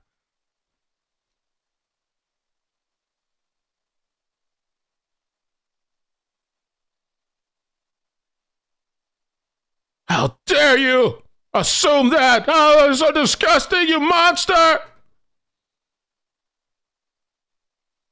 All right, let's see what else we got. Kohlberger in 3 minutes. All right, Alec Baldwin.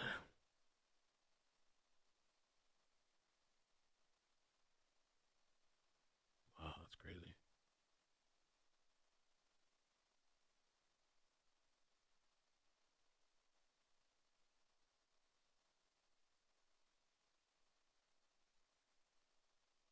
An alleged killer reveals in court the chilling final words before he beheaded his own body.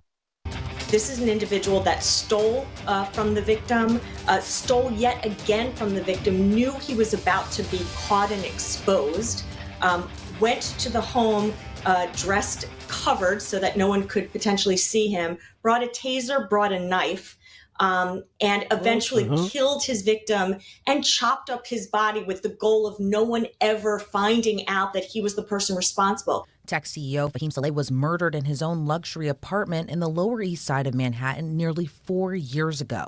Now his alleged killer, who was supposed to be his trusted employee, is sharing the chilling final words his boss said to him before the brutal slashing. 25-year-old Therese Haspel is charged with first-degree murder for the 2020 brutal slaying of the tech CEO. Prosecutors say the former executive assistant killed his boss to avoid paying back the hundreds of thousands of dollars he allegedly stole from Saleh.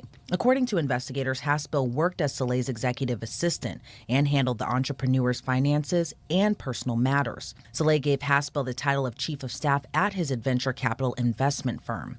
But instead of completing his normal work duties, Haspel allegedly embezzled $100,000 from Saleh. Saleh reportedly cut Haspel a break by not reporting him to authorities when he discovered what happened. Instead, Saleh brokered a repayment plan with him, only for Haspel to gruesomely kill him later on. And the details of the slaying were horrific. Haspel allegedly zapped Saleh with a taser, then took out a knife and fatally stabbed him. But that wasn't all. Haspel allegedly returned the next day to dismember Saleh's body, dismembering his arms, legs, and head, then went to clean up the crime scene. I was a homicide prosecutor myself for many years. And so I've seen everything or almost everything. It is not so common that we come across a case of this horrific magnitude in terms of just not only the stabbing, the dismembering, and all the actions that took place on the part of this defendant before. This guy was trying to be nice to him, offering him a payment plan. During and after this crime that make it all the more horrific. Saleh's body was discovered by his cousin, who hadn't heard from him in days. Police described the scene as ugly to the New York Post. An electric saw was found near the body, and body parts were found in plastic bags found in the apartment. During the investigation, surveillance footage showed the killer carrying a bag and waiting to enter the elevator with the victim. Saleh reportedly gave a puzzled look during the exchange as they rode the elevator up together. An ominous surveillance photo taken shortly before the murder showed a man who later was revealed to be Haspel wearing a dark plastic face shield with a baseball cap and sunglasses during what would be Saleh's final elevator ride to his home. One law enforcement source told the New York Post the crime scene looked like a professional killing because almost no blood was left behind and the apartment was not looted. Authorities traced the crime to Haspel through forensic evidence left behind on the taser. Haspel would later be charged with first-degree murder. Law and crime legal analyst Julie Rendelman explains the former assistant now faces the rest of his life in prison. So in New York, an individual can be charged with murder 1 or murder 2. In this case, he's charged with murder in the first degree, where the minimum, if he were to be convicted, is 20 years to life. The maximum is life without parole. When we talk about extreme emotional disturbance, or EED in New York, we're talking about minimizing, in a sense, the crime.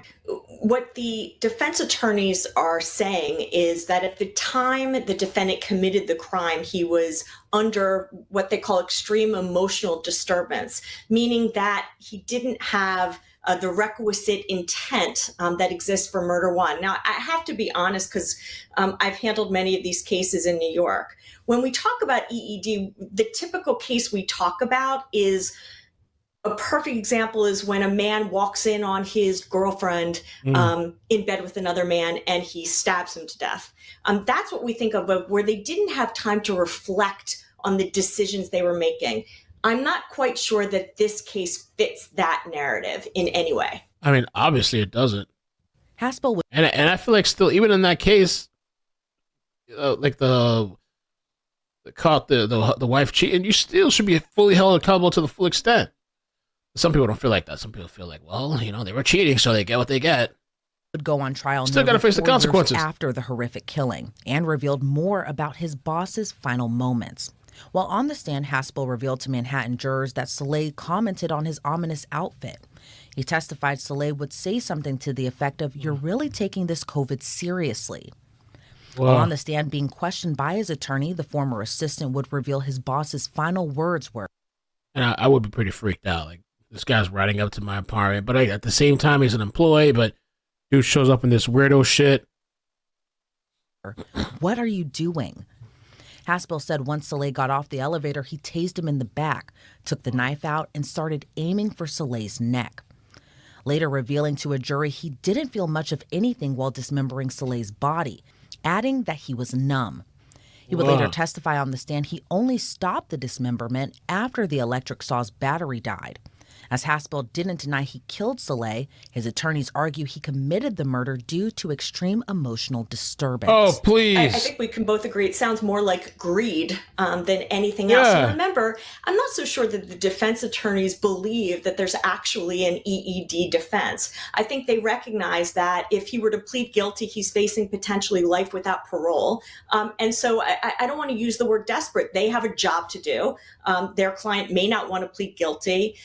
And so they're basically dealt the hand that they're fed, and they're now going to provide to the jury their version of a defense. That doesn't mean they think they're going to win, but they're doing the best they can for their client.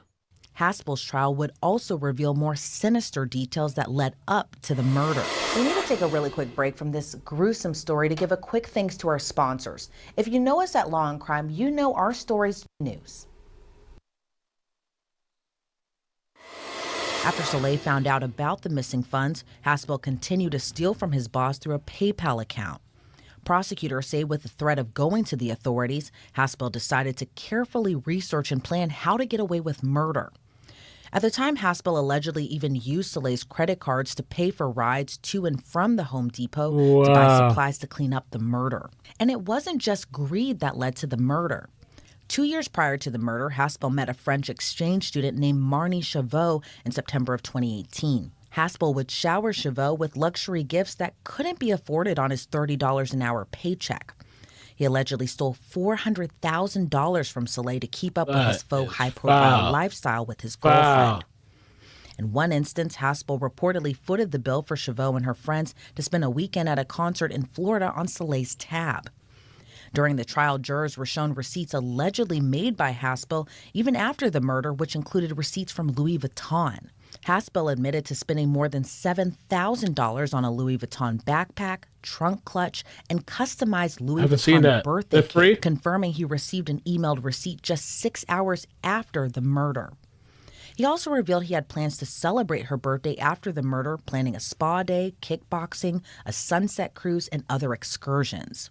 I don't think there's any question that we are not looking at an extreme emotional disturbance defense winning in this case. This is an individual that stole from the victim, stole yet again from the victim, knew he was about to be caught and exposed, went to the home dressed covered so that no one could potentially see him, brought a taser, brought a knife, and eventually 805 present in the courtroom is Mr. Koberger, represented by Ms. Taylor and Ms. Massett.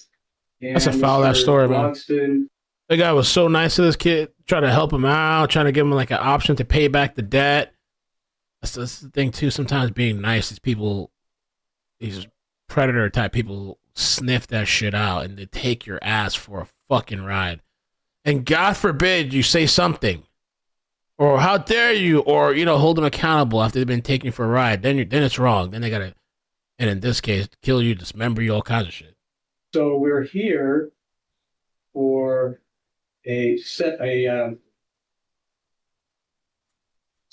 order, and I think we're about 13 months from the arraignment. And I think at this point, this is my opinion, that we're getting to a point of diminishing returns. Yes. And I sent to council last Friday on a proposed scheduling order for a lot of things, deadlines, including setting the trial. And so I also I set this hearing so that we can discuss this and see kind of where everybody is. So let me start with the state. Thanks. Thank you, Your Honor. We've reviewed the court's proposed That's true, scheduling wouldn't order with the attorney team, and Yeah, the $30 an hour is a nice amount. And he was kind of essentially simping for this girl. He stole and scammed and murdered for some foreign exchange student girl he was dating. we are agreeable to it. It makes sense that we do the trial in the summertime when high school is out across the street and when the university is out in the conflicting activities. And the schedule that Your Honor proposes is acceptable to the state. What, next year? I would note just a minor detail that June 19th is also a legal holiday. The court specified July 4th as a legal talking about holiday. next year. We wouldn't be able to hold trial, but Sure. 19th as well. Other than that, we have no objection to the court's proposal. All right, thank you. I mean, as I went through all of this, I mean, there's going to be a lot of motions, a lot of hearings, a lot of work. There already has been a significant amount of work, as we all know. And when I tried to balance this out, I do think it's pretty fair, balanced, and I hope realistic. So, Ms. Taylor. Thank you, Judge. Your Honor, first, I know the court has listed this as taking place in Latah County. We haven't been heard on our change of venue yet. That's to come Totally in understand August. that. So I don't want anybody thinking I'm agreeing to Latah County is all. The June of 2025, that's the time frame that we have been working towards. I am hopeful that we can come in there. We're working towards that date. I think it's reasonable to set that date. As the court's aware, mitigation is something that takes a significant amount of time. We've had that underway since the day we took this case. We continue to work that very hard. I spoke with our mitigation expert last night about this date. And there's a lot of work yet to be done, but we're still working towards that. So I think it's reasonable to set that. I just want the court to know that that's not finished at this point. That's very much ongoing and new things are coming out that we need to follow up. But with that said, I think it's reasonable to go ahead and pick the June of 2025 as a trial date at this time.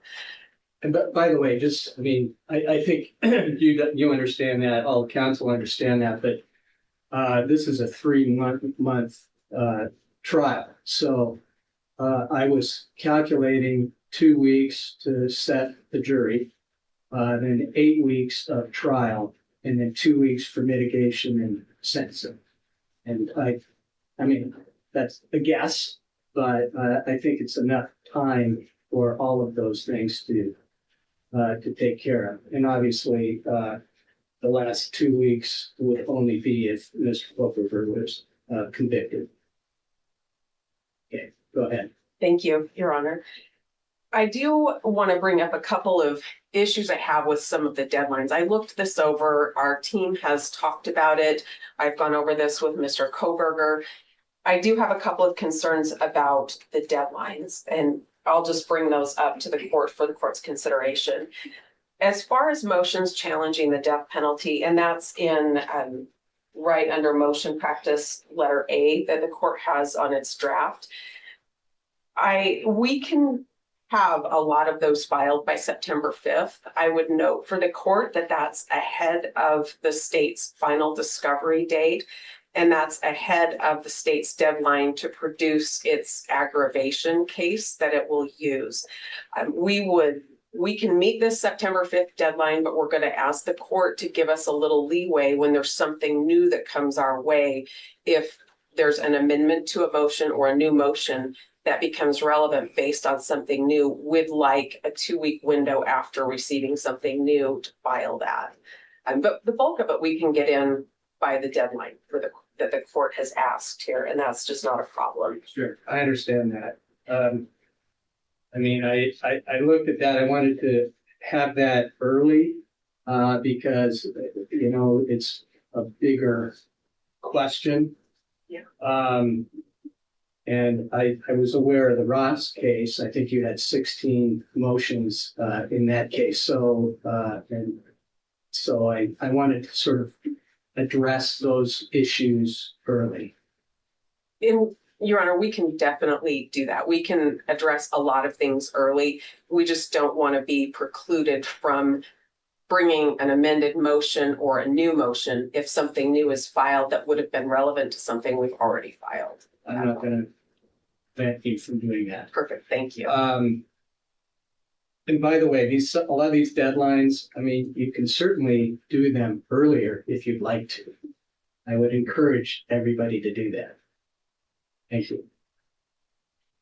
Your Honor, then moving on, the motions in limine under letter C, the court has suggested February 13th as the date for that. I think in large part we can do some by then, but the exhibits that we'll exchange and witness lists that we'll exchange aren't due until after that. And again, I think there might be additional motions that would be relevant after those things have been exchanged. So if the court wanted to move the whole deadline so we had all of those motions in limine at once, I think that would be reasonable. But if the court wants to keep this deadline, as long as we have the ability to bring more motions in limine based on new filings, we'll be okay with that as well. Sure. And I was also thinking about, you know, I guess experts, for example, I mean, they may have longer hearings that, you know, we're going to have to work through all of these things. Just start the trial already. Been dragging ass for months.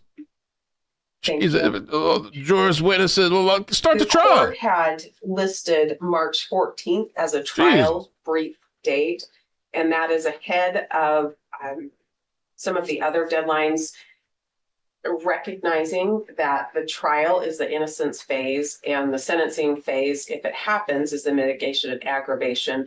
I would just say this is a fine deadline, but we won't be touching anything to do with our mitigation by then, if that's what the court anticipated. Yes. Okay, perfect. I think we had March 3rd for mitigation. Start this shit already. I figured by then you would pretty much have that in hand. We should, we hope to. That brings me to the last point I wanted to talk about. The court has proposed setting a mutual exchange of aggravation and mitigation materials, and I'd ask the court to reconsider that. We will aim for our March 3rd deadline. That's our plan right now. If something changes that, then we'll come back and let the court know and talk to counsel. But would ask that the state's aggravation package be provided to us earlier than the same day as our mitigation. June 2025? Should we get to that point, the state has the burden of establishing. That's why, for the most part, I stopped watching these hearings, because it's just felt, I guess it's part of the process and it's important, but I think even the Family Express, like these people, they're just dragging ass. I don't know if it's Kohlberger or who it is, just dragging and dragging and dragging. I mean, they're finally talking about next year, a literal year from now, I guess, to set the date, which that's cool, I guess. So I'd ask the court at some point they got to start the date for the state to produce its information much earlier than ours. the state filed its notice a year ago yesterday. And Damn, been that long? I have a For lot 2 of years questions now? about what the state 2028? would intend to use to try to establish many of the statutory aggravators they've listed. I Who's know getting I've heard W's? the court Defense? talk about super due process in a capital case, and I think it's appropriate for us to be on notice and be provided discovery, to be provided a full range of what the state intends to use to establish those if we ever get to that point. And I think we need those ahead of our deadline for mitigation. So I'd ask the court to move that deadline up quite a bit earlier. And that's it. Thank you very much. Mr. Thompson, do you have any issues about having the aggravation in advance for a period of time?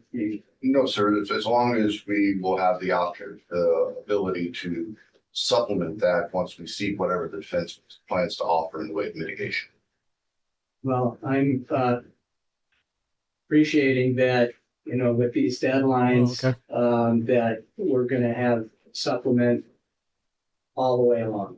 I just don't want to be scrambling around a month before the trial.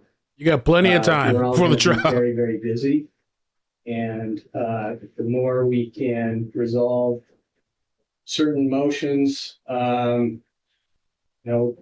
supplements, whatever we need to do. I mean, maybe this could make the trial itself smoother if they're trying to handle all these things before the trial. I'm trying to do this sooner than later. Yes, sir. And that's our preference as well. And Ms. Taylor as well. Yes, Your Honor. But just to make sure though, I mean, you have to do your job and the state has to do its job and I have to do my job. But I think this is a great step, okay, to set these deadlines and hearings so that we can move through this. It's going to take a while, but anything else we need to address today, Mr. Thompson? I don't believe so. Thank you. Ms. Taylor? No, Your Honor. Thank you. Okay, well, it's very short and I'm grateful that everybody's working together. Thank you. Okay. Take care, everybody. We are adjourned. That's it. All this time, all this is months and months. Maybe I don't know. It's been 2 years. Has it been 2 years? Feels like time flies by. I mean, okay, cool. I guess. So we're looking at maybe a year from now. I guess we all knew it was going to take a while, but I guess maybe a year. Maybe the trial will start in a year, summertime, something like that. Amazing. That's why I mostly don't do these hearings unless I have nothing else to do. And even if I have nothing else to do, I still might not even do it. It's whatever. So we'll see. All right, let's close this out. Sorry. Go back to the screen. We can finish this guy. This is a pretty crazy murder. I really feel bad for this guy. I don't even know the guy's name, the CEO. Fahim Salah or Saleh. Sorry if I mispronounced that. Fahim Saleh. It reminded me, and some of the regular people on the channel might know, I covered this story from Florida. There was like this Indian guy, I think, and some people owed him money, right? He didn't owe. They owed him money, and it was like a business deal, some type of shit. He was an airplane mechanic, right? June 5th. Thank you.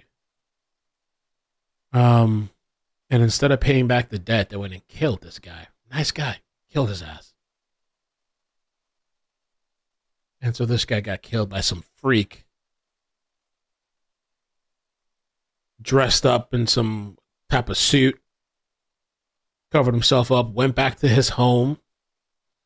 And that's the other thing too, about letting people into your home. I've had multiple friends and I've learned this experience over time about letting people, you just never know, letting people into your home, right? And this guy comes and tases him like a little coward, tases him in his back and stabs him, and then comes back the next day to dismember him, all for his chick, This foreign exchange student.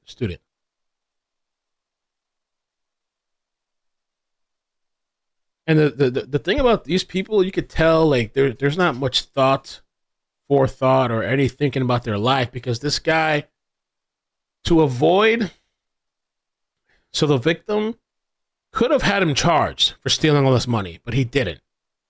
He could have had him charged, could have had him arrested, but he didn't. He wanted to be nice. Here's this payment plan, whatever. And this guy, instead of working with the payment plan, like, you know what? I'm going to kill, murder, dismember this guy and still go to jail and be facing life. How does that make any sense? To the murder, Haspel met a French exchange student named Marnie Chavot in September of 2018. Haspel would shower Chavot with luxury gifts that couldn't be afforded on his $30 an hour paycheck. And $30 an hour is pretty good, I think. I think that's pretty good. I don't know.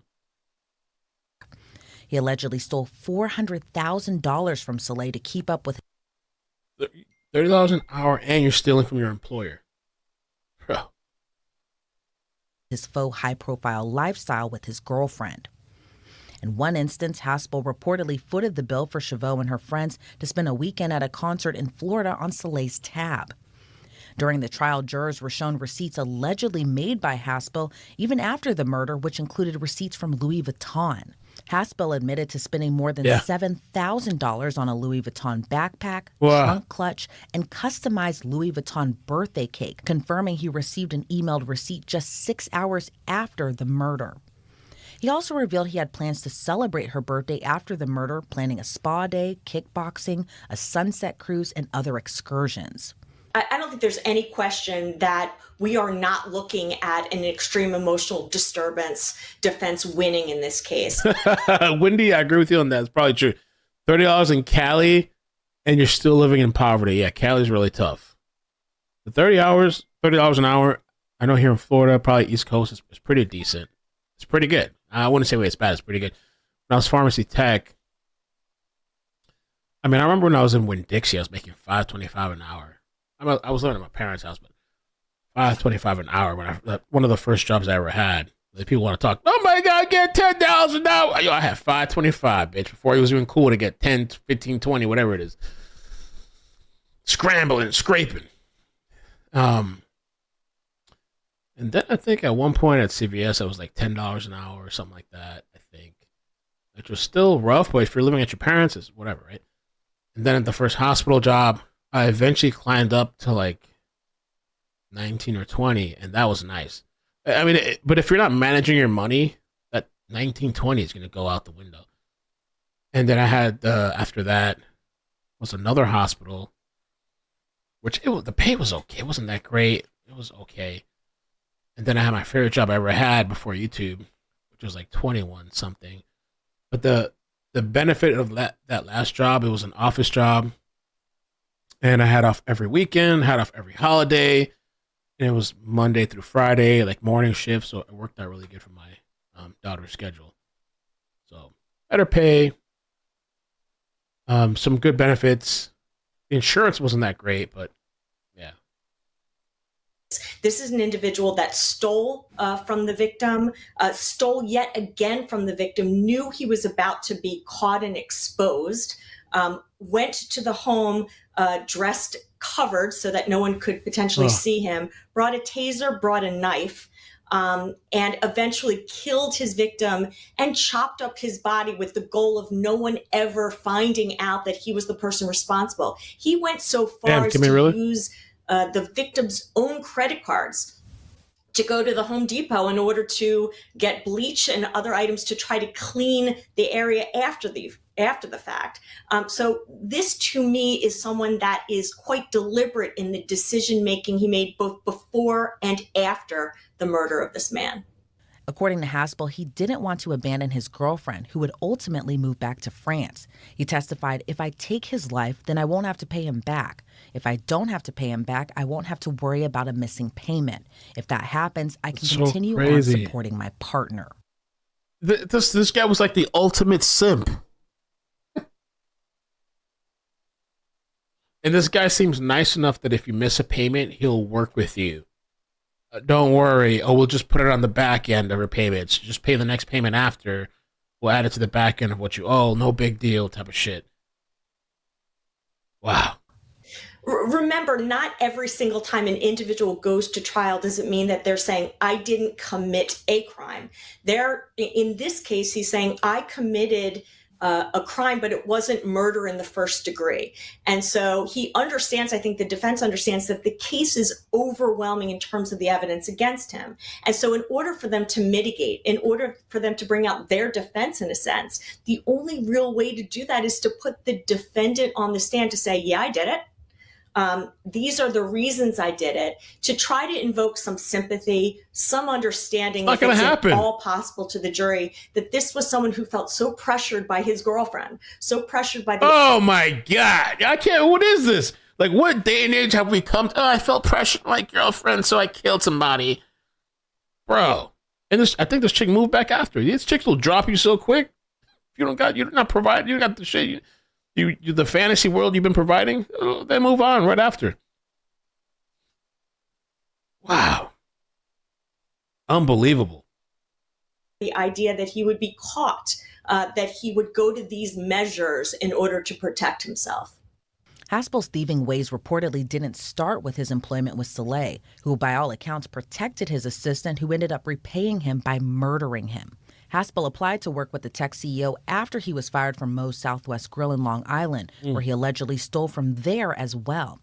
Wow, so he has a history of doing this. Luckily, those people just got rid of him and they didn't get killed. Allegedly embezzling $20,000 from the restaurant. So I'm shaking my head because, when we think about the victim, we remember that if we go back, just as you described, he stole from his prior employee, lied about who he was when he began this employment, stole again, and yet the victim gave him a second chance.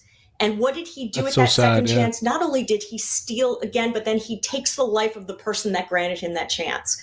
And so I don't know how any jury, I don't know how any judge at the end of the day will view this as anything but the most despicable premeditated murder.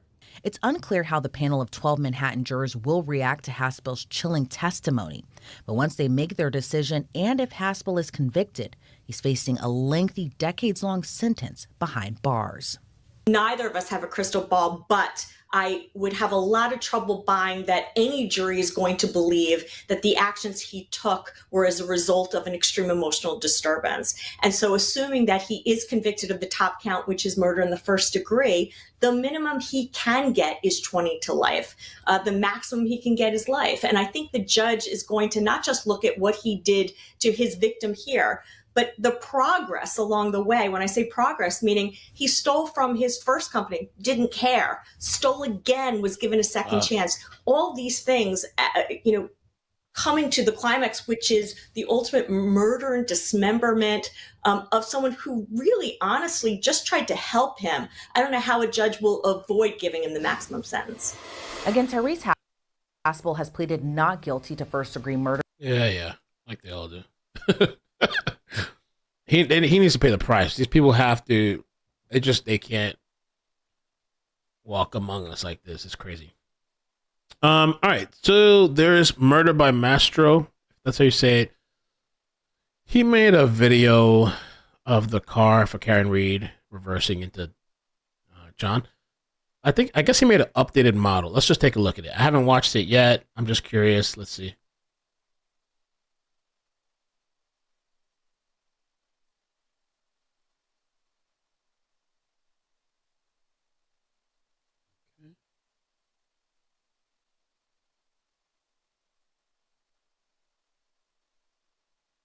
I really feel like the prosecution should have tried.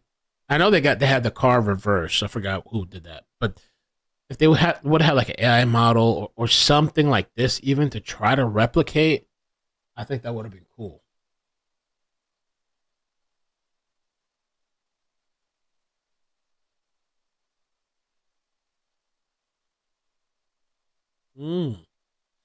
The only thing with this, my only thing with it, I think it's really cool what he does. I don't think I could do this kind of shit. He's really cool.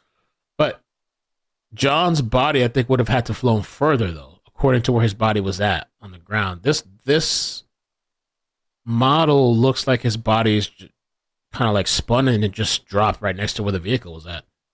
His body, I thought, was like almost 30 feet away. Let me see.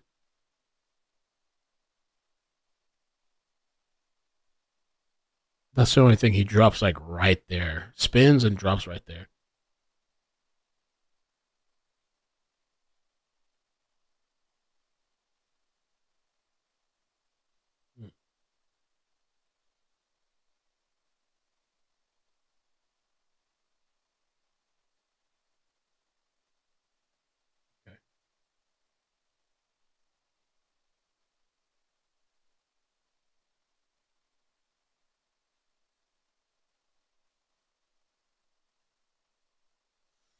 Issues with the simulation. If you have a car hitting him on the back of the elbow, how were there not tons of scratches and lunk tires on the front of his arm and out of the back of his arm? Here's the one. This is one thing I mentioned. State theory requires that the body be thrown 30 feet to where the flagpole, to reach the flagpole. That was my one criticism. I think it's dope that he is able to do that though, but still.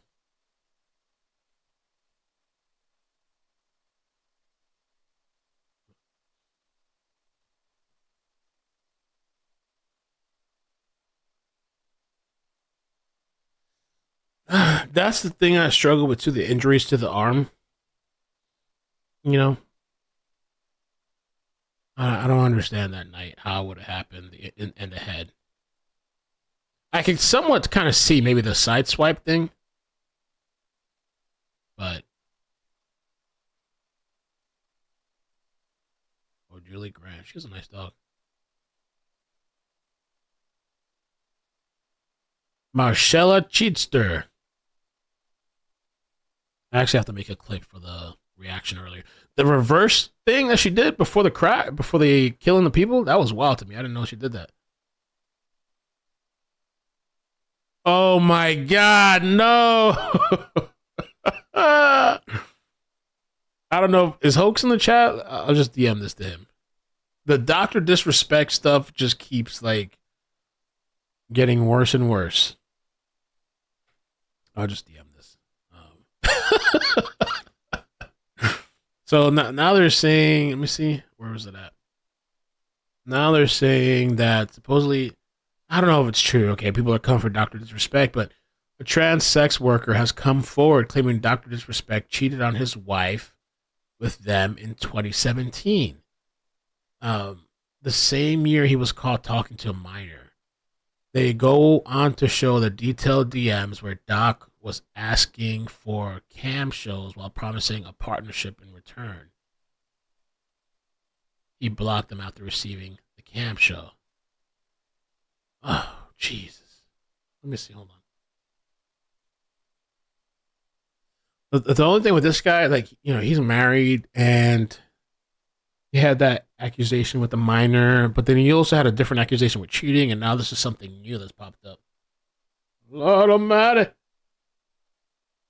Dr. Disrespect blocked you. Oh, stop it. Hi, doctor. How are you? Photo shoot tomorrow. Too nervous. He says, well. Good luck. I'm going to try ready to get some sexy cosplay images. Then after I can punish you. Oh, yeah? How so? Don't know. We have to get a good strategy. We will see. I'm still waiting. Yeah, I think of one soon. Overwhelmed packing for tomorrow. Not sure. A smooth black leather or latex. Don't know. Nice. Feel like rehearsing one right now? Yummy. Should I let it go or hold on? Let's it go. Spray it out. I need something. What do you need, Doc? I'm sure you have all the e-girls ready to serve you. LOL, no. Lies, No way. You gonna watch my explosive intro? Wink, wink. The goddess must be worshipped from head to toe before you can explode. I want the rewards. Smiley wink face with a tongue sticking out. Hi, hun. How are you? Daddy, you need to shout me out and spoil me. Thank you. Just added you on Snap. My Snapchat username, blank. Miss you, Doc. Thanks for unfollowing me, stranger. Are you gonna go past east? Hello? You blocked me. I thought you loved me. I had to watch one more time. It was so good. I tried to snap you. Did you delete your account? Yes. Oh, okay. Feels bad. Sorry. I'll try to vid chat you soon. I'm heading to the gym. Gotta get fit. But don't be a stranger. Message me sometime. You gotta get some photos sent your way. I mean, I'm gripping now. Boom. Nice firm grips while I worked out. Yum. Hey, love. Do you know anyone? Oh, wait, that's her. Hey, love. Do you know anyone you're close with that could see if they can get me Twitch partnership? Oh, so she over here trying to get clout. She's trying to get that clout. I've tried. They're pretty locked down right now, focusing on popular games and impact of streamers on those games, unfortunately. Hope all is well. Have fun at work. I'm stuck with a cold. F me. I kind of stopped playing games and been feeling IRL. Giving it to 1 month gets me. If not then, I will go back to games. LOL. Just Alex from Partnership So Hard. What do you say? Oh, damn it. A new peekaboo. Any new peekaboos? Oh, he wanted some more. He wants some more of that shit. Oh. I just want you. Just trying to get that Twitch clout. Dr. Disrespect. Oh, man.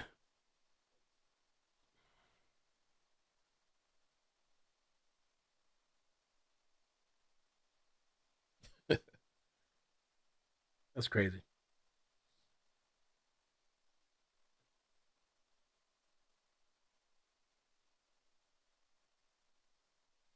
Well, I have 2 clips for today. I have the crazy reverse clip, and then I have the Dr. Disrespect. I don't know if I should just post it on YouTube, or just Twitter. I don't know. Dr. Disrespect. What did you expect? Kohlberger had this like huge meeting just for like a 5-minute conference. All right, next year, yeah, okay, cool, bye. Amazing. 12 hours, going on 13 hours. Some people are, nervous, anxious. What could be taking so long? This is not a case. This is an open and shut case. What is taking so long for the jury to figure it out? They're nervous, on edge, apprehensive.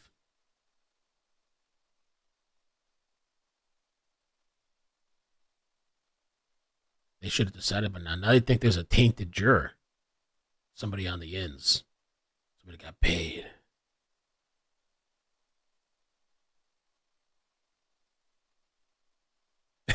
Okay.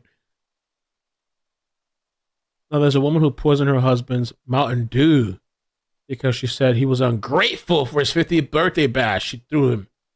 Damn. You ungrateful hag. All the shit I've done for you. Let me see. Law and Crime. I thought there was something recent too. Law and Crime. Poison.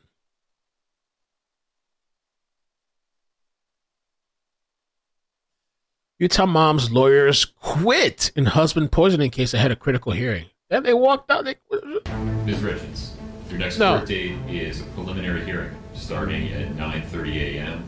on August 26th, continuing through August 28th as necessary. The Utah mom accused of killing her husband, then writing a children's book about grief to help her son's Corey cope with Richens? the loss, is set to finally learn if the state has enough evidence to take her to trial for murder. We have new details from Corey Richens' latest pretrial hearing as we get you caught up on everything that has happened with the case so far. Yeah, we're doing Welcome you, to Sidebar, presented by Law and Crime. I'm Jesse Weber. More than 2 years after Eric Richens was found dead inside of the Utah home he shared with his wife Corey and their 3 children, 34-year-old Corey Richens may finally have her preliminary hearing. This after accusations that she drugged and killed him. So what we're going to do is we're going to get you caught up on the background of this case, what has been happening so far, because there is a lot there and a lot to get into. Let's actually start, though, from the beginning.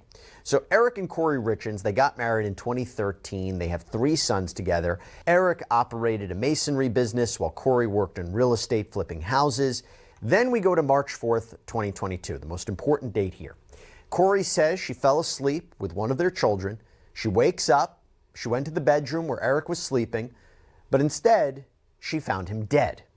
Now, according to a statement that Corey wrote for the Summit County Sheriff's Office at the very start of this investigation, she wrote, quote, "Went to hug/cuddle Eric and he was freezing. I put a blanket on him, then gently pushed him and said, 'Eric,' but he didn't respond and his body was heavy and weird feeling. I knew something was wrong. I turned the lights on. He was pale, not breathing. I called 911. She told me to do CPR, pull him off the bed with the sheets, and I did. Then the paramedics showed up and took over from there." Corey told police that she'd made Eric a Moscow Mule before bed and that he seemed to be acting normally. She also told police that he had a marijuana gummy. The thing is, when Eric's autopsy was performed, it showed that he had 5 times the lethal dose of fentanyl in his system. Richens' housekeeper, a convicted drug dealer named Carmen Marie Lauber, had allegedly confessed to authorities that she supplied Richens with 15 to 30 fentanyl pills on 2 separate occasions approximately 1 month before Eric's death, and said that Corey paid her about $900 each time. And what's chilling about all of that is that Eric allegedly previously claimed that Richens tried to poison him.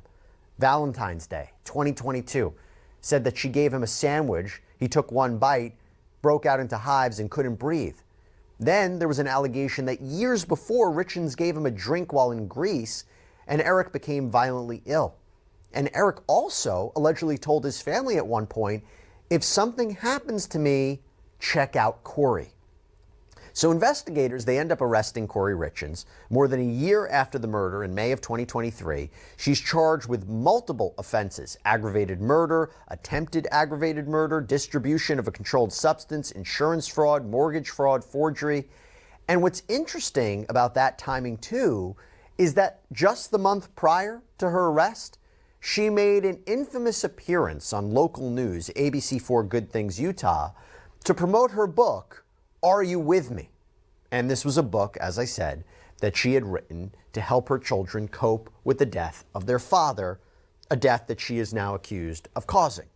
And in that interview, she said, quote, "My husband passed away unexpectedly last year. March 4th was a 1-year anniversary for us. He was 39. It completely took us all by shock. We have 3 little boys, 10, 9, and 6, and my kids and I kind of wrote this book on the different emotions and grieving processes that we've experienced in the last year." And then she's arrested the next month. Now, authorities believe that Corey killed Eric to collect on multiple life insurance policies, a financial motive, as we've seen in so many of the cases that we cover here on Sidebar and Law and Crime. So the idea is that she was in financial trouble thanks to this huge purchase of a multi-million-dollar Utah home that was never completed. Corey wanted to flip the home. Eric was against it. We actually did an episode about Corey's financial trouble and the legal battle she's going through with Eric's family. I encourage everybody to go back and take a listen to that one to learn more about the allegations of Corey trying to get her hands on Eric's money. Allegations that she forged his signature on one of his life insurance policies. This was shortly before his death. Stealing from his personal accounts, misappropriating money from his business in the past. All these kinds of allegations. By the way, Eric also allegedly changed his will without Corey knowing and placed control over his entire estate in the hands of his sister. By the way, when you hear allegations like this, how do you not ask yourself, how well do I really know the people in my life? Really? I mean, it's a scary concept to think about, but it's the truth. But that is why I want to talk to you about our incredible sponsor who may be able to help you out here, Truthfinder. So Truthfinder is a service that can provide actual safety for you guys. And I say that because Truthfinder is one of the largest public records search services in the United States. Their whole goal is to help people like you learn about the people in their lives. And here's how it works. You go on their website, truthfinder.com, and you type in a name. Make it simple, type in my name, Jesse Weber. You type in my name, and within minutes and a paid subscription purchase, you can access unlimited reports that can include information like phone numbers, location history, criminal and traffic records, including possible arrests and criminal convictions. I don't have those, but you get the idea. And you can use Truthfinder to look up information about all sorts of people. New dates, new friends, new people you buy or sell to online. How about the parents of your child's new friend? Can never be too careful. That's the truth. Well, here's the kicker. Right now, you can get 50% off of your first month of confidential background reports if you go to truthfinder.com/LC sidebar. Hope you check it out. But now, back to court. So Corey Richins, she pleaded not guilty. A judge denied her bail, so she's been locked up since her arrest in 2023. And she was supposed to have a preliminary hearing in May. A preliminary hearing is where the prosecution has the burden to prove through evidence that probable cause exists that the defendant committed the crime. And you have to present that in order for the defendant to be bound over for a trial. But like I said, she was supposed to have this preliminary hearing in May, but things kind of went off the rails when her defense team announced that they would be objecting to all of the prosecution's planned exhibits. Ms. Lazaro, may I ask you a direct question? Yes. Are you prepared today to waive any foundational or hearsay or other admissibility objections regarding any of these exhibits 19 through 65? No, Your Honor. Okay. It seems like what we need to do is just set a continued preliminary hearing where the state is prepared to lay foundation under 1102 and the other rules that would apply to a preliminary hearing for the evidence that it wants to admit. Does that sound about right, Ms. Lazaro? Yes, sir. Okay. Do you need to change defendant's position at all with respect to exhibits 1 through 18? At this point, Your Honor, we object to all of the exhibits. The prosecutor said he'd had no advance warning that he was going to need to argue whether every single one of his exhibits was admissible, so the hearing was delayed. And then just days later, Sky Lazaro, the lead attorney on Corey's team, somebody who's actually appeared here on Sidebar, filed a motion to withdraw from the case. The motion read, quote, "The ethical mandate for withdrawal results from an irreconcilable and non-waivable situation. It first emerged from the civil cases in which the firm has been representing Ms. Richins, but is imputed to the firm as a whole and thus requires the firm to withdraw from its representation of the defendant in this criminal proceeding. This matter emerged after the hearing held on Wednesday, May 15, 2024. The court and opposing counsel in the civil matters are being notified today of the firm's withdrawal." Now, there were no details that were given beyond that. Usually you hear language like that when there's some sort of conflict of interest and a lawyer can't represent a client.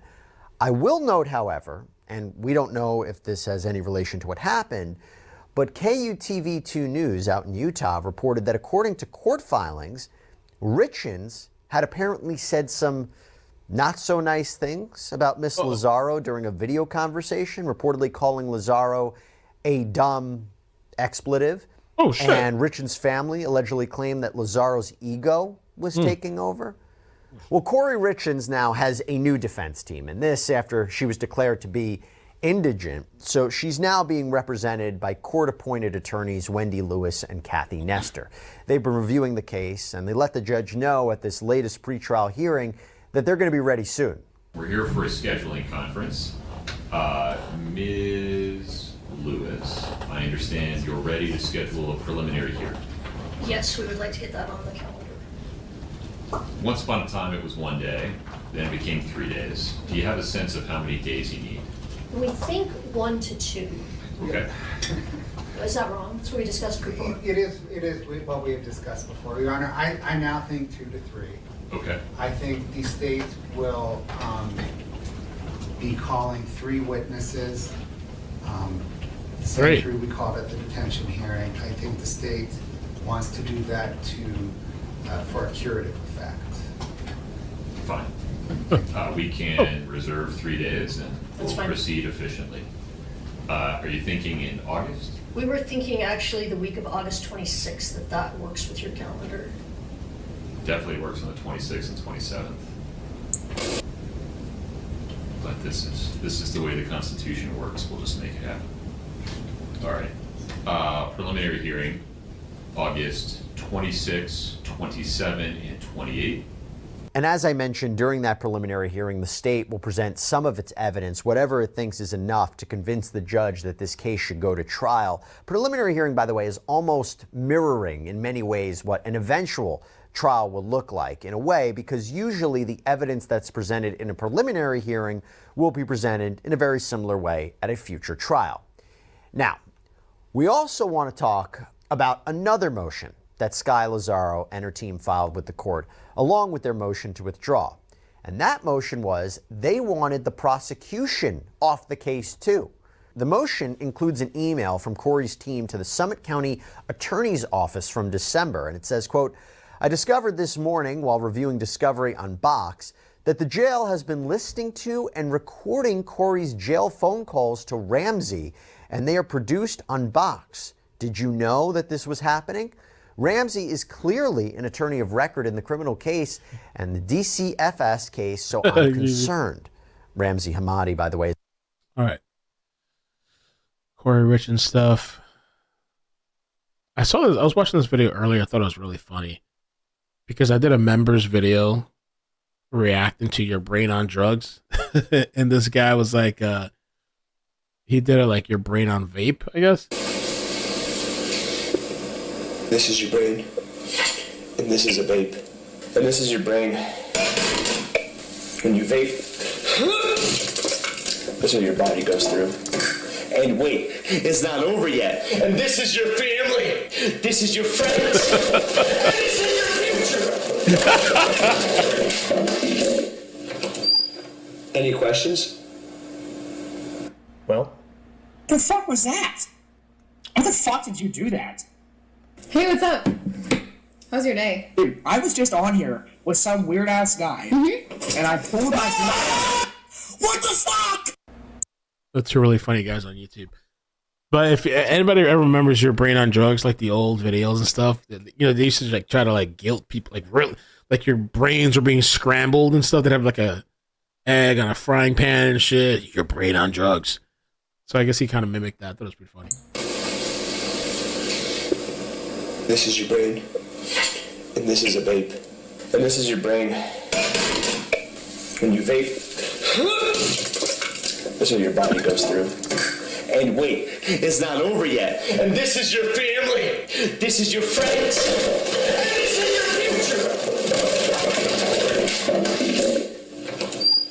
future. Any questions? Some people might be too young for that. Brain on drugs. I want to be careful what I play, though. I don't want to get copyright, but.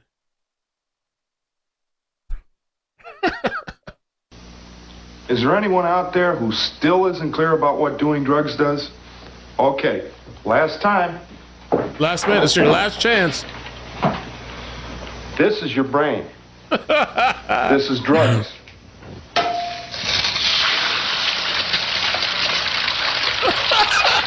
This is your brain on drugs. Yeah, those old ass commercials. And it was scary. That shit used to scare the shit out of me. Your brain on drugs. All right. Behavior panel. AJ Armstrong murdered his parents. They're doing a behavioral analysis. Pull the sticker back. What's this? Oh, see, we got the right. Oh, they didn't put the licensing on there. Normally they do.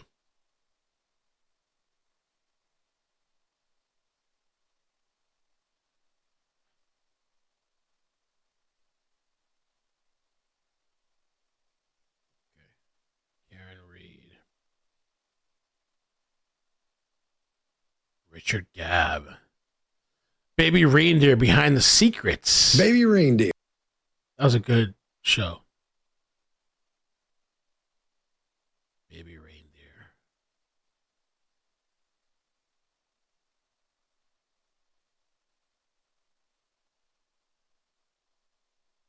Now you want a fried egg? Yeah,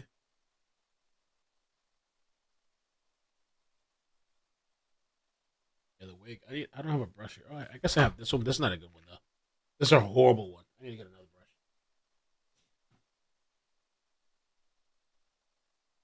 What else? What else do we have?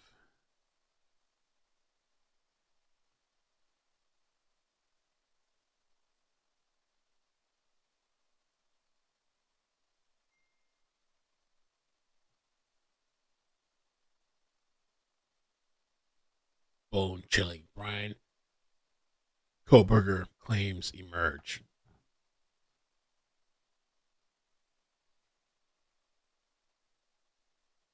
Breaking news tonight. Bone chilling. Brian Koberger details emerge.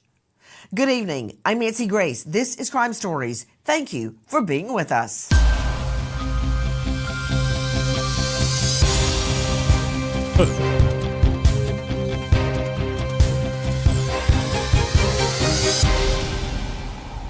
Bombshell, a new tell-all book, reveals a bone-chilling theory on Idaho murder suspect Brian Koberger. Make sure you go buy the book.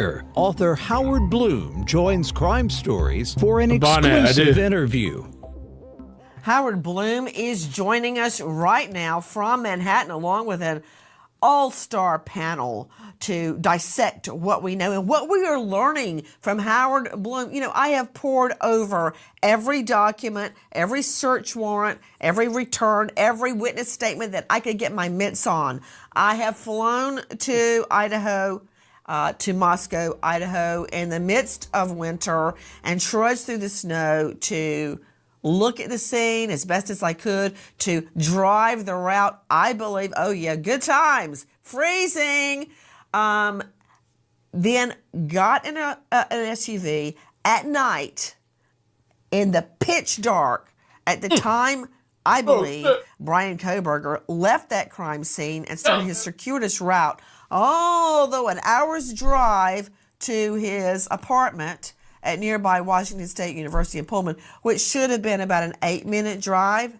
And somewhere along the way, he turns his cell phone back on. That said, after all that, I still learned so much from reading Howard Bloom's book.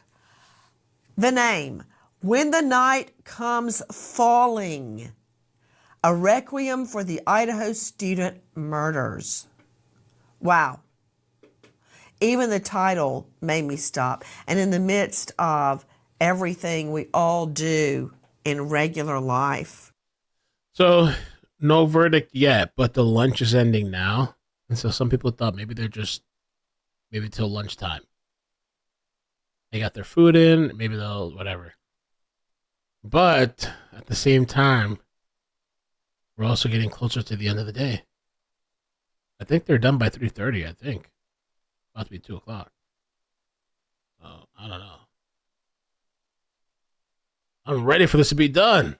Let's move on. We got other cases to cover and shit. We got other, stories to talk about. You know, working, your children, your cat, your dog, your mom. I managed to finish this book in one day. I practically could not put it down. I had it in 2 forms. I printed out what I had and had it on my iPad so I could look at it no matter where I was. Howard Bloom, it's amazing. You had me sitting in the Costco parking lot in the heat, reading your book, trying to get to the next chapter before I came back home. It's amazing. Well, I appreciate that. That's very kind. You sit in a room as an author, and you wonder if anyone will read what you write, and then to hear someone talk about it so graciously, I'm very flattered. So thank you.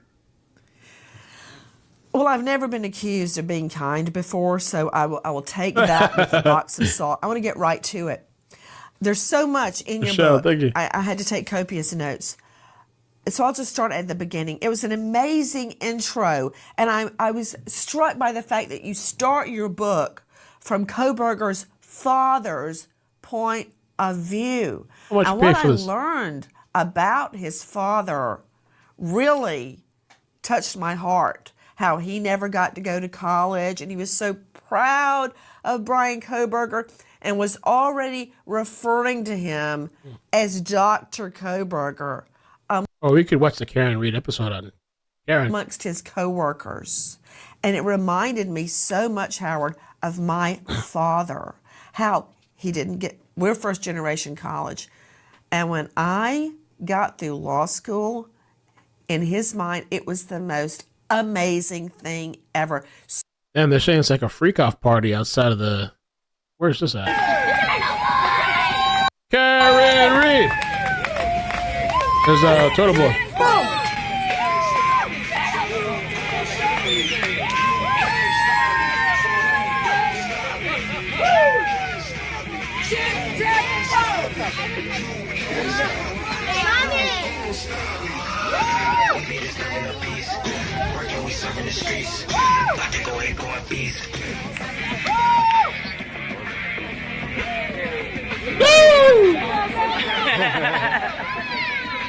There's two Aunt Bevs out there.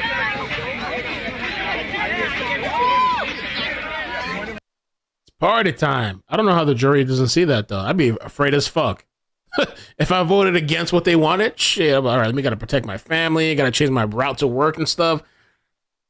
Private all my social medias. So proud, right? Now, here's my question with that lead up. Almost at the beginning, his father and his family, Kohberger's family, suspected him of being the killer. And I found that just, I was dumbstruck. Because, you know, when I read about a crime, I don't immediately think, oh, my son did that. In fact, I've never thought that. Tell me your thinking and why you say that. Michael Kohberger makes this trip out to see his son to make the ride back with him. You know, this is a 28-year-old man, and his father is worried about him. He's making this trip. It's fatigue. I don't know. You guys want to watch this or we'll find something else? Oh, it's Kohberger shit. It's been the same thing for a year or two. Hearing the same goddamn shit.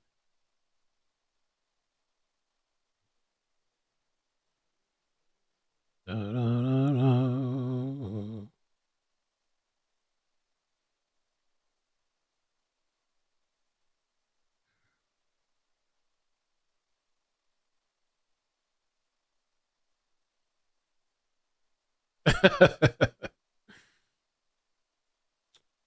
No verdict yet. Amazing.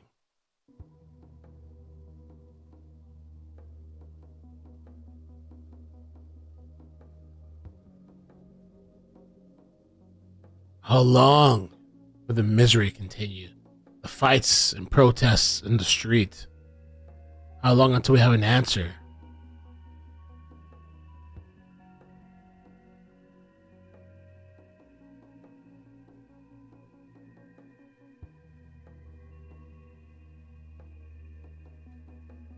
Because once we get a verdict, depending on the outcome, I might snap. I might go out. I might go all out on Twitter. We'll have to see. Or not, I'll disappear. Just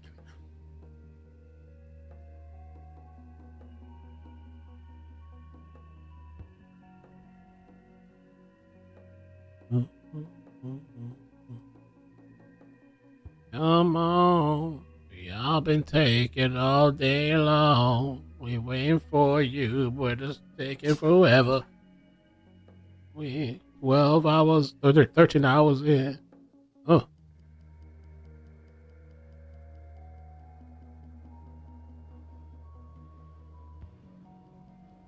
Oh no, oh, oh, oh, oh, oh.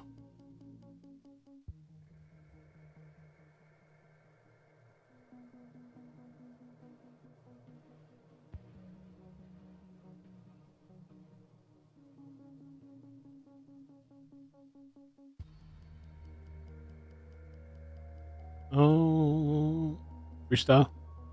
Oh We ain't gotta do this. We gonna do. Whoa! Bruce says, "Yo, I just got off the stand. I'll DM him later because the approach of the defense is taking almost made me jump across the stand and choke the attorney. DM me, dude.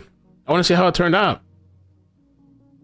Just make sure you know. I don't want those people looking at the stream and trying to like discredit you. But yeah, DM me. Let's talk about it."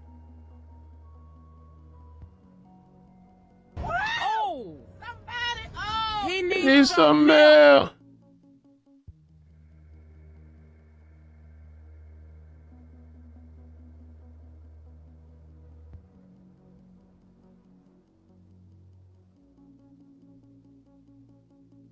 Damn.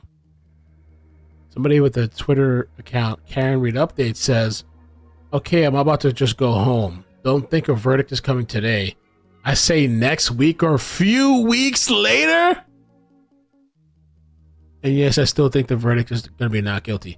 Weeks later? Nah, I can't go. It's not going to be weeks. Weeks?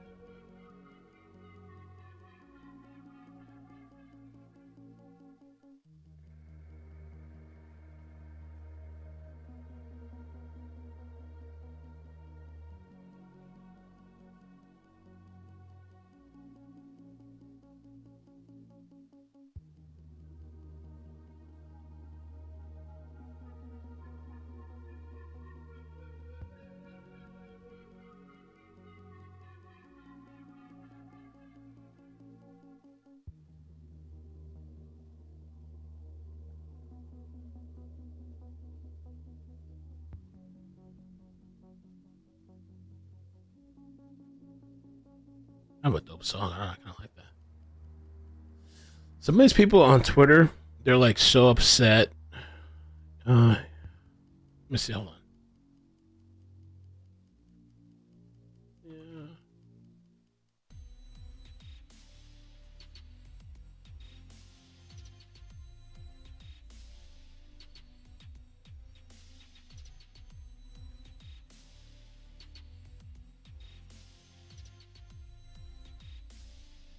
People are so upset about my thoughts on Karen Reed.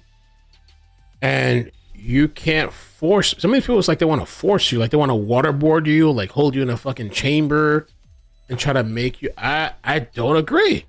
And we can talk about it. We can disagree. But some of these people are so, I'm not watching you no more. And who? I thought you were somebody else. Whenever I ever advocated for accusing a bunch of random people of murder, like what the fuck? You think I'd hop on your bandwagon of like a dozen people involved in murder? No. You can't force me to think that, just like I can't force you to think the other way. You just have to wait for the verdict. Who are you? Who are you?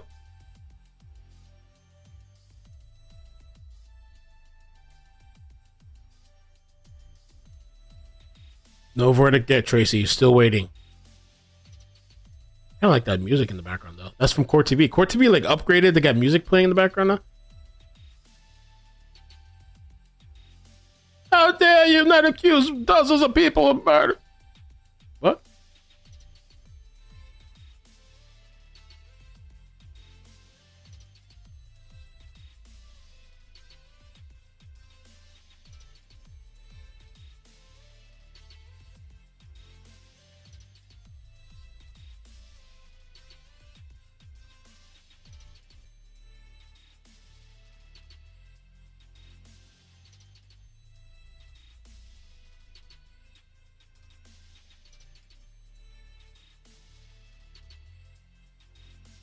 Yeah, I'm not letting them roll me over. They could leave, whatever. If they're with me still and disagree, I appreciate you guys so much even more, and I love you for that.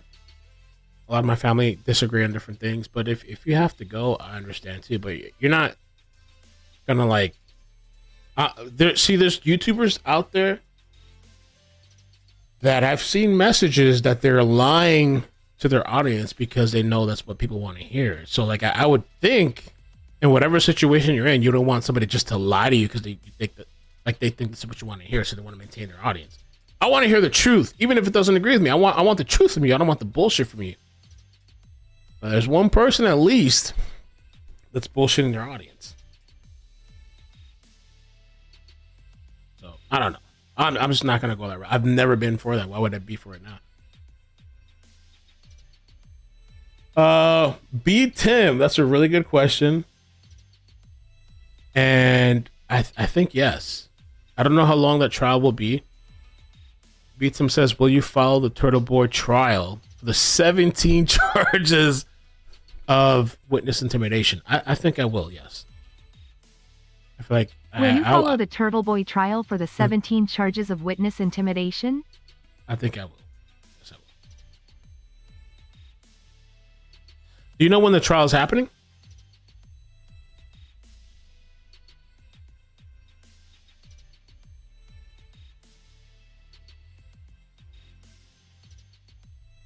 Let's see here.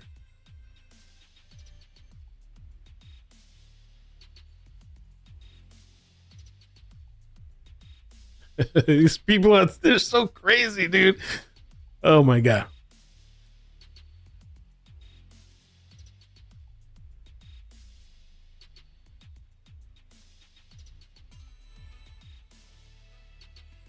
I wanted to reply to somebody, but I'm trying to find it.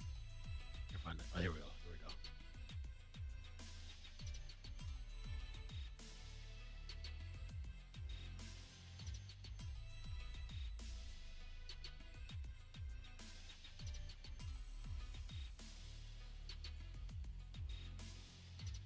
Boom, boom, boom. I need some I think I need some stream music. Boom, boom, boom, boom.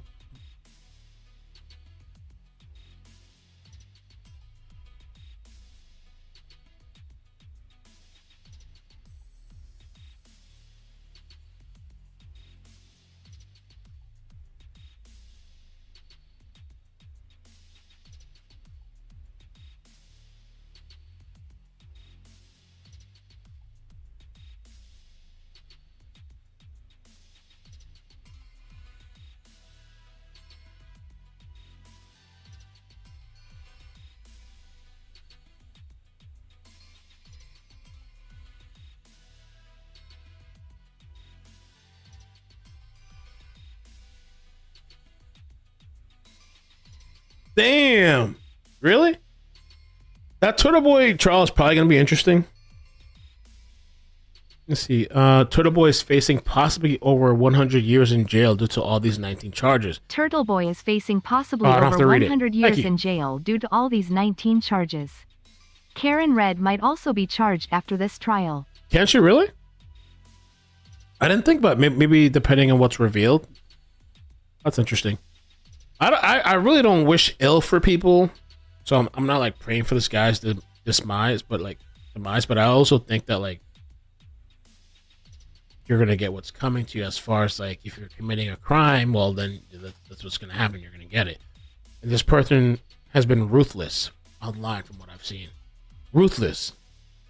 So I mean, I just feel bad for his kids if he gets charged, but.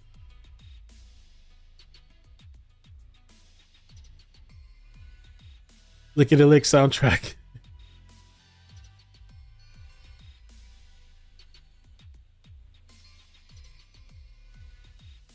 I guess no verdict for today.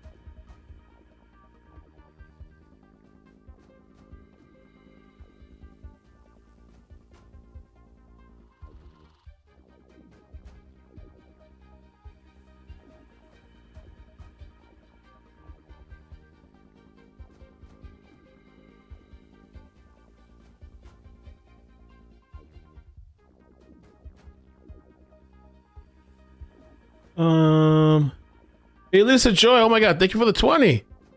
Appreciate that. Can I get up on the screen? Yes. Amazing. No questions today so far. Yes. Lisa, thank you for the 20. Very, really nice of you. Thank you, Laura. Marie, how dare you? Okay, no. I love you too. Thank you. Karen is not guilty. Have a mental break. I'm telling. It's not really YouTube. It's mostly on Twitter. It's like insane. It's insane.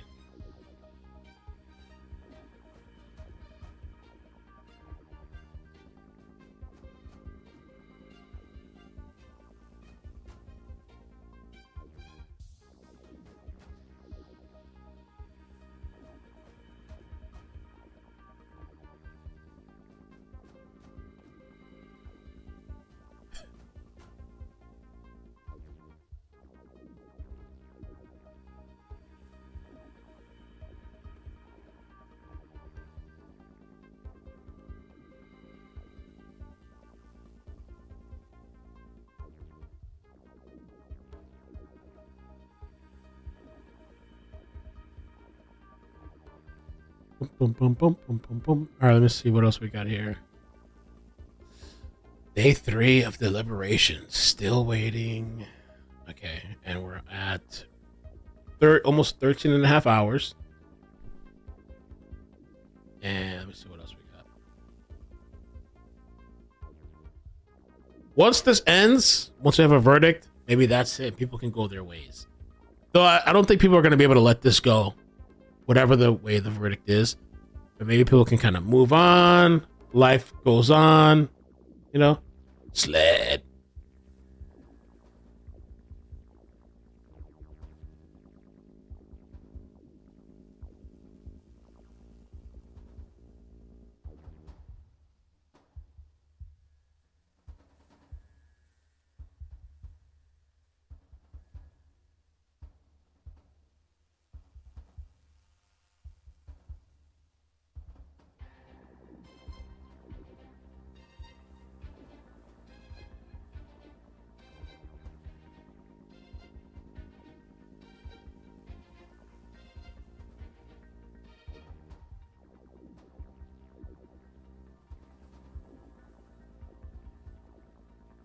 I don't know yet. I might try to shell access. Do you know how many people unsubscribe for your channel?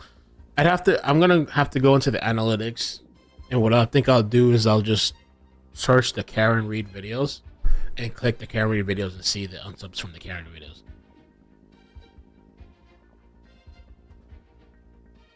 I think that's probably the best way to do it. White House press corps has petitioned CNN to open up the debate studio to reporters. Oh shit. Who for now have to watch a feed from a building across the street because they believe there may be a medical emergency involving one of the president's candidates. What? Huh? So they're petitioning CNN to open up the debate studio. Oh.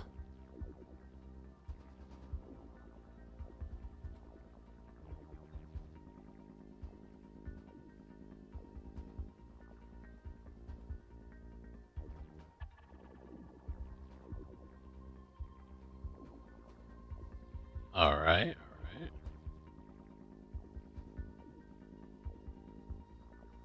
My head's not sweaty. It just feels a little itchy. But I don't feel sweaty.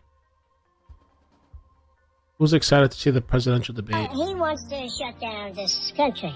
And I want to keep it open. And we did it right just by shut it down. Wait a minute, Joe. Let me shut you down for a second, Joe. Just for 1 second. I don't wear masks like him. Every time you see him, he's got a mask. He could be speaking 200 feet away from it. He shows up with the biggest mask I've ever seen. You could never have done the job that we did. You don't have it in your blood. You could have never done that job. I know how to do the job. I know how to get the job. Well, you didn't. It's on the ballot in the court. I don't think so. In the court. Well, there's nothing happening there. Donald, would you don't know her now. Make sure you, in fact, let people know you're a senator. I'm not going to answer the question. Why would you answer that question? The question is, the question is, the radical left. Will you shut up, man? Listen, who is on your Yes, Joe. This is on you. All right, gentlemen. Not by much. I beat him a whole hell of a lot. I'm here standing facing you all, buddy. Pocahontas would have left 2 days early. You would have lost every primary. All he knows how to do is Super Tuesday. You got very lucky. Here's the deal. I got very lucky, and you get very lucky tonight as well. Mr. President, can you let him finish, sir? He doesn't know how to do that.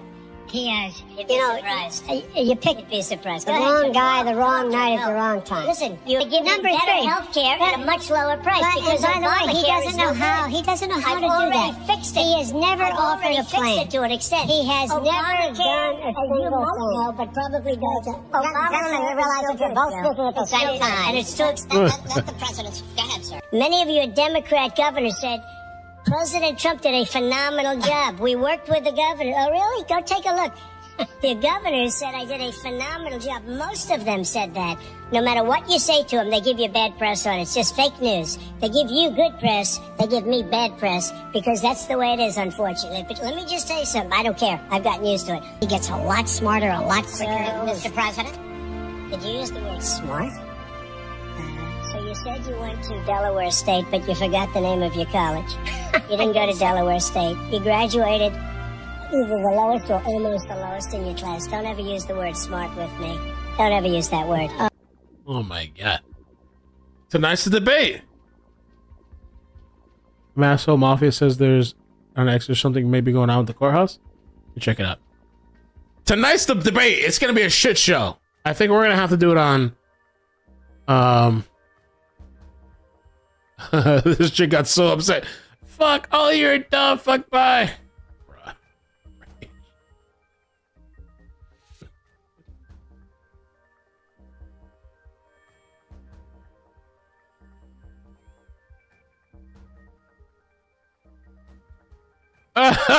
She's so angry. Yo, these people are just, I don't know. I don't know what to say. It's funny. Okay, all right, move on. Okay, so Masso said something 5 minutes ago. Okay, something is stirring on in the courthouse Karen Reed case. Hearing that may be called back to the courtroom shortly. Oh shit. Okay, could this be the verdict? We need a verdict. If we get a verdict today, I'll be so happy. Court. I don't think I'm blocked on. Oh, but I gotta be a member for Court TV to even chat. I don't think even Law and Crime does that. Law and Crime does subs only. Court TV is like, you gotta be subbed or you can't even talk in this bitch. Wow. I don't know if I want to do that. I'm subbed to some other channels. I don't know if I want to sub to Court TV right now at this moment. But all right, they're saying something's going on. Something's going on. Come on, come on, come on. We need it. Oh. Not sure what though. We don't know what's going on. I'm outside the courthouse and there's some weird movements going on. One guy with a crazy mustache left Karen Reed building. All right. Hold on. I hope we get this shit right now, today.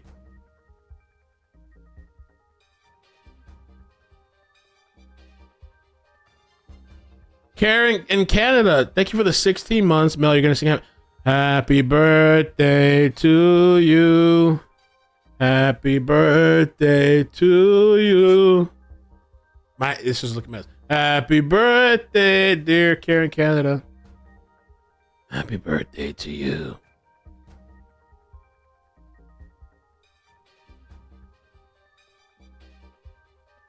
All right, let's see what's going on in the courthouse. They probably just want to go home for the day. Maybe, but it's a little bit early.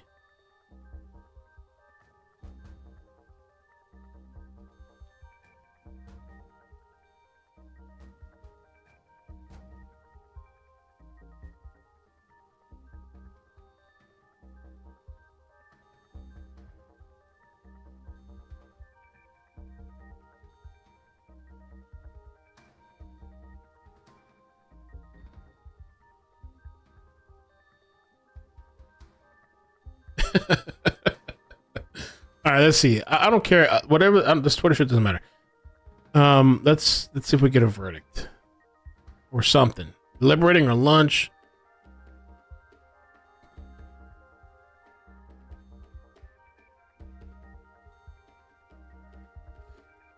Let me check if Turtle Boy has said anything.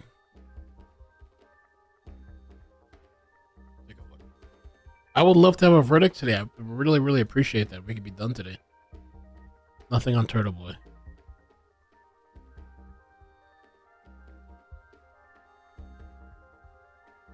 All right, I'm gonna use the restroom real quick. I'm hoping we got something. I want the verdict, baby. Oh my god.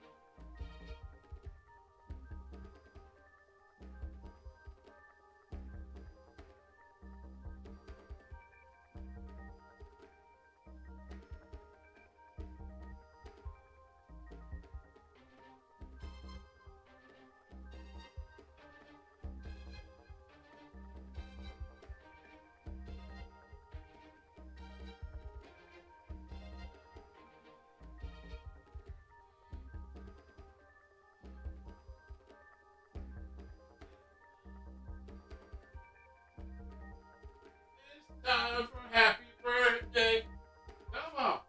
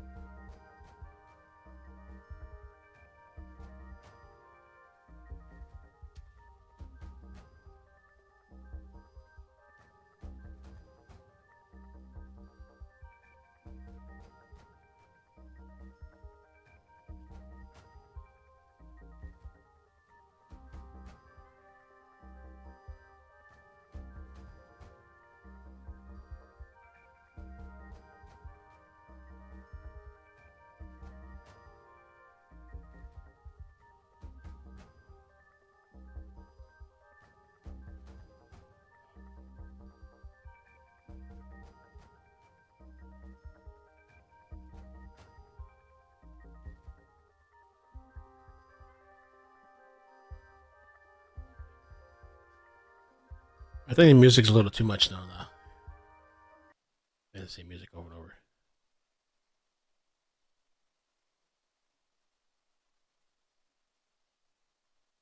Court Insider back from lunch. No new questions. That was a couple minutes ago. Maybe it's just they're back from lunch.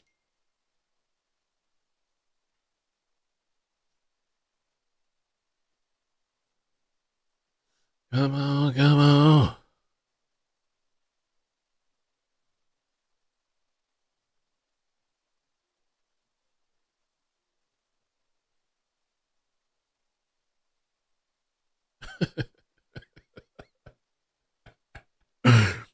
There was this chick on Twitter that got really upset. There was this person that posted a picture of themselves, and this chick started attacking this person and saying, no, and it's the angle, and blah, blah, blah, and you look horrible, and blah, blah, blah. So I went and looked at this chick's picture. I'm not normally like that, but I went and looked at the chick picture. I'm like, I said, yo, you should be the last one talking. What are you talking about? And she said, no shit, dumb fuck. I said I'm big and I have angles. She's using it's unauthentic to what she's saying to claim. God, y'all are idiots.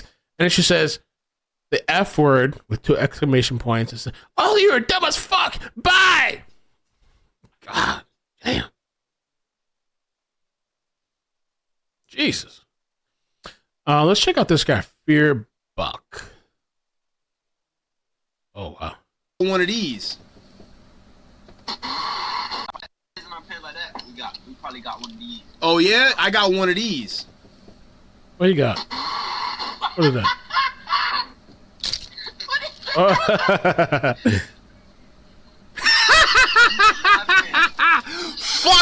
and drop dead, nigger.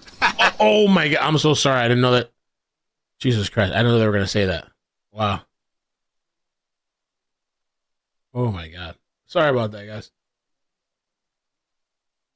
Fighting at your graduation is actually so diabolical. We got to be better. They bumping at your graduation. Oh my God.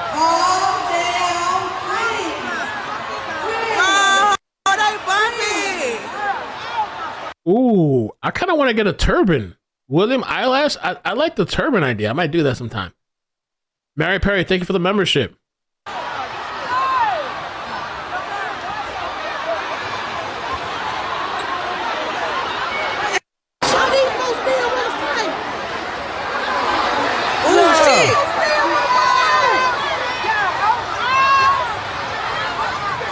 Hoax. Gotta be a hoax watching this shit.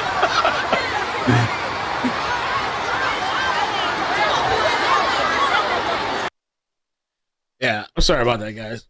Back in the day, I don't know what that guy, I don't know the context, but back in the day, I used to be really into gaming. I used to play the original Xbox, and I think it was like Xbox 360. I don't know if I got the one after that. Is it 1 or something? I don't know if I got the one after that, but I was big into gaming. And at the time, I was living at my mother's house. And so I had a job. I think it was CVS, but like my mother sometimes would be banging on my door. Like, Melby, go to sleep. Like, doing banging all the time. So we'd be arguing, whatever. And I was playing Call of Duty. And I remember back then, bro, they call you all kinds of stuff. After a while, it's like whatever. Like you kind of got numb to it because people they're trying to get a reaction out of you. And it's just words. I don't condone it, but like these words, these things that people are freaking out about now, like we heard this shit like 2 decades ago, and it was always used in the chat. And if it got to you, they would prey off of that it got to you.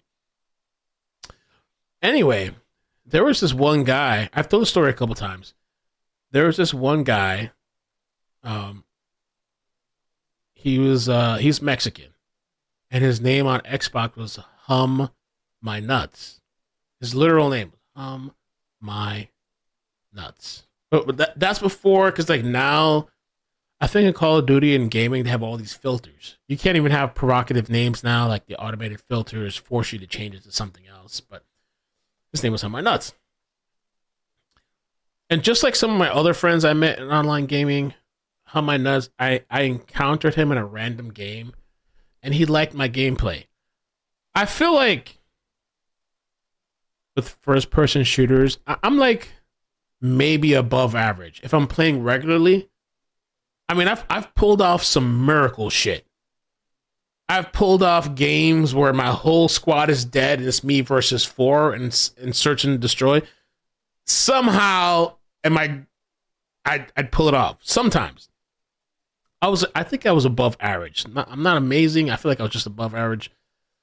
Anyway, I met Hum My Nuts, and he's oh, I like you, man. Okay, cool.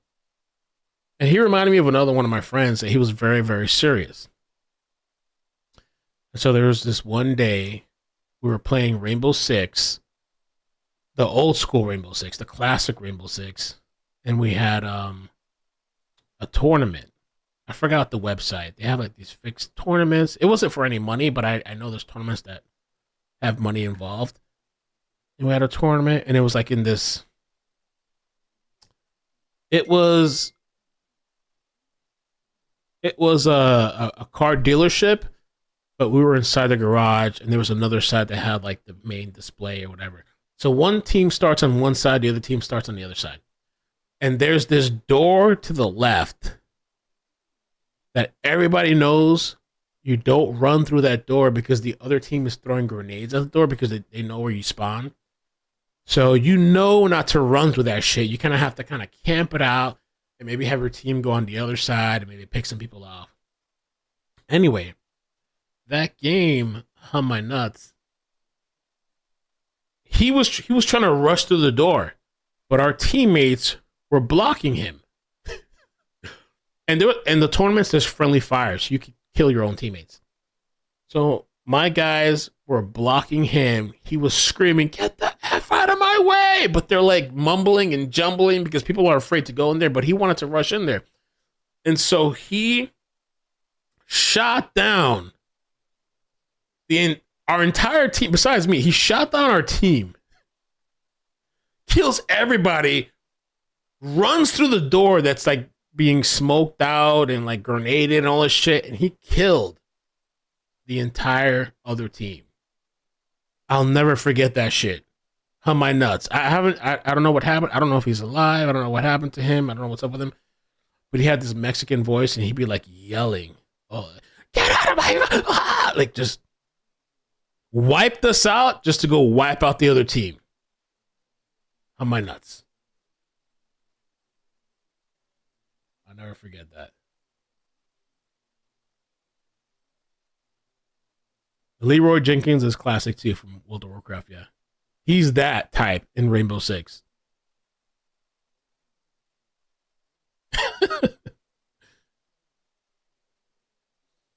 I don't know if I should play more of these videos because Twitter's like a dangerous place. This German car seller thought Speed was too broke to buy a car. I can buy this? If you can. You selling it? Read. How many miles on it? And it's going for 75,000, right? Yeah? This guy's like one of the biggest YouTube streamers in the world. He has like the highest numbers. All right. That's what it says. Okay. Can I test drive it to see if I like it? No? No, you Just can't around even test drive it? Okay. Well, how much did you buy this for? How much did you buy this for? Like when you first bought it? I think we'll stop here. Huh? I think we stop here. You stop here. Now he's asking you how much did you buy it for when you bought it. Yeah, I'm asking how much you bought it for. Then you drop the price. Yeah, bro, I'm serious. I'm not trolling. Like I'm trying to buy it. I got the money. He wants serious. He wants serious buyers. Yeah, I'm serious. I feel like this guy, yeah, he's just not knowledgeable about the internet, and he's judging Speed, which is crazy. I show Speed off of like his looks and his antics, but this guy's one of the top viewed people on YouTube. Though, why do you think I'm not? I'm serious. I'm serious. This is like nothing for him. This is like whatever. How much did you buy for? Yeah. You don't want to sell it to me? Okay then, just say that. Well, I mean, you got it for sale, bro. Okay. What the hell's wrong with that dude, bro? He's a young guy, and he's made a huge come up. I think he's gotten arrested a few times, but he gets crazy numbers, kind of like Kai Sent, but I think he's higher than Kai Sent. Look at this child predator whose wife was in labor. Bro, you can't make this up. Child predator whose wife was in labor and also has a 15-year-old kid came to meet up a 15-year-old girl and got the beats. I might not be able to show if they beat him up. I might not be able to show that. You've been talking to a little girl though, haven't you? No, I haven't. Ooh, come on. I already told you to stop the bullshit. Are you having a baby right now?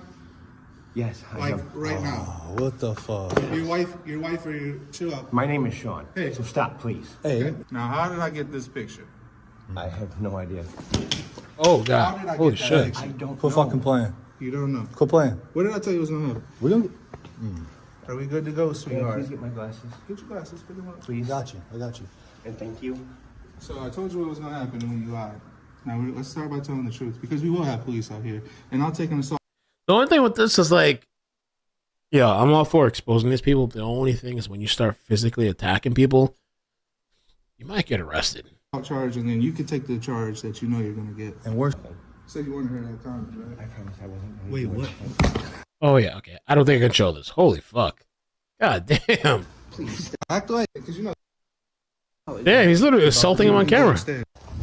You ain't crying. All right. I don't feel sympathy, but I can't take a chance on YouTube really, like, showcasing that stuff. I don't condone physical attacks on people. All right, let's see what else we got. I come over here just to introduce yourself. Well, I can't watch this guy on YouTube, apparently.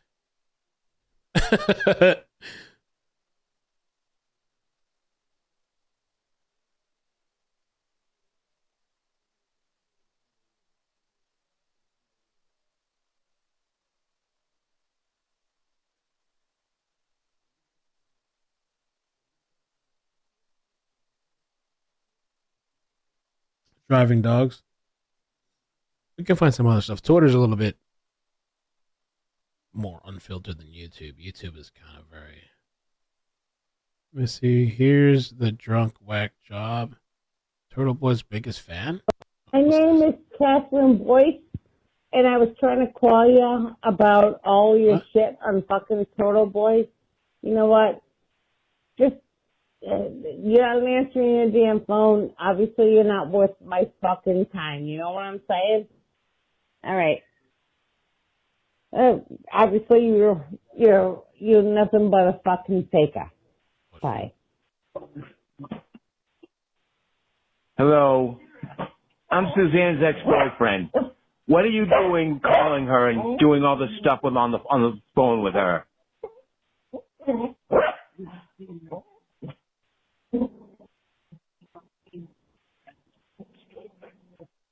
If it's information you're looking for, I can feed it to you.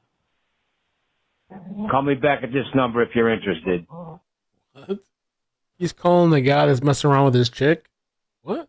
The damn phone. Obviously, you're not worth my fucking time. You know what I'm saying? All right. Obviously, you're. I just want to say happy birthday to Mustard Mama's daughter, Bailey. Happy birthday! I hope you like my wig. Gotta brush I don't know how to brush my hair. I don't know how you girls do this shit. Sorry, I don't want to curse, but I don't know how you girls do this shit. But and then I could do like a little like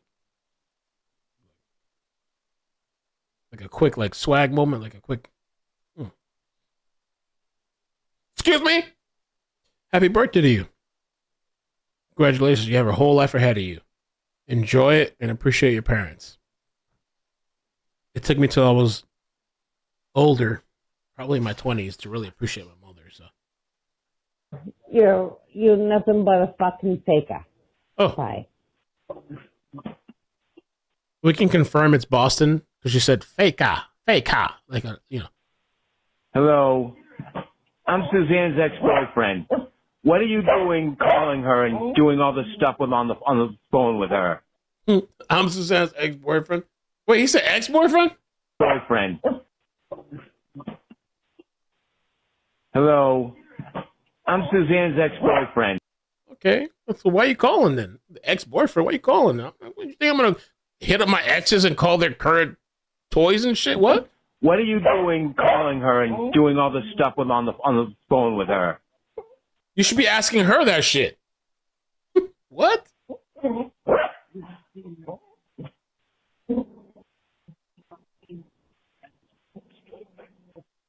If it's information you're looking for, I can feed it to you. Why are you trying to feed information? That's weird too. If it's information you're looking for, I can feed it to you. What are you, like a CI? Like a confidential informant? Like, what? Call me back at this number if you're interested. Call me back at this number if you're interested. That's the wildest shit ever. Like, what? Hello. Oh, thanks, Mr. Mama. Very aggressive message from this number, and I actually feel threatened by whoever the dumb fucking twat it is. And I'm now calling Nashua PD because obviously the person is imbalanced and is threatening me in my household. You know, I have people in my household, and you know what? I just have to say, I feel threatened. Wow. And you threaten me, whoever you are. You're evil, you're nasty, and you're definitely mentally imbalanced. Oh, and I understand your father's a fucking... Oh, I'm sorry, you're the pedophile. And you're the person who called your father a pedophile.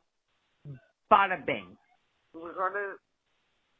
I can't record.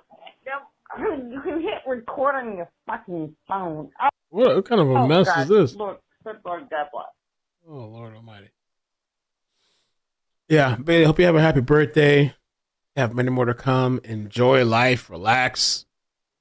And yeah, I mean, I could probably give you more advice, but my daughter's 7, so you're just 1 year older. Happy birthday to you. All right, let's see what else.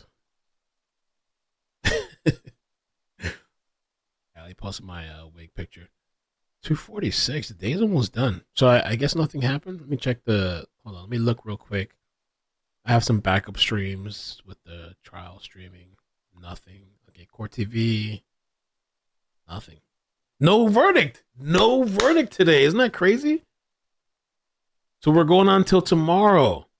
And I was hoping we'd be done today, but it's going till tomorrow. Oh, well, I guess it is what it is.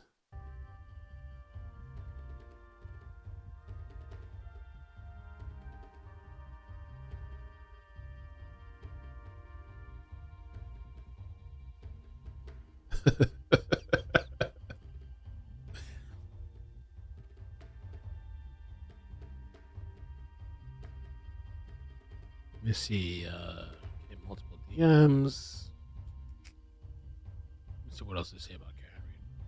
I guess we're done for today, probably. It's going to be maybe another 40, 30 minutes.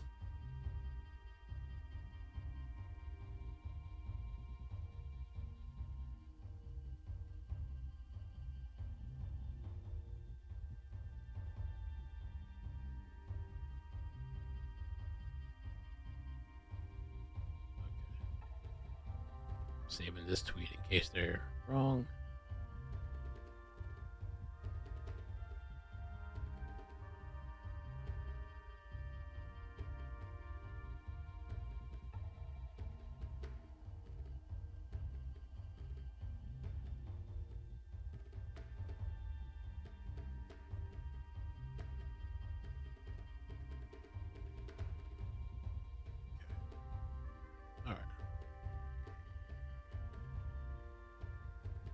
And there's people still very adamant that there's no way she can be found guilty.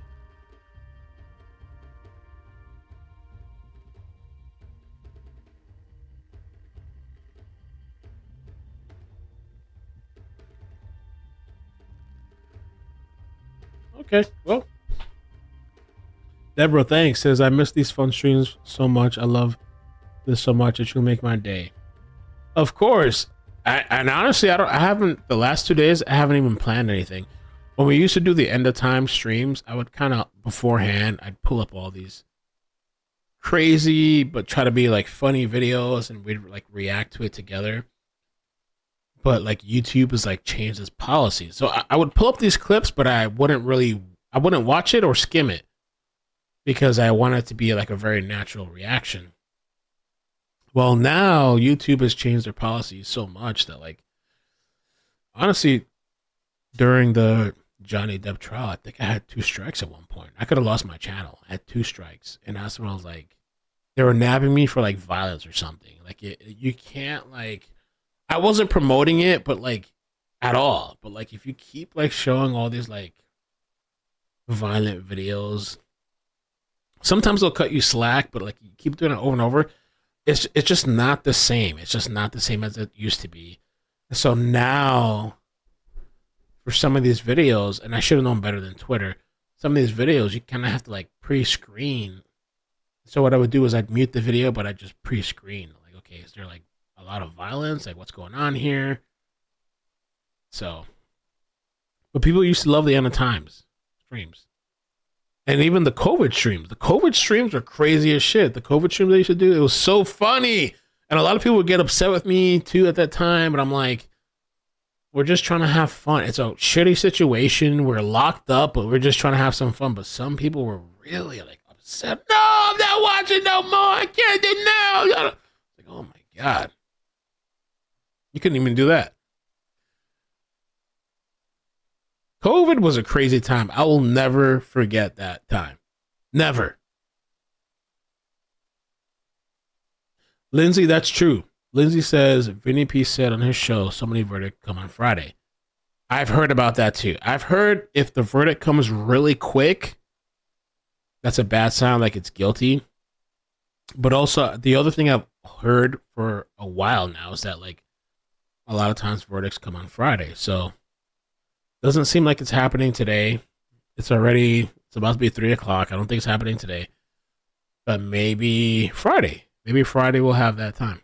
You kill me! Whoa! Hey, that is like genuine, psychotic, violent anger from out of nowhere. No, a charity would not. A charity that's one guy in a fucking room trying to deliver comics to veterans and kids would not risk blowing their reputation with Eric, who's a fucking insane narcissist, over the projection. Dick's getting roasted. No, it's bad, dude.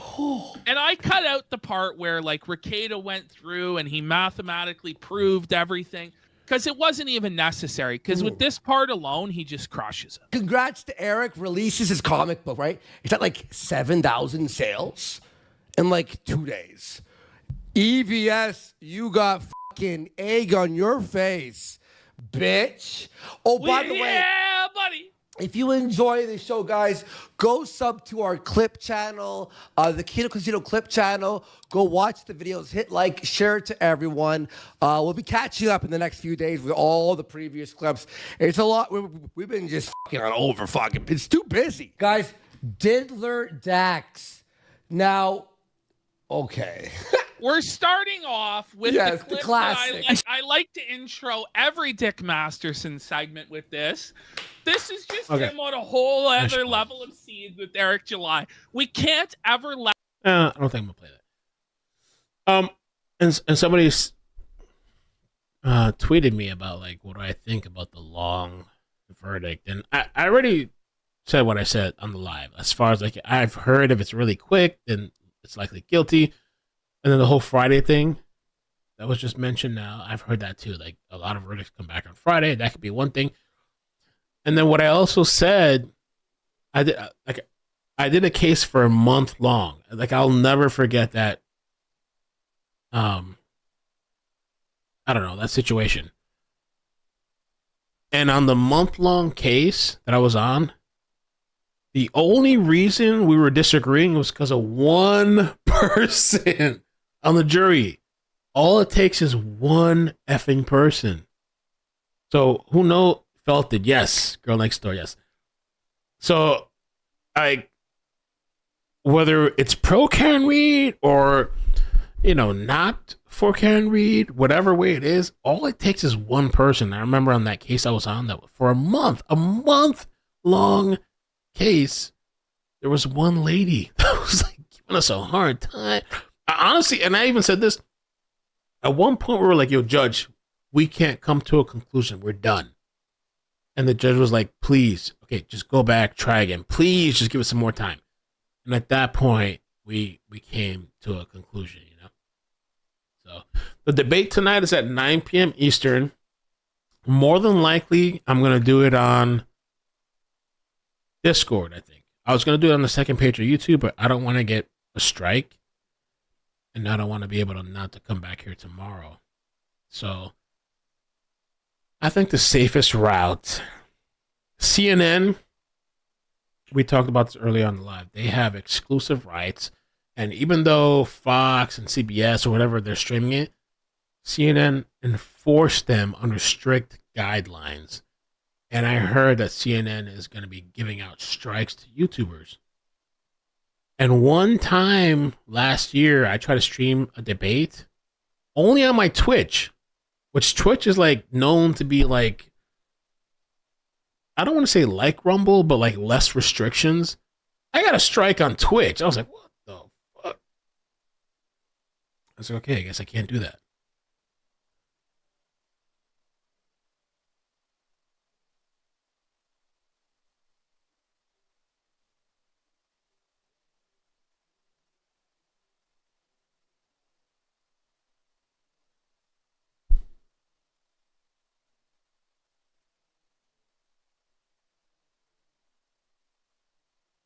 Listen, Linda.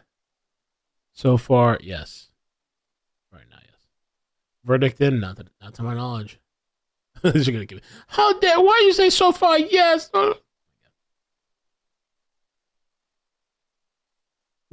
Your hair makes it hard to take you serious. Probably. Yeah.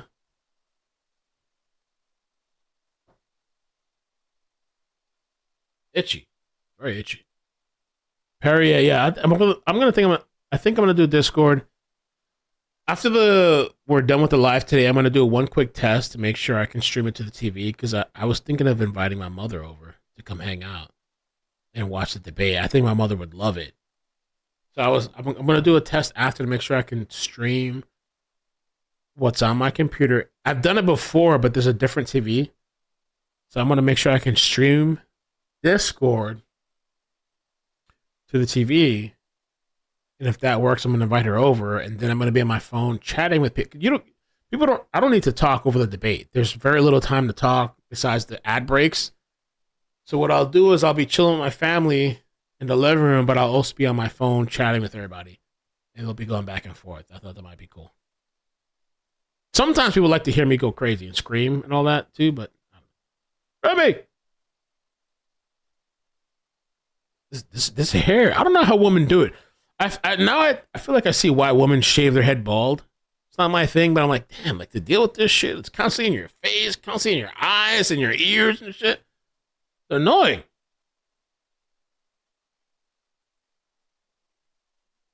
They're cutting the mics, Alan, yes. Yo, Giggle, you know what I should do? If I invite my mother over tonight, I should wear the wig. She's going to lose it. My mother's very old school. She's Jehovah's Witness. And she likes to believe that she's just like liberal, like a lot of people do. But they're actually, some of these older school people with their religions, they're actually more conservative type. So yeah, for her to show up and see me in the wig, yes, I think we should do the reaction, record the reaction video of that. Glitter, they said there's 2 ad breaks for the debate. I read that today, Glitter. They said that they've never done it before, but CNN's doing 2 ad breaks. I think like 3 minutes long, and it's going to give the debaters like a 3-minute break. And yeah.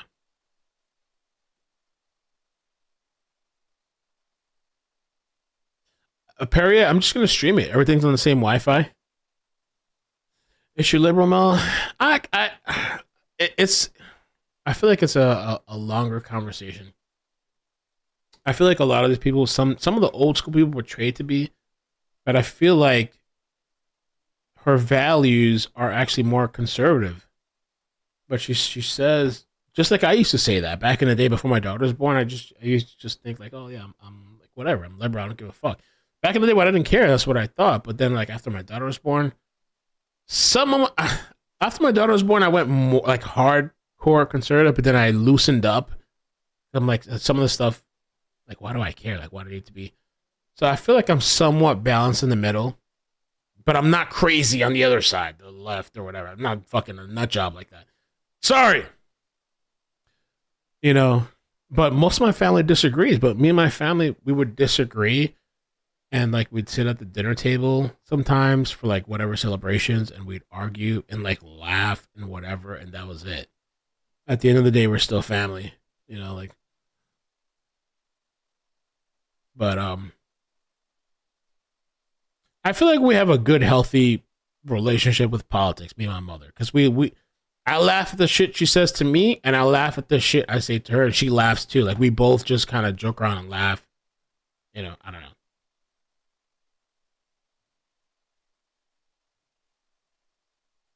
But she is very, very old school, Jehovah's Witness, you know, like, so you know what that is.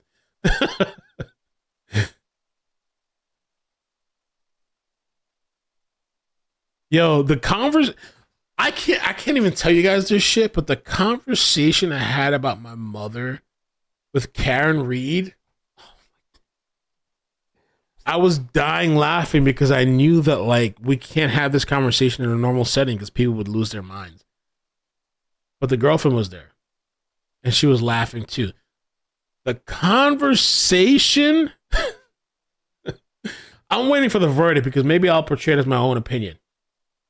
The conversation, and I totally agree with what she was saying. I'm not gonna say it though. I'm not gonna say it. I don't want people coming down my mother. Oh shit! What happened?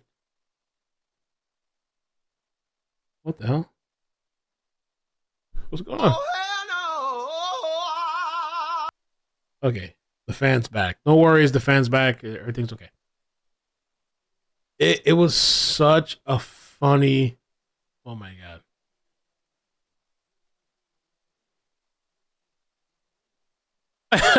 Emily.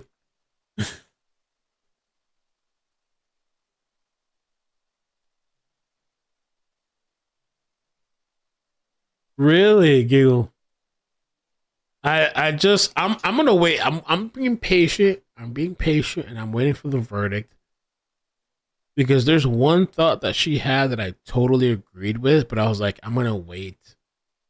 Let me wait until the verdict, because I'll portray it as my own, because I agree with it. But it was so funny.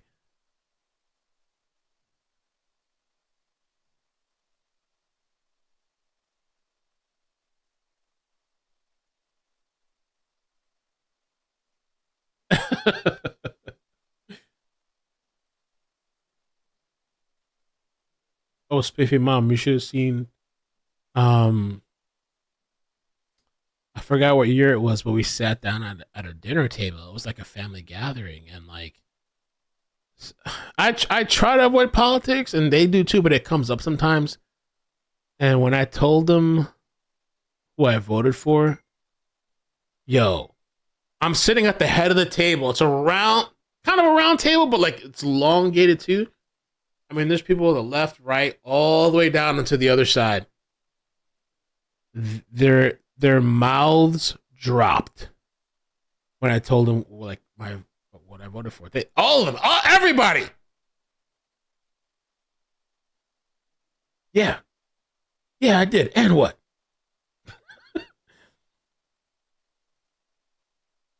Oh my God, Melby! Oh no! I'll never forget it.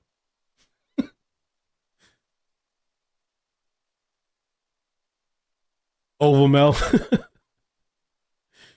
It was pretty wild. It was funny, but I'll never forget that too. They were like, "Holy shit! Like, what the hell? Like, God, you're not supposed to vote for that." I'm ready to give myself away. It was wild. No, I wasn't wearing the wig.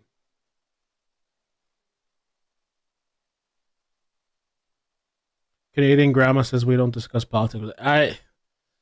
That's probably the best for the most, because I really don't think it's worth falling out with your friends and family, but it happens. I don't think it's worth, because at the same time I'm like, I don't know if we're really even in control of this shit. Like, you have your belief, I have my belief, but and we're going to go out and vote. But at the end of the day, like, do we really control this shit? Like, does it really matter? I know they say your vote matters. Does it really matter? I don't know. I'm not sure. They say it does. Maybe it does. I don't know.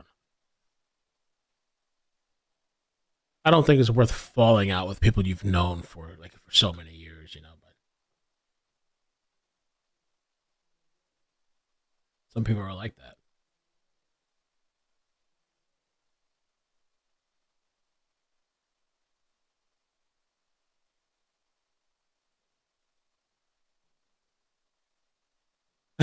Down my eyebrows.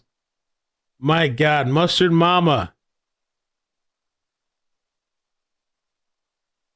Mustard Mama. I've actually lost a lot of subscribers because of that too. I probably should have never mentioned politics on here, and I try to. We'll kind of cover it, but I really don't go in depth anymore, because I'm not a political channel, and people are probably not coming here for politics, so I understand that too. Mustard!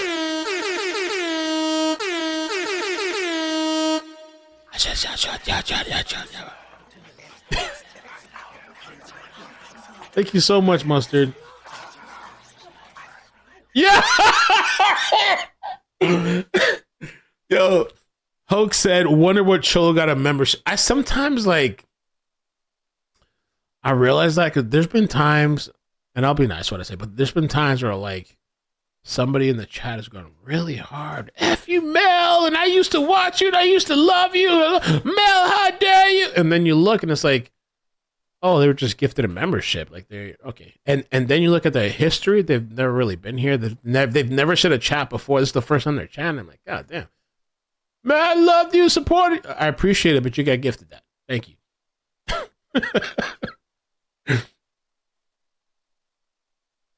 Mustard Mama. Caroline says, I don't discuss politics with family in California, especially when I don't live there anymore. We're a close family, though. I had a really nice moment with my grandmother. Because after that time where we like sat at the dinner table, and I was literally at the head of the table, like everybody was staring at me, and it was like shock. There was one time, I think it was like a New Year's Eve party, maybe at my mother's house. Everybody was drinking, we're having fun. And my grandmother, out of nowhere, agreed with me. I was like, what? I was shocked. The whole same scenario, except we're not at a table. We were in the backyard. Happened. Everybody turned. They stared. Oh, like shocked. And I gave her a high five. I was like, yes. Give her a high five.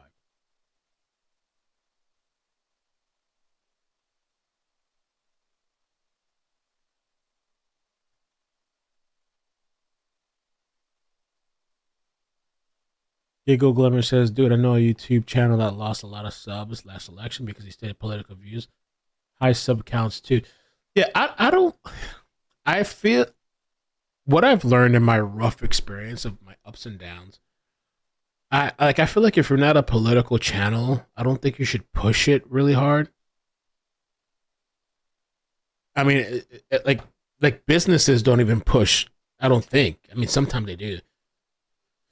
Their political thoughts, because if that's not what you're there to do, then like why turn off people that maybe could be on to you, but now you express your politics.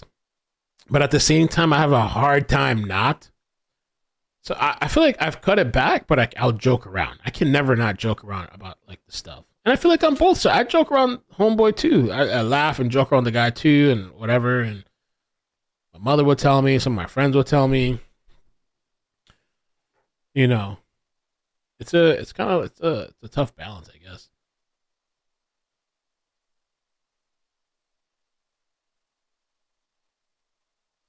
guess. Donnie would disagree. Debbie, really?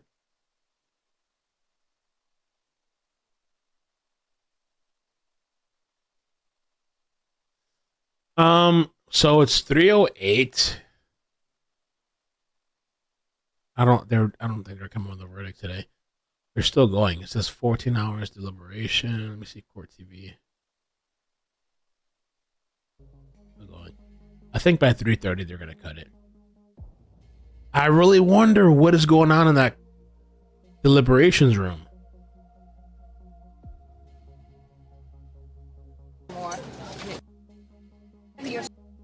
You're stronger than he is. Ken Reed tells a boy outside of the courthouse. He told Reed he faces a bully, that he has medical treatment similar to the one she had. Oh my gosh, so now she's a hero for the medical treatment. All right, let's see. Stronger than he is. You've been through more. It'll just prepare you for other things in life. That for me was actually harder than this. Harder than that. Trying to reverse. So I can just tell you, it will only prepare you for whatever life. Let me tell you, if Karen Reed comes out of this not guilty, she's a hero. She's a Gypsy Blanchard. I don't want to say the same equivalency, but like maybe the notoriety at some level. If she comes out of this shit, she's a hero. People already love her. There's crowds. How many people are accused of murder and they have crowds outside like cheering them on? You know, if she survives this shit, she's good to go. She don't gotta pay rent. She gotta buy. I don't know if she has a house or not. She gotta buy a house. They have GoFundMes. She's good to go. Okay, I must stop reading the comments. Roasted you. That's always been for me. Thank you for coming out. honey. We'll see you a little bit later, okay? Yeah, this has to get to your head. At one point, like a long time ago, I had a humbling moment. I was still in my beginner phase of YouTube, and at one point there was a story. At that time, I got a lot of views, and it got to my fucking head, and I was acting. I don't know what the word is, but like maybe pompous, like kind of like. But I really quick, I got a reality check. I forgot what it did. It, what like checked me. But sometimes I see these people, and I'm like, they have this like fame out of nowhere, and now, even if you're wrong, you're right type of shit. I mean,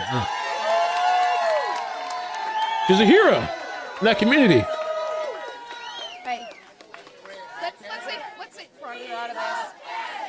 It's not about that. Look. Yeah. I mean, there's people that believe you and are committed and love you. And honestly, even if they find her guilty, I feel like there's still people that will like, well, we still love you. It's, corruption and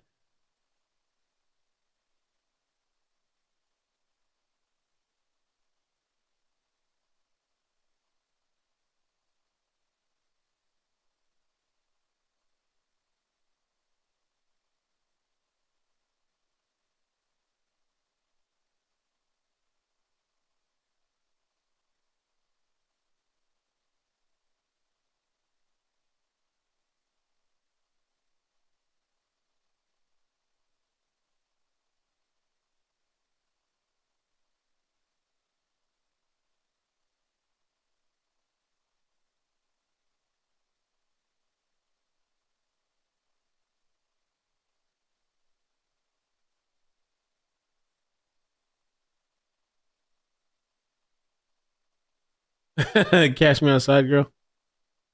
Oh yeah. I think Karen, whether she's guilty or not guilty, she's gonna have a fan base and people that support her, which is an amazing thing. If you're ever in that predicament, to have that much support, like holy crap, I can't imagine what the family feels though, like watching all this.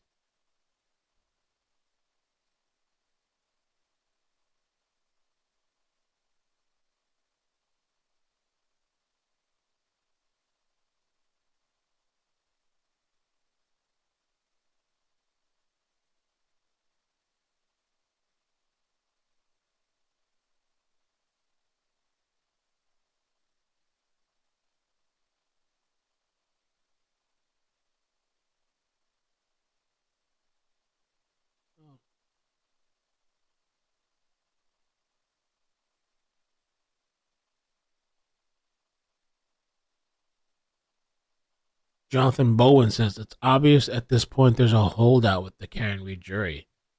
I would imagine a poll of the jury has taken place by this time, which would help delineate the factions. There's, in my opinion, a effing pain. There's a plant within the jury. It's time to think about the Turtle Boy effect. Is there a juror who hates Aiden Kearney so much that he would throw Karen Reed's acquittal into the breach? Let me. Can I reply to this quote?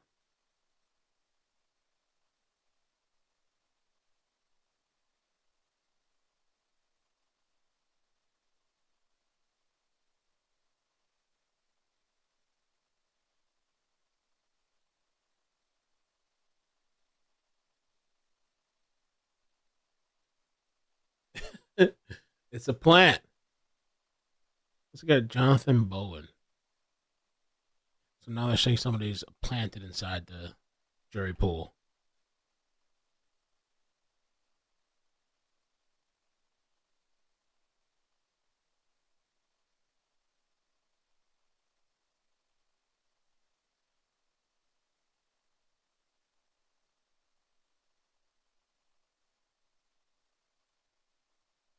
Let's see.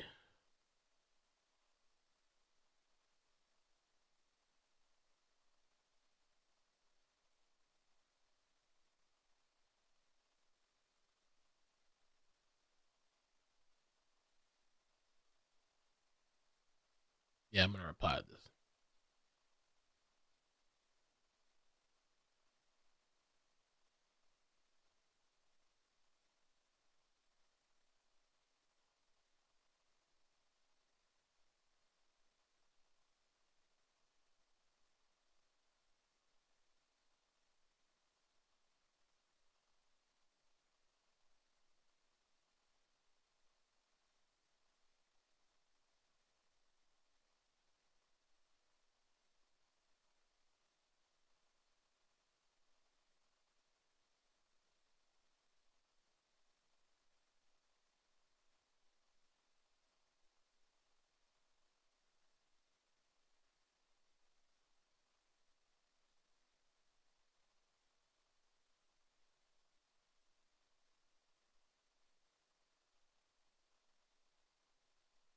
Okay. Still waiting.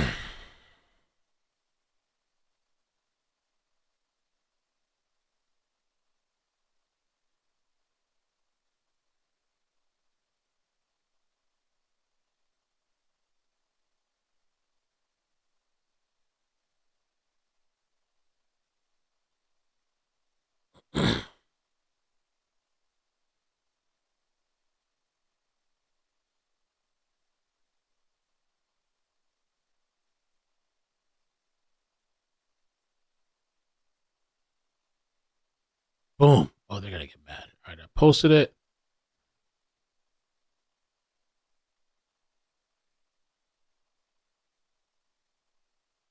Oh, I gotta fix it. Let me fix okay. Only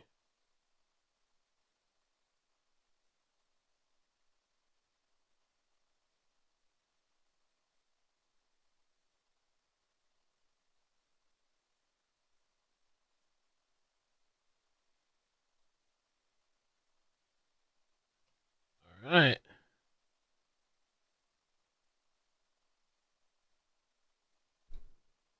Oh, somebody! Oh, he needs some milk. No idea, Jacqueline. Any preliminary thoughts on how the Alec Baldwin case will go? I have no idea. The only thing I could think is that the armorer, which I think she's the biggest person to be held accountable, she was found guilty, and she does not want to testify for Alec Baldwin, which I kind of don't blame her. Like, they found her guilty. Like, why is she going to testify? I don't know.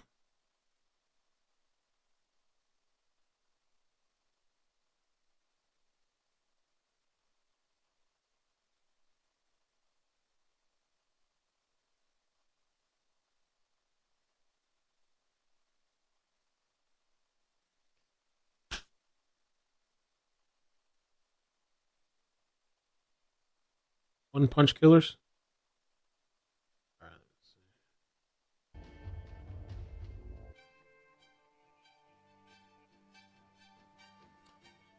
I think you're probably almost done for the day.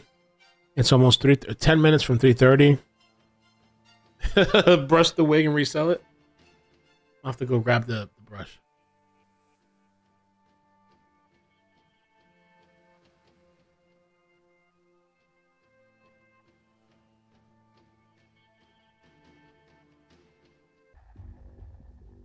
What's up, bro? My name's Michael Hatfield. Michael. For the grandmother ran over the kids. Collins? T-F-I-E-L-D. I'm a brother, uncle.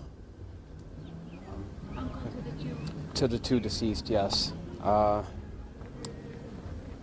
This is the family. Can you start by telling us a little bit about Lana and Zane? They were full of joy. I mean, they was babies. I mean, what more can you really say? They were babies. They didn't have a life yet. They just was on their adventure to starting life, you know. I personally have not been able to experience their joys due to family, but we are here as one. I'm gonna let the family speak more on that. I'm here on behalf of my brother that's in the hospital, that's still with his child, that's still fighting every day. He has asked that he is allowed the peace and the space to heal and to deal with what has happened, as he's not even truly faced the true battles yet. This family is still in an uproar, as nobody has yet faced the true demon that's still to come. And it's even harder that we're standing less than 100 yards from the person who done it.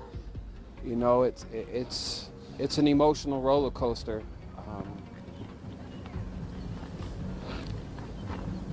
That being said, knowing that this woman is released, how does that just add to all of this?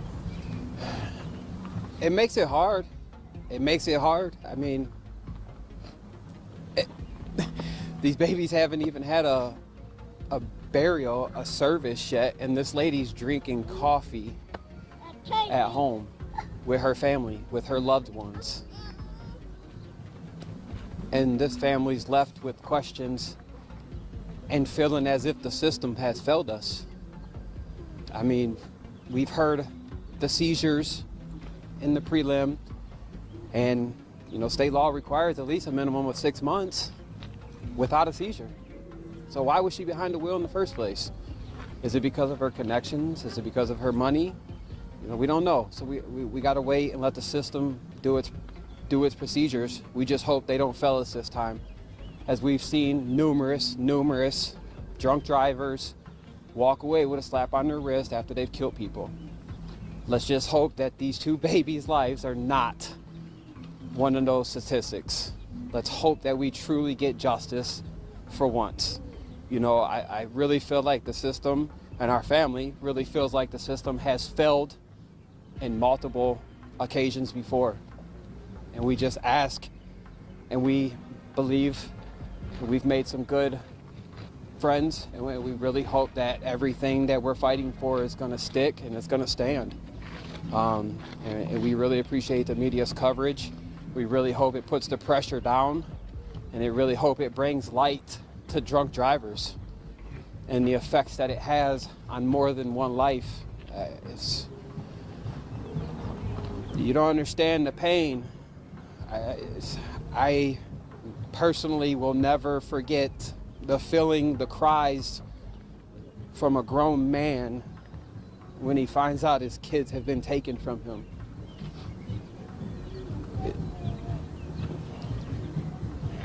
There's not much you can say. You can't say it's gonna be okay. Just gotta work. Go ahead. I was just gonna ask, what has been the support from the community been like this week? It's actually been amazing. The GoFundMe has really took off. It's really gonna help the family. The funeral home, there has been a couple of them, I believe, that has offered to do services for us. But like I said, you know, there's not been arrangements made yet. We're still waiting on people to get out of the hospitals and healthy enough to even do anything. But the community service and the community support is really helpful. But again, you know, as my brother's wishes, he does wish to keep his privacy, to keep his peace, and to keep his space at this time. I did talk to him, asked him if he did want to speak and come. He's not ready. When he is, we will let you guys know, and you guys will have your chance. But he just asked to please give him his space and allow him and his family and his child to still heal from what has happened. What do you want everyone to remember about these two babies?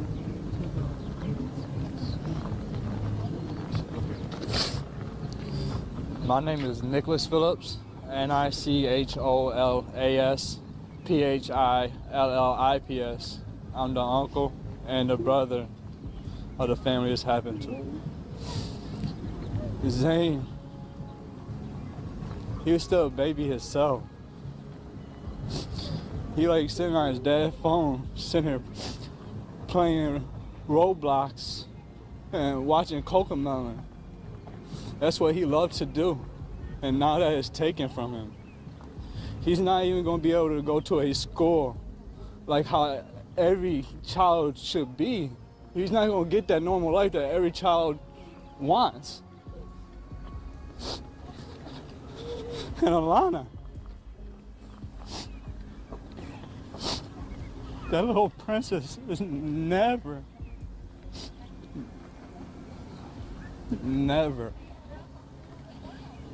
gonna have the joy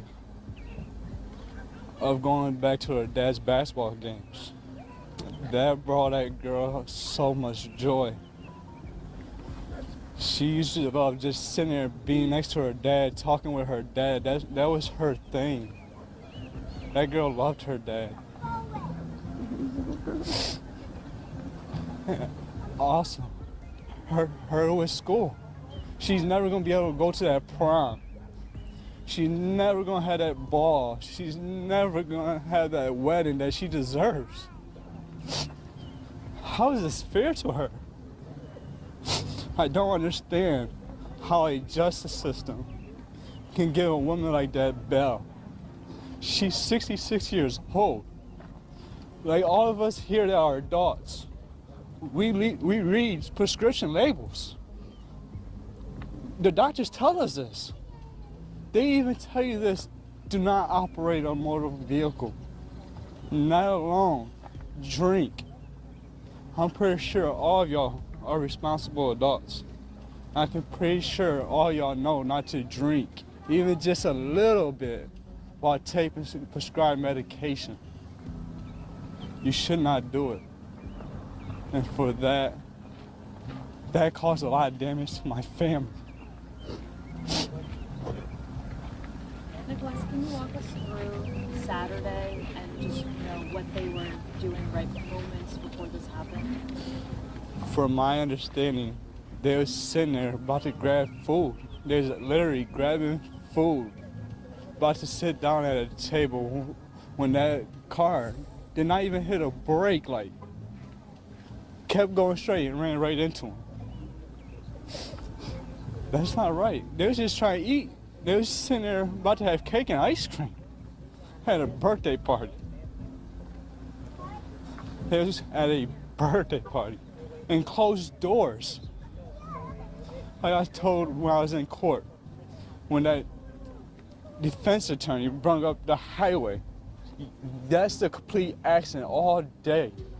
But that right there, that's somewhat deliberate. You cannot tell me otherwise. You can't.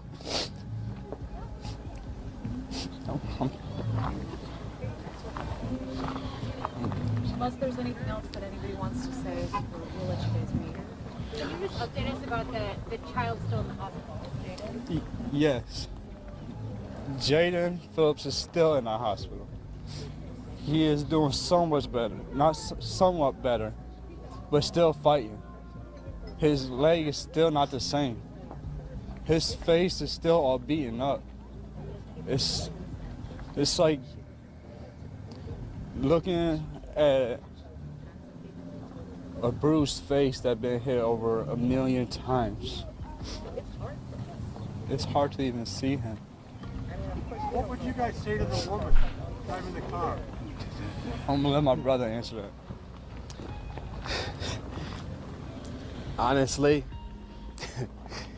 we ain't even gonna give her that glory. We ain't even gonna address her. Don't give it to her. As much as we want to, and as much as we have a lot of things and a lot of emotions and a lot of hatred towards that, I don't even feel like she deserves that. She don't even deserve the acknowledgement of this.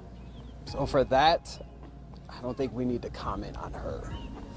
One thing I'm gonna say is I just pray and hope that everything works out in the justice system and they, for once, show justice. And Okay, I'm trying to find out if they're done for the day or not. I mean, these huge media companies, you'd think at least they communicate.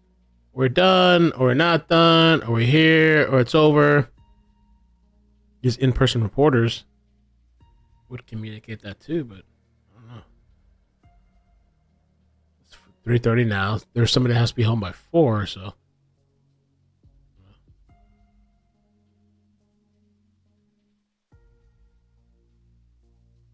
I remember when they said some people think the jury's involved. And they said I was crazy on Twitter. And now I just quoted somebody, some guy that has, well, I don't know if he has a really, there's a local person. He said there's a plant. And people were coming at me, cursing me out, saying, oh, you made it up. Oh, you're a horrible person. I quoted a tweet. I took a screenshot of a message back then, and now somebody else. And I saw multiple people yesterday thinking that maybe there's something up with the jury. I mean, I don't know if they think that, but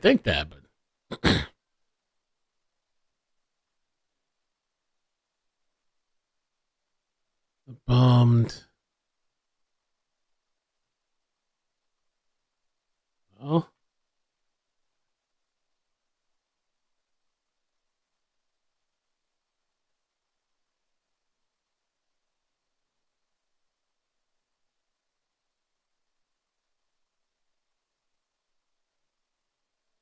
Lakeside Creations. Let me see if they've ever been in my. Anybody ever remember a Lakeside Creations? Sometimes the people that come to it are like, I've been here for years and doing this and that, but I've never seen you in a live chat. If you've been here, then I feel bad. All right, yeah, maybe we can talk it out. We'll work it out. But some of these people that claim they've been here for years, I can literally look it up. They've never once left me a comment. It's like, you haven't been in the live chat.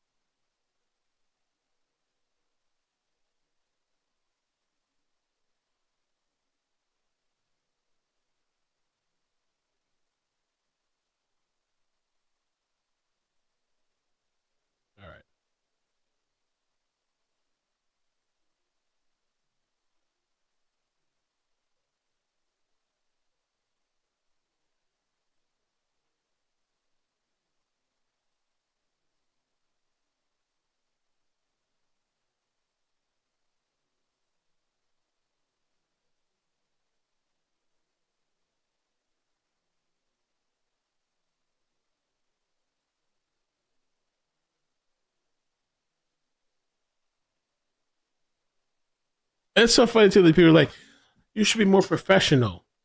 What? What is there for me to be professional about? Like what? Just like Stu the other day when they were going in on Stu.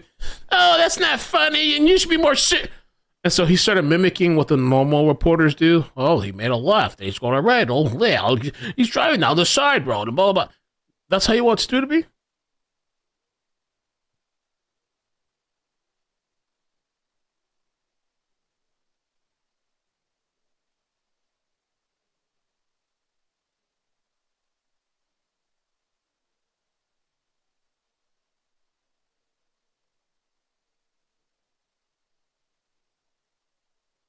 And I don't know if Hoax is still in the chat. The one chick that went nuts the other day, Andrea, on Twitter, that she went so crazy. Oh my God! And she started saying, "Oh my God, look at all this hair." Bro, look at all this hair. Oh, wow, Mamma Mia! But the one chick, Andrea, she was going, "Oh, I've been here, and how dare you, and whatever." And I looked her up. It was like 2 weeks ago. She had some commentary, and her commentary was nasty as fuck. And she was gifted a membership, and that was it. And she was just like this really nasty person that before I even saw her on Twitter, she was nasty kind of on YouTube. And then she came back after I called out on Twitter, and she went even crazier, cursing me out and all this stuff. And motherfucker. Okay, I was tagged in a post that says, how many people asking how long the jury is staying to deliberate today? We don't know. They didn't formally ask to be out early like yesterday, so technically they're able to deliberate until 4:30/5. Lawyers asked to be back in the courthouse 3:30.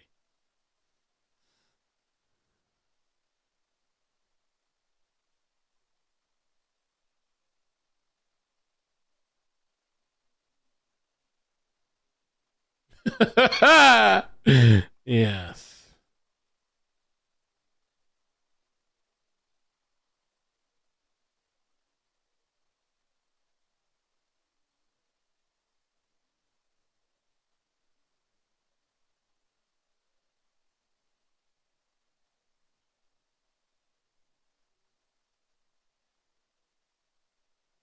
Three walls.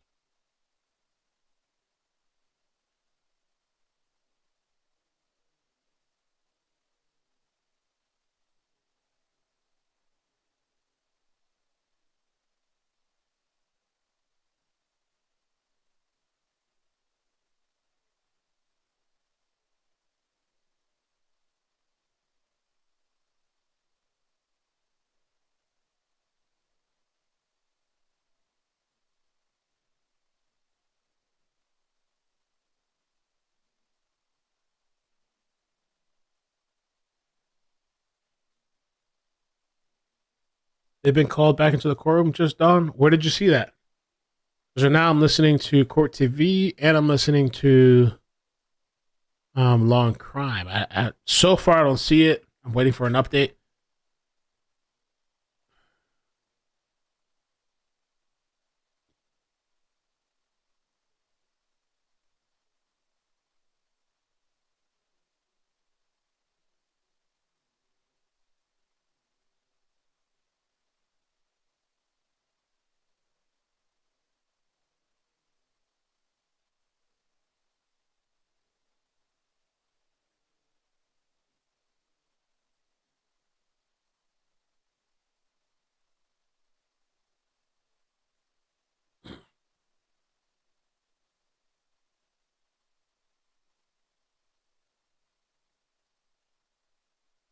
We're walking back into the courtroom for dismissal, Lisa. Thank you. What other live? If you could tell me. Let me see. I'm going to refresh. Let me refresh my pages. Refresh. I would think about this time they have to be done because that one person said they have to catch the bus.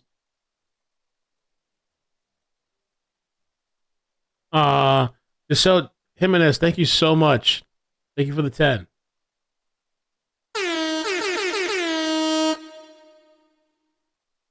Another day gone, right?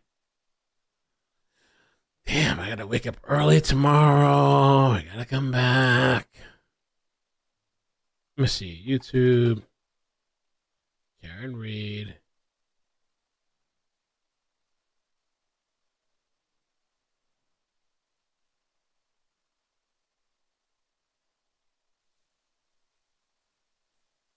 I don't see anything.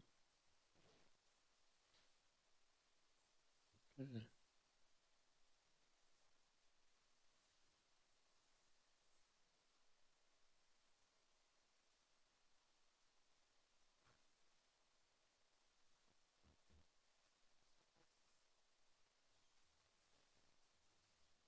Just do you, Mel. People will always talk.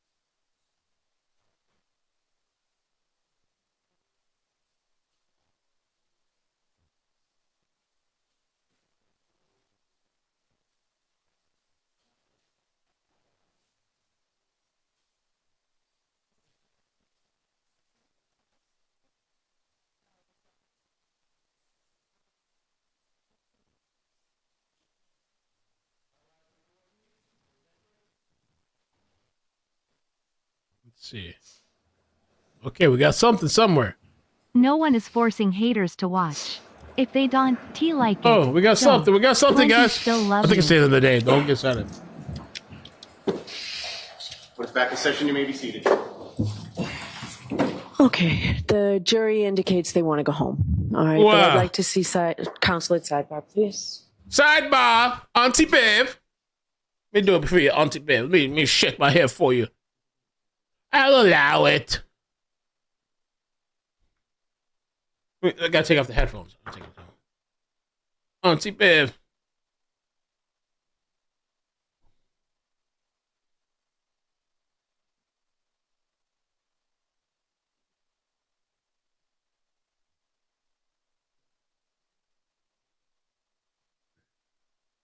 Auntie Bev.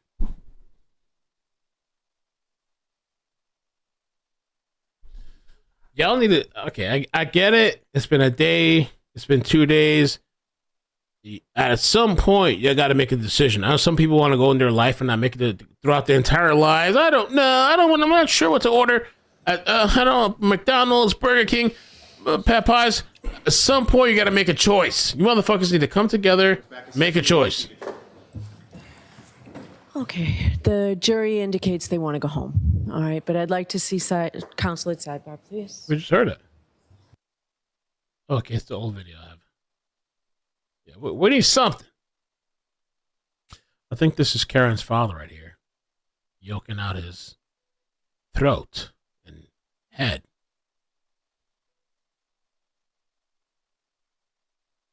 Got time for the shit.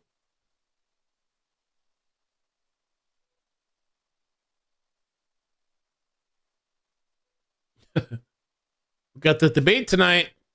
I got to do a test before the stream tonight. I'm gonna try to invite my mother, but we're gonna have to clean up the living room a little bit. The living room's not bad, but it needs a little bit of the kitchen and living room needs a little bit of like scrubbing, just a little bit. Jim.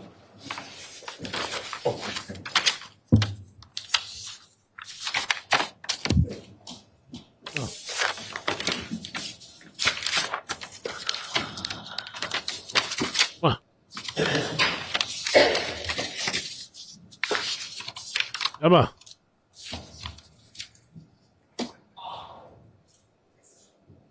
Yeah, I'll talk. Oh. Mama. You having it, Mama?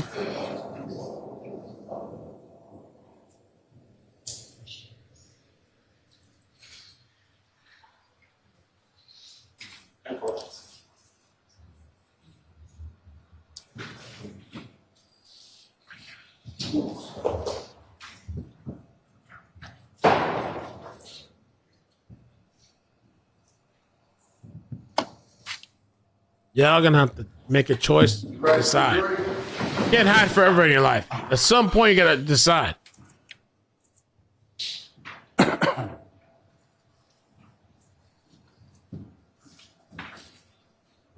Well.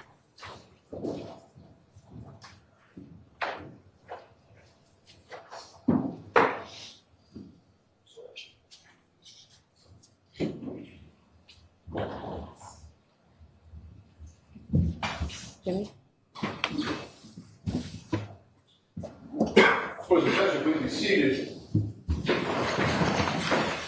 Hey, jurors. We all appreciate how hard you've been working. Yeah. I understand you'd like to stop for the day, so we will certainly do that. We appreciate everything you're doing. I do have to give you those same precautions. Please do not discuss this case with anyone. Don't do any independent research or investigation into this case. If you happen to see, hear, or read anything about this case, please disregard it and let us know. Clear your heads. We'll see you tomorrow. All right. Hurry up. Oh boy. Oh boy.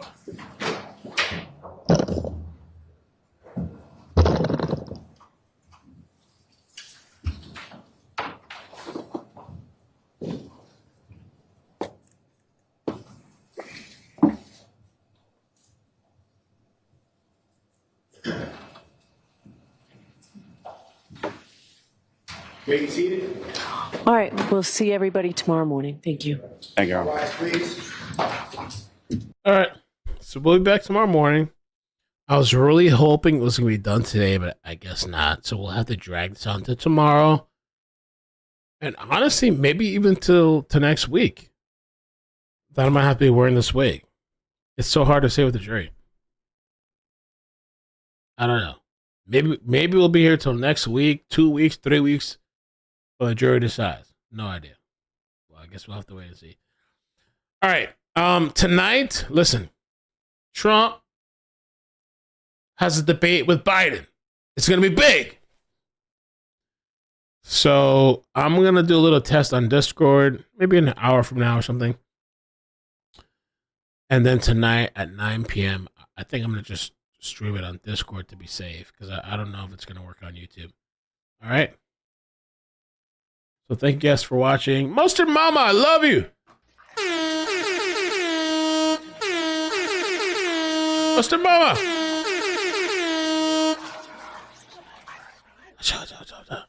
Take care. Peace. Bye.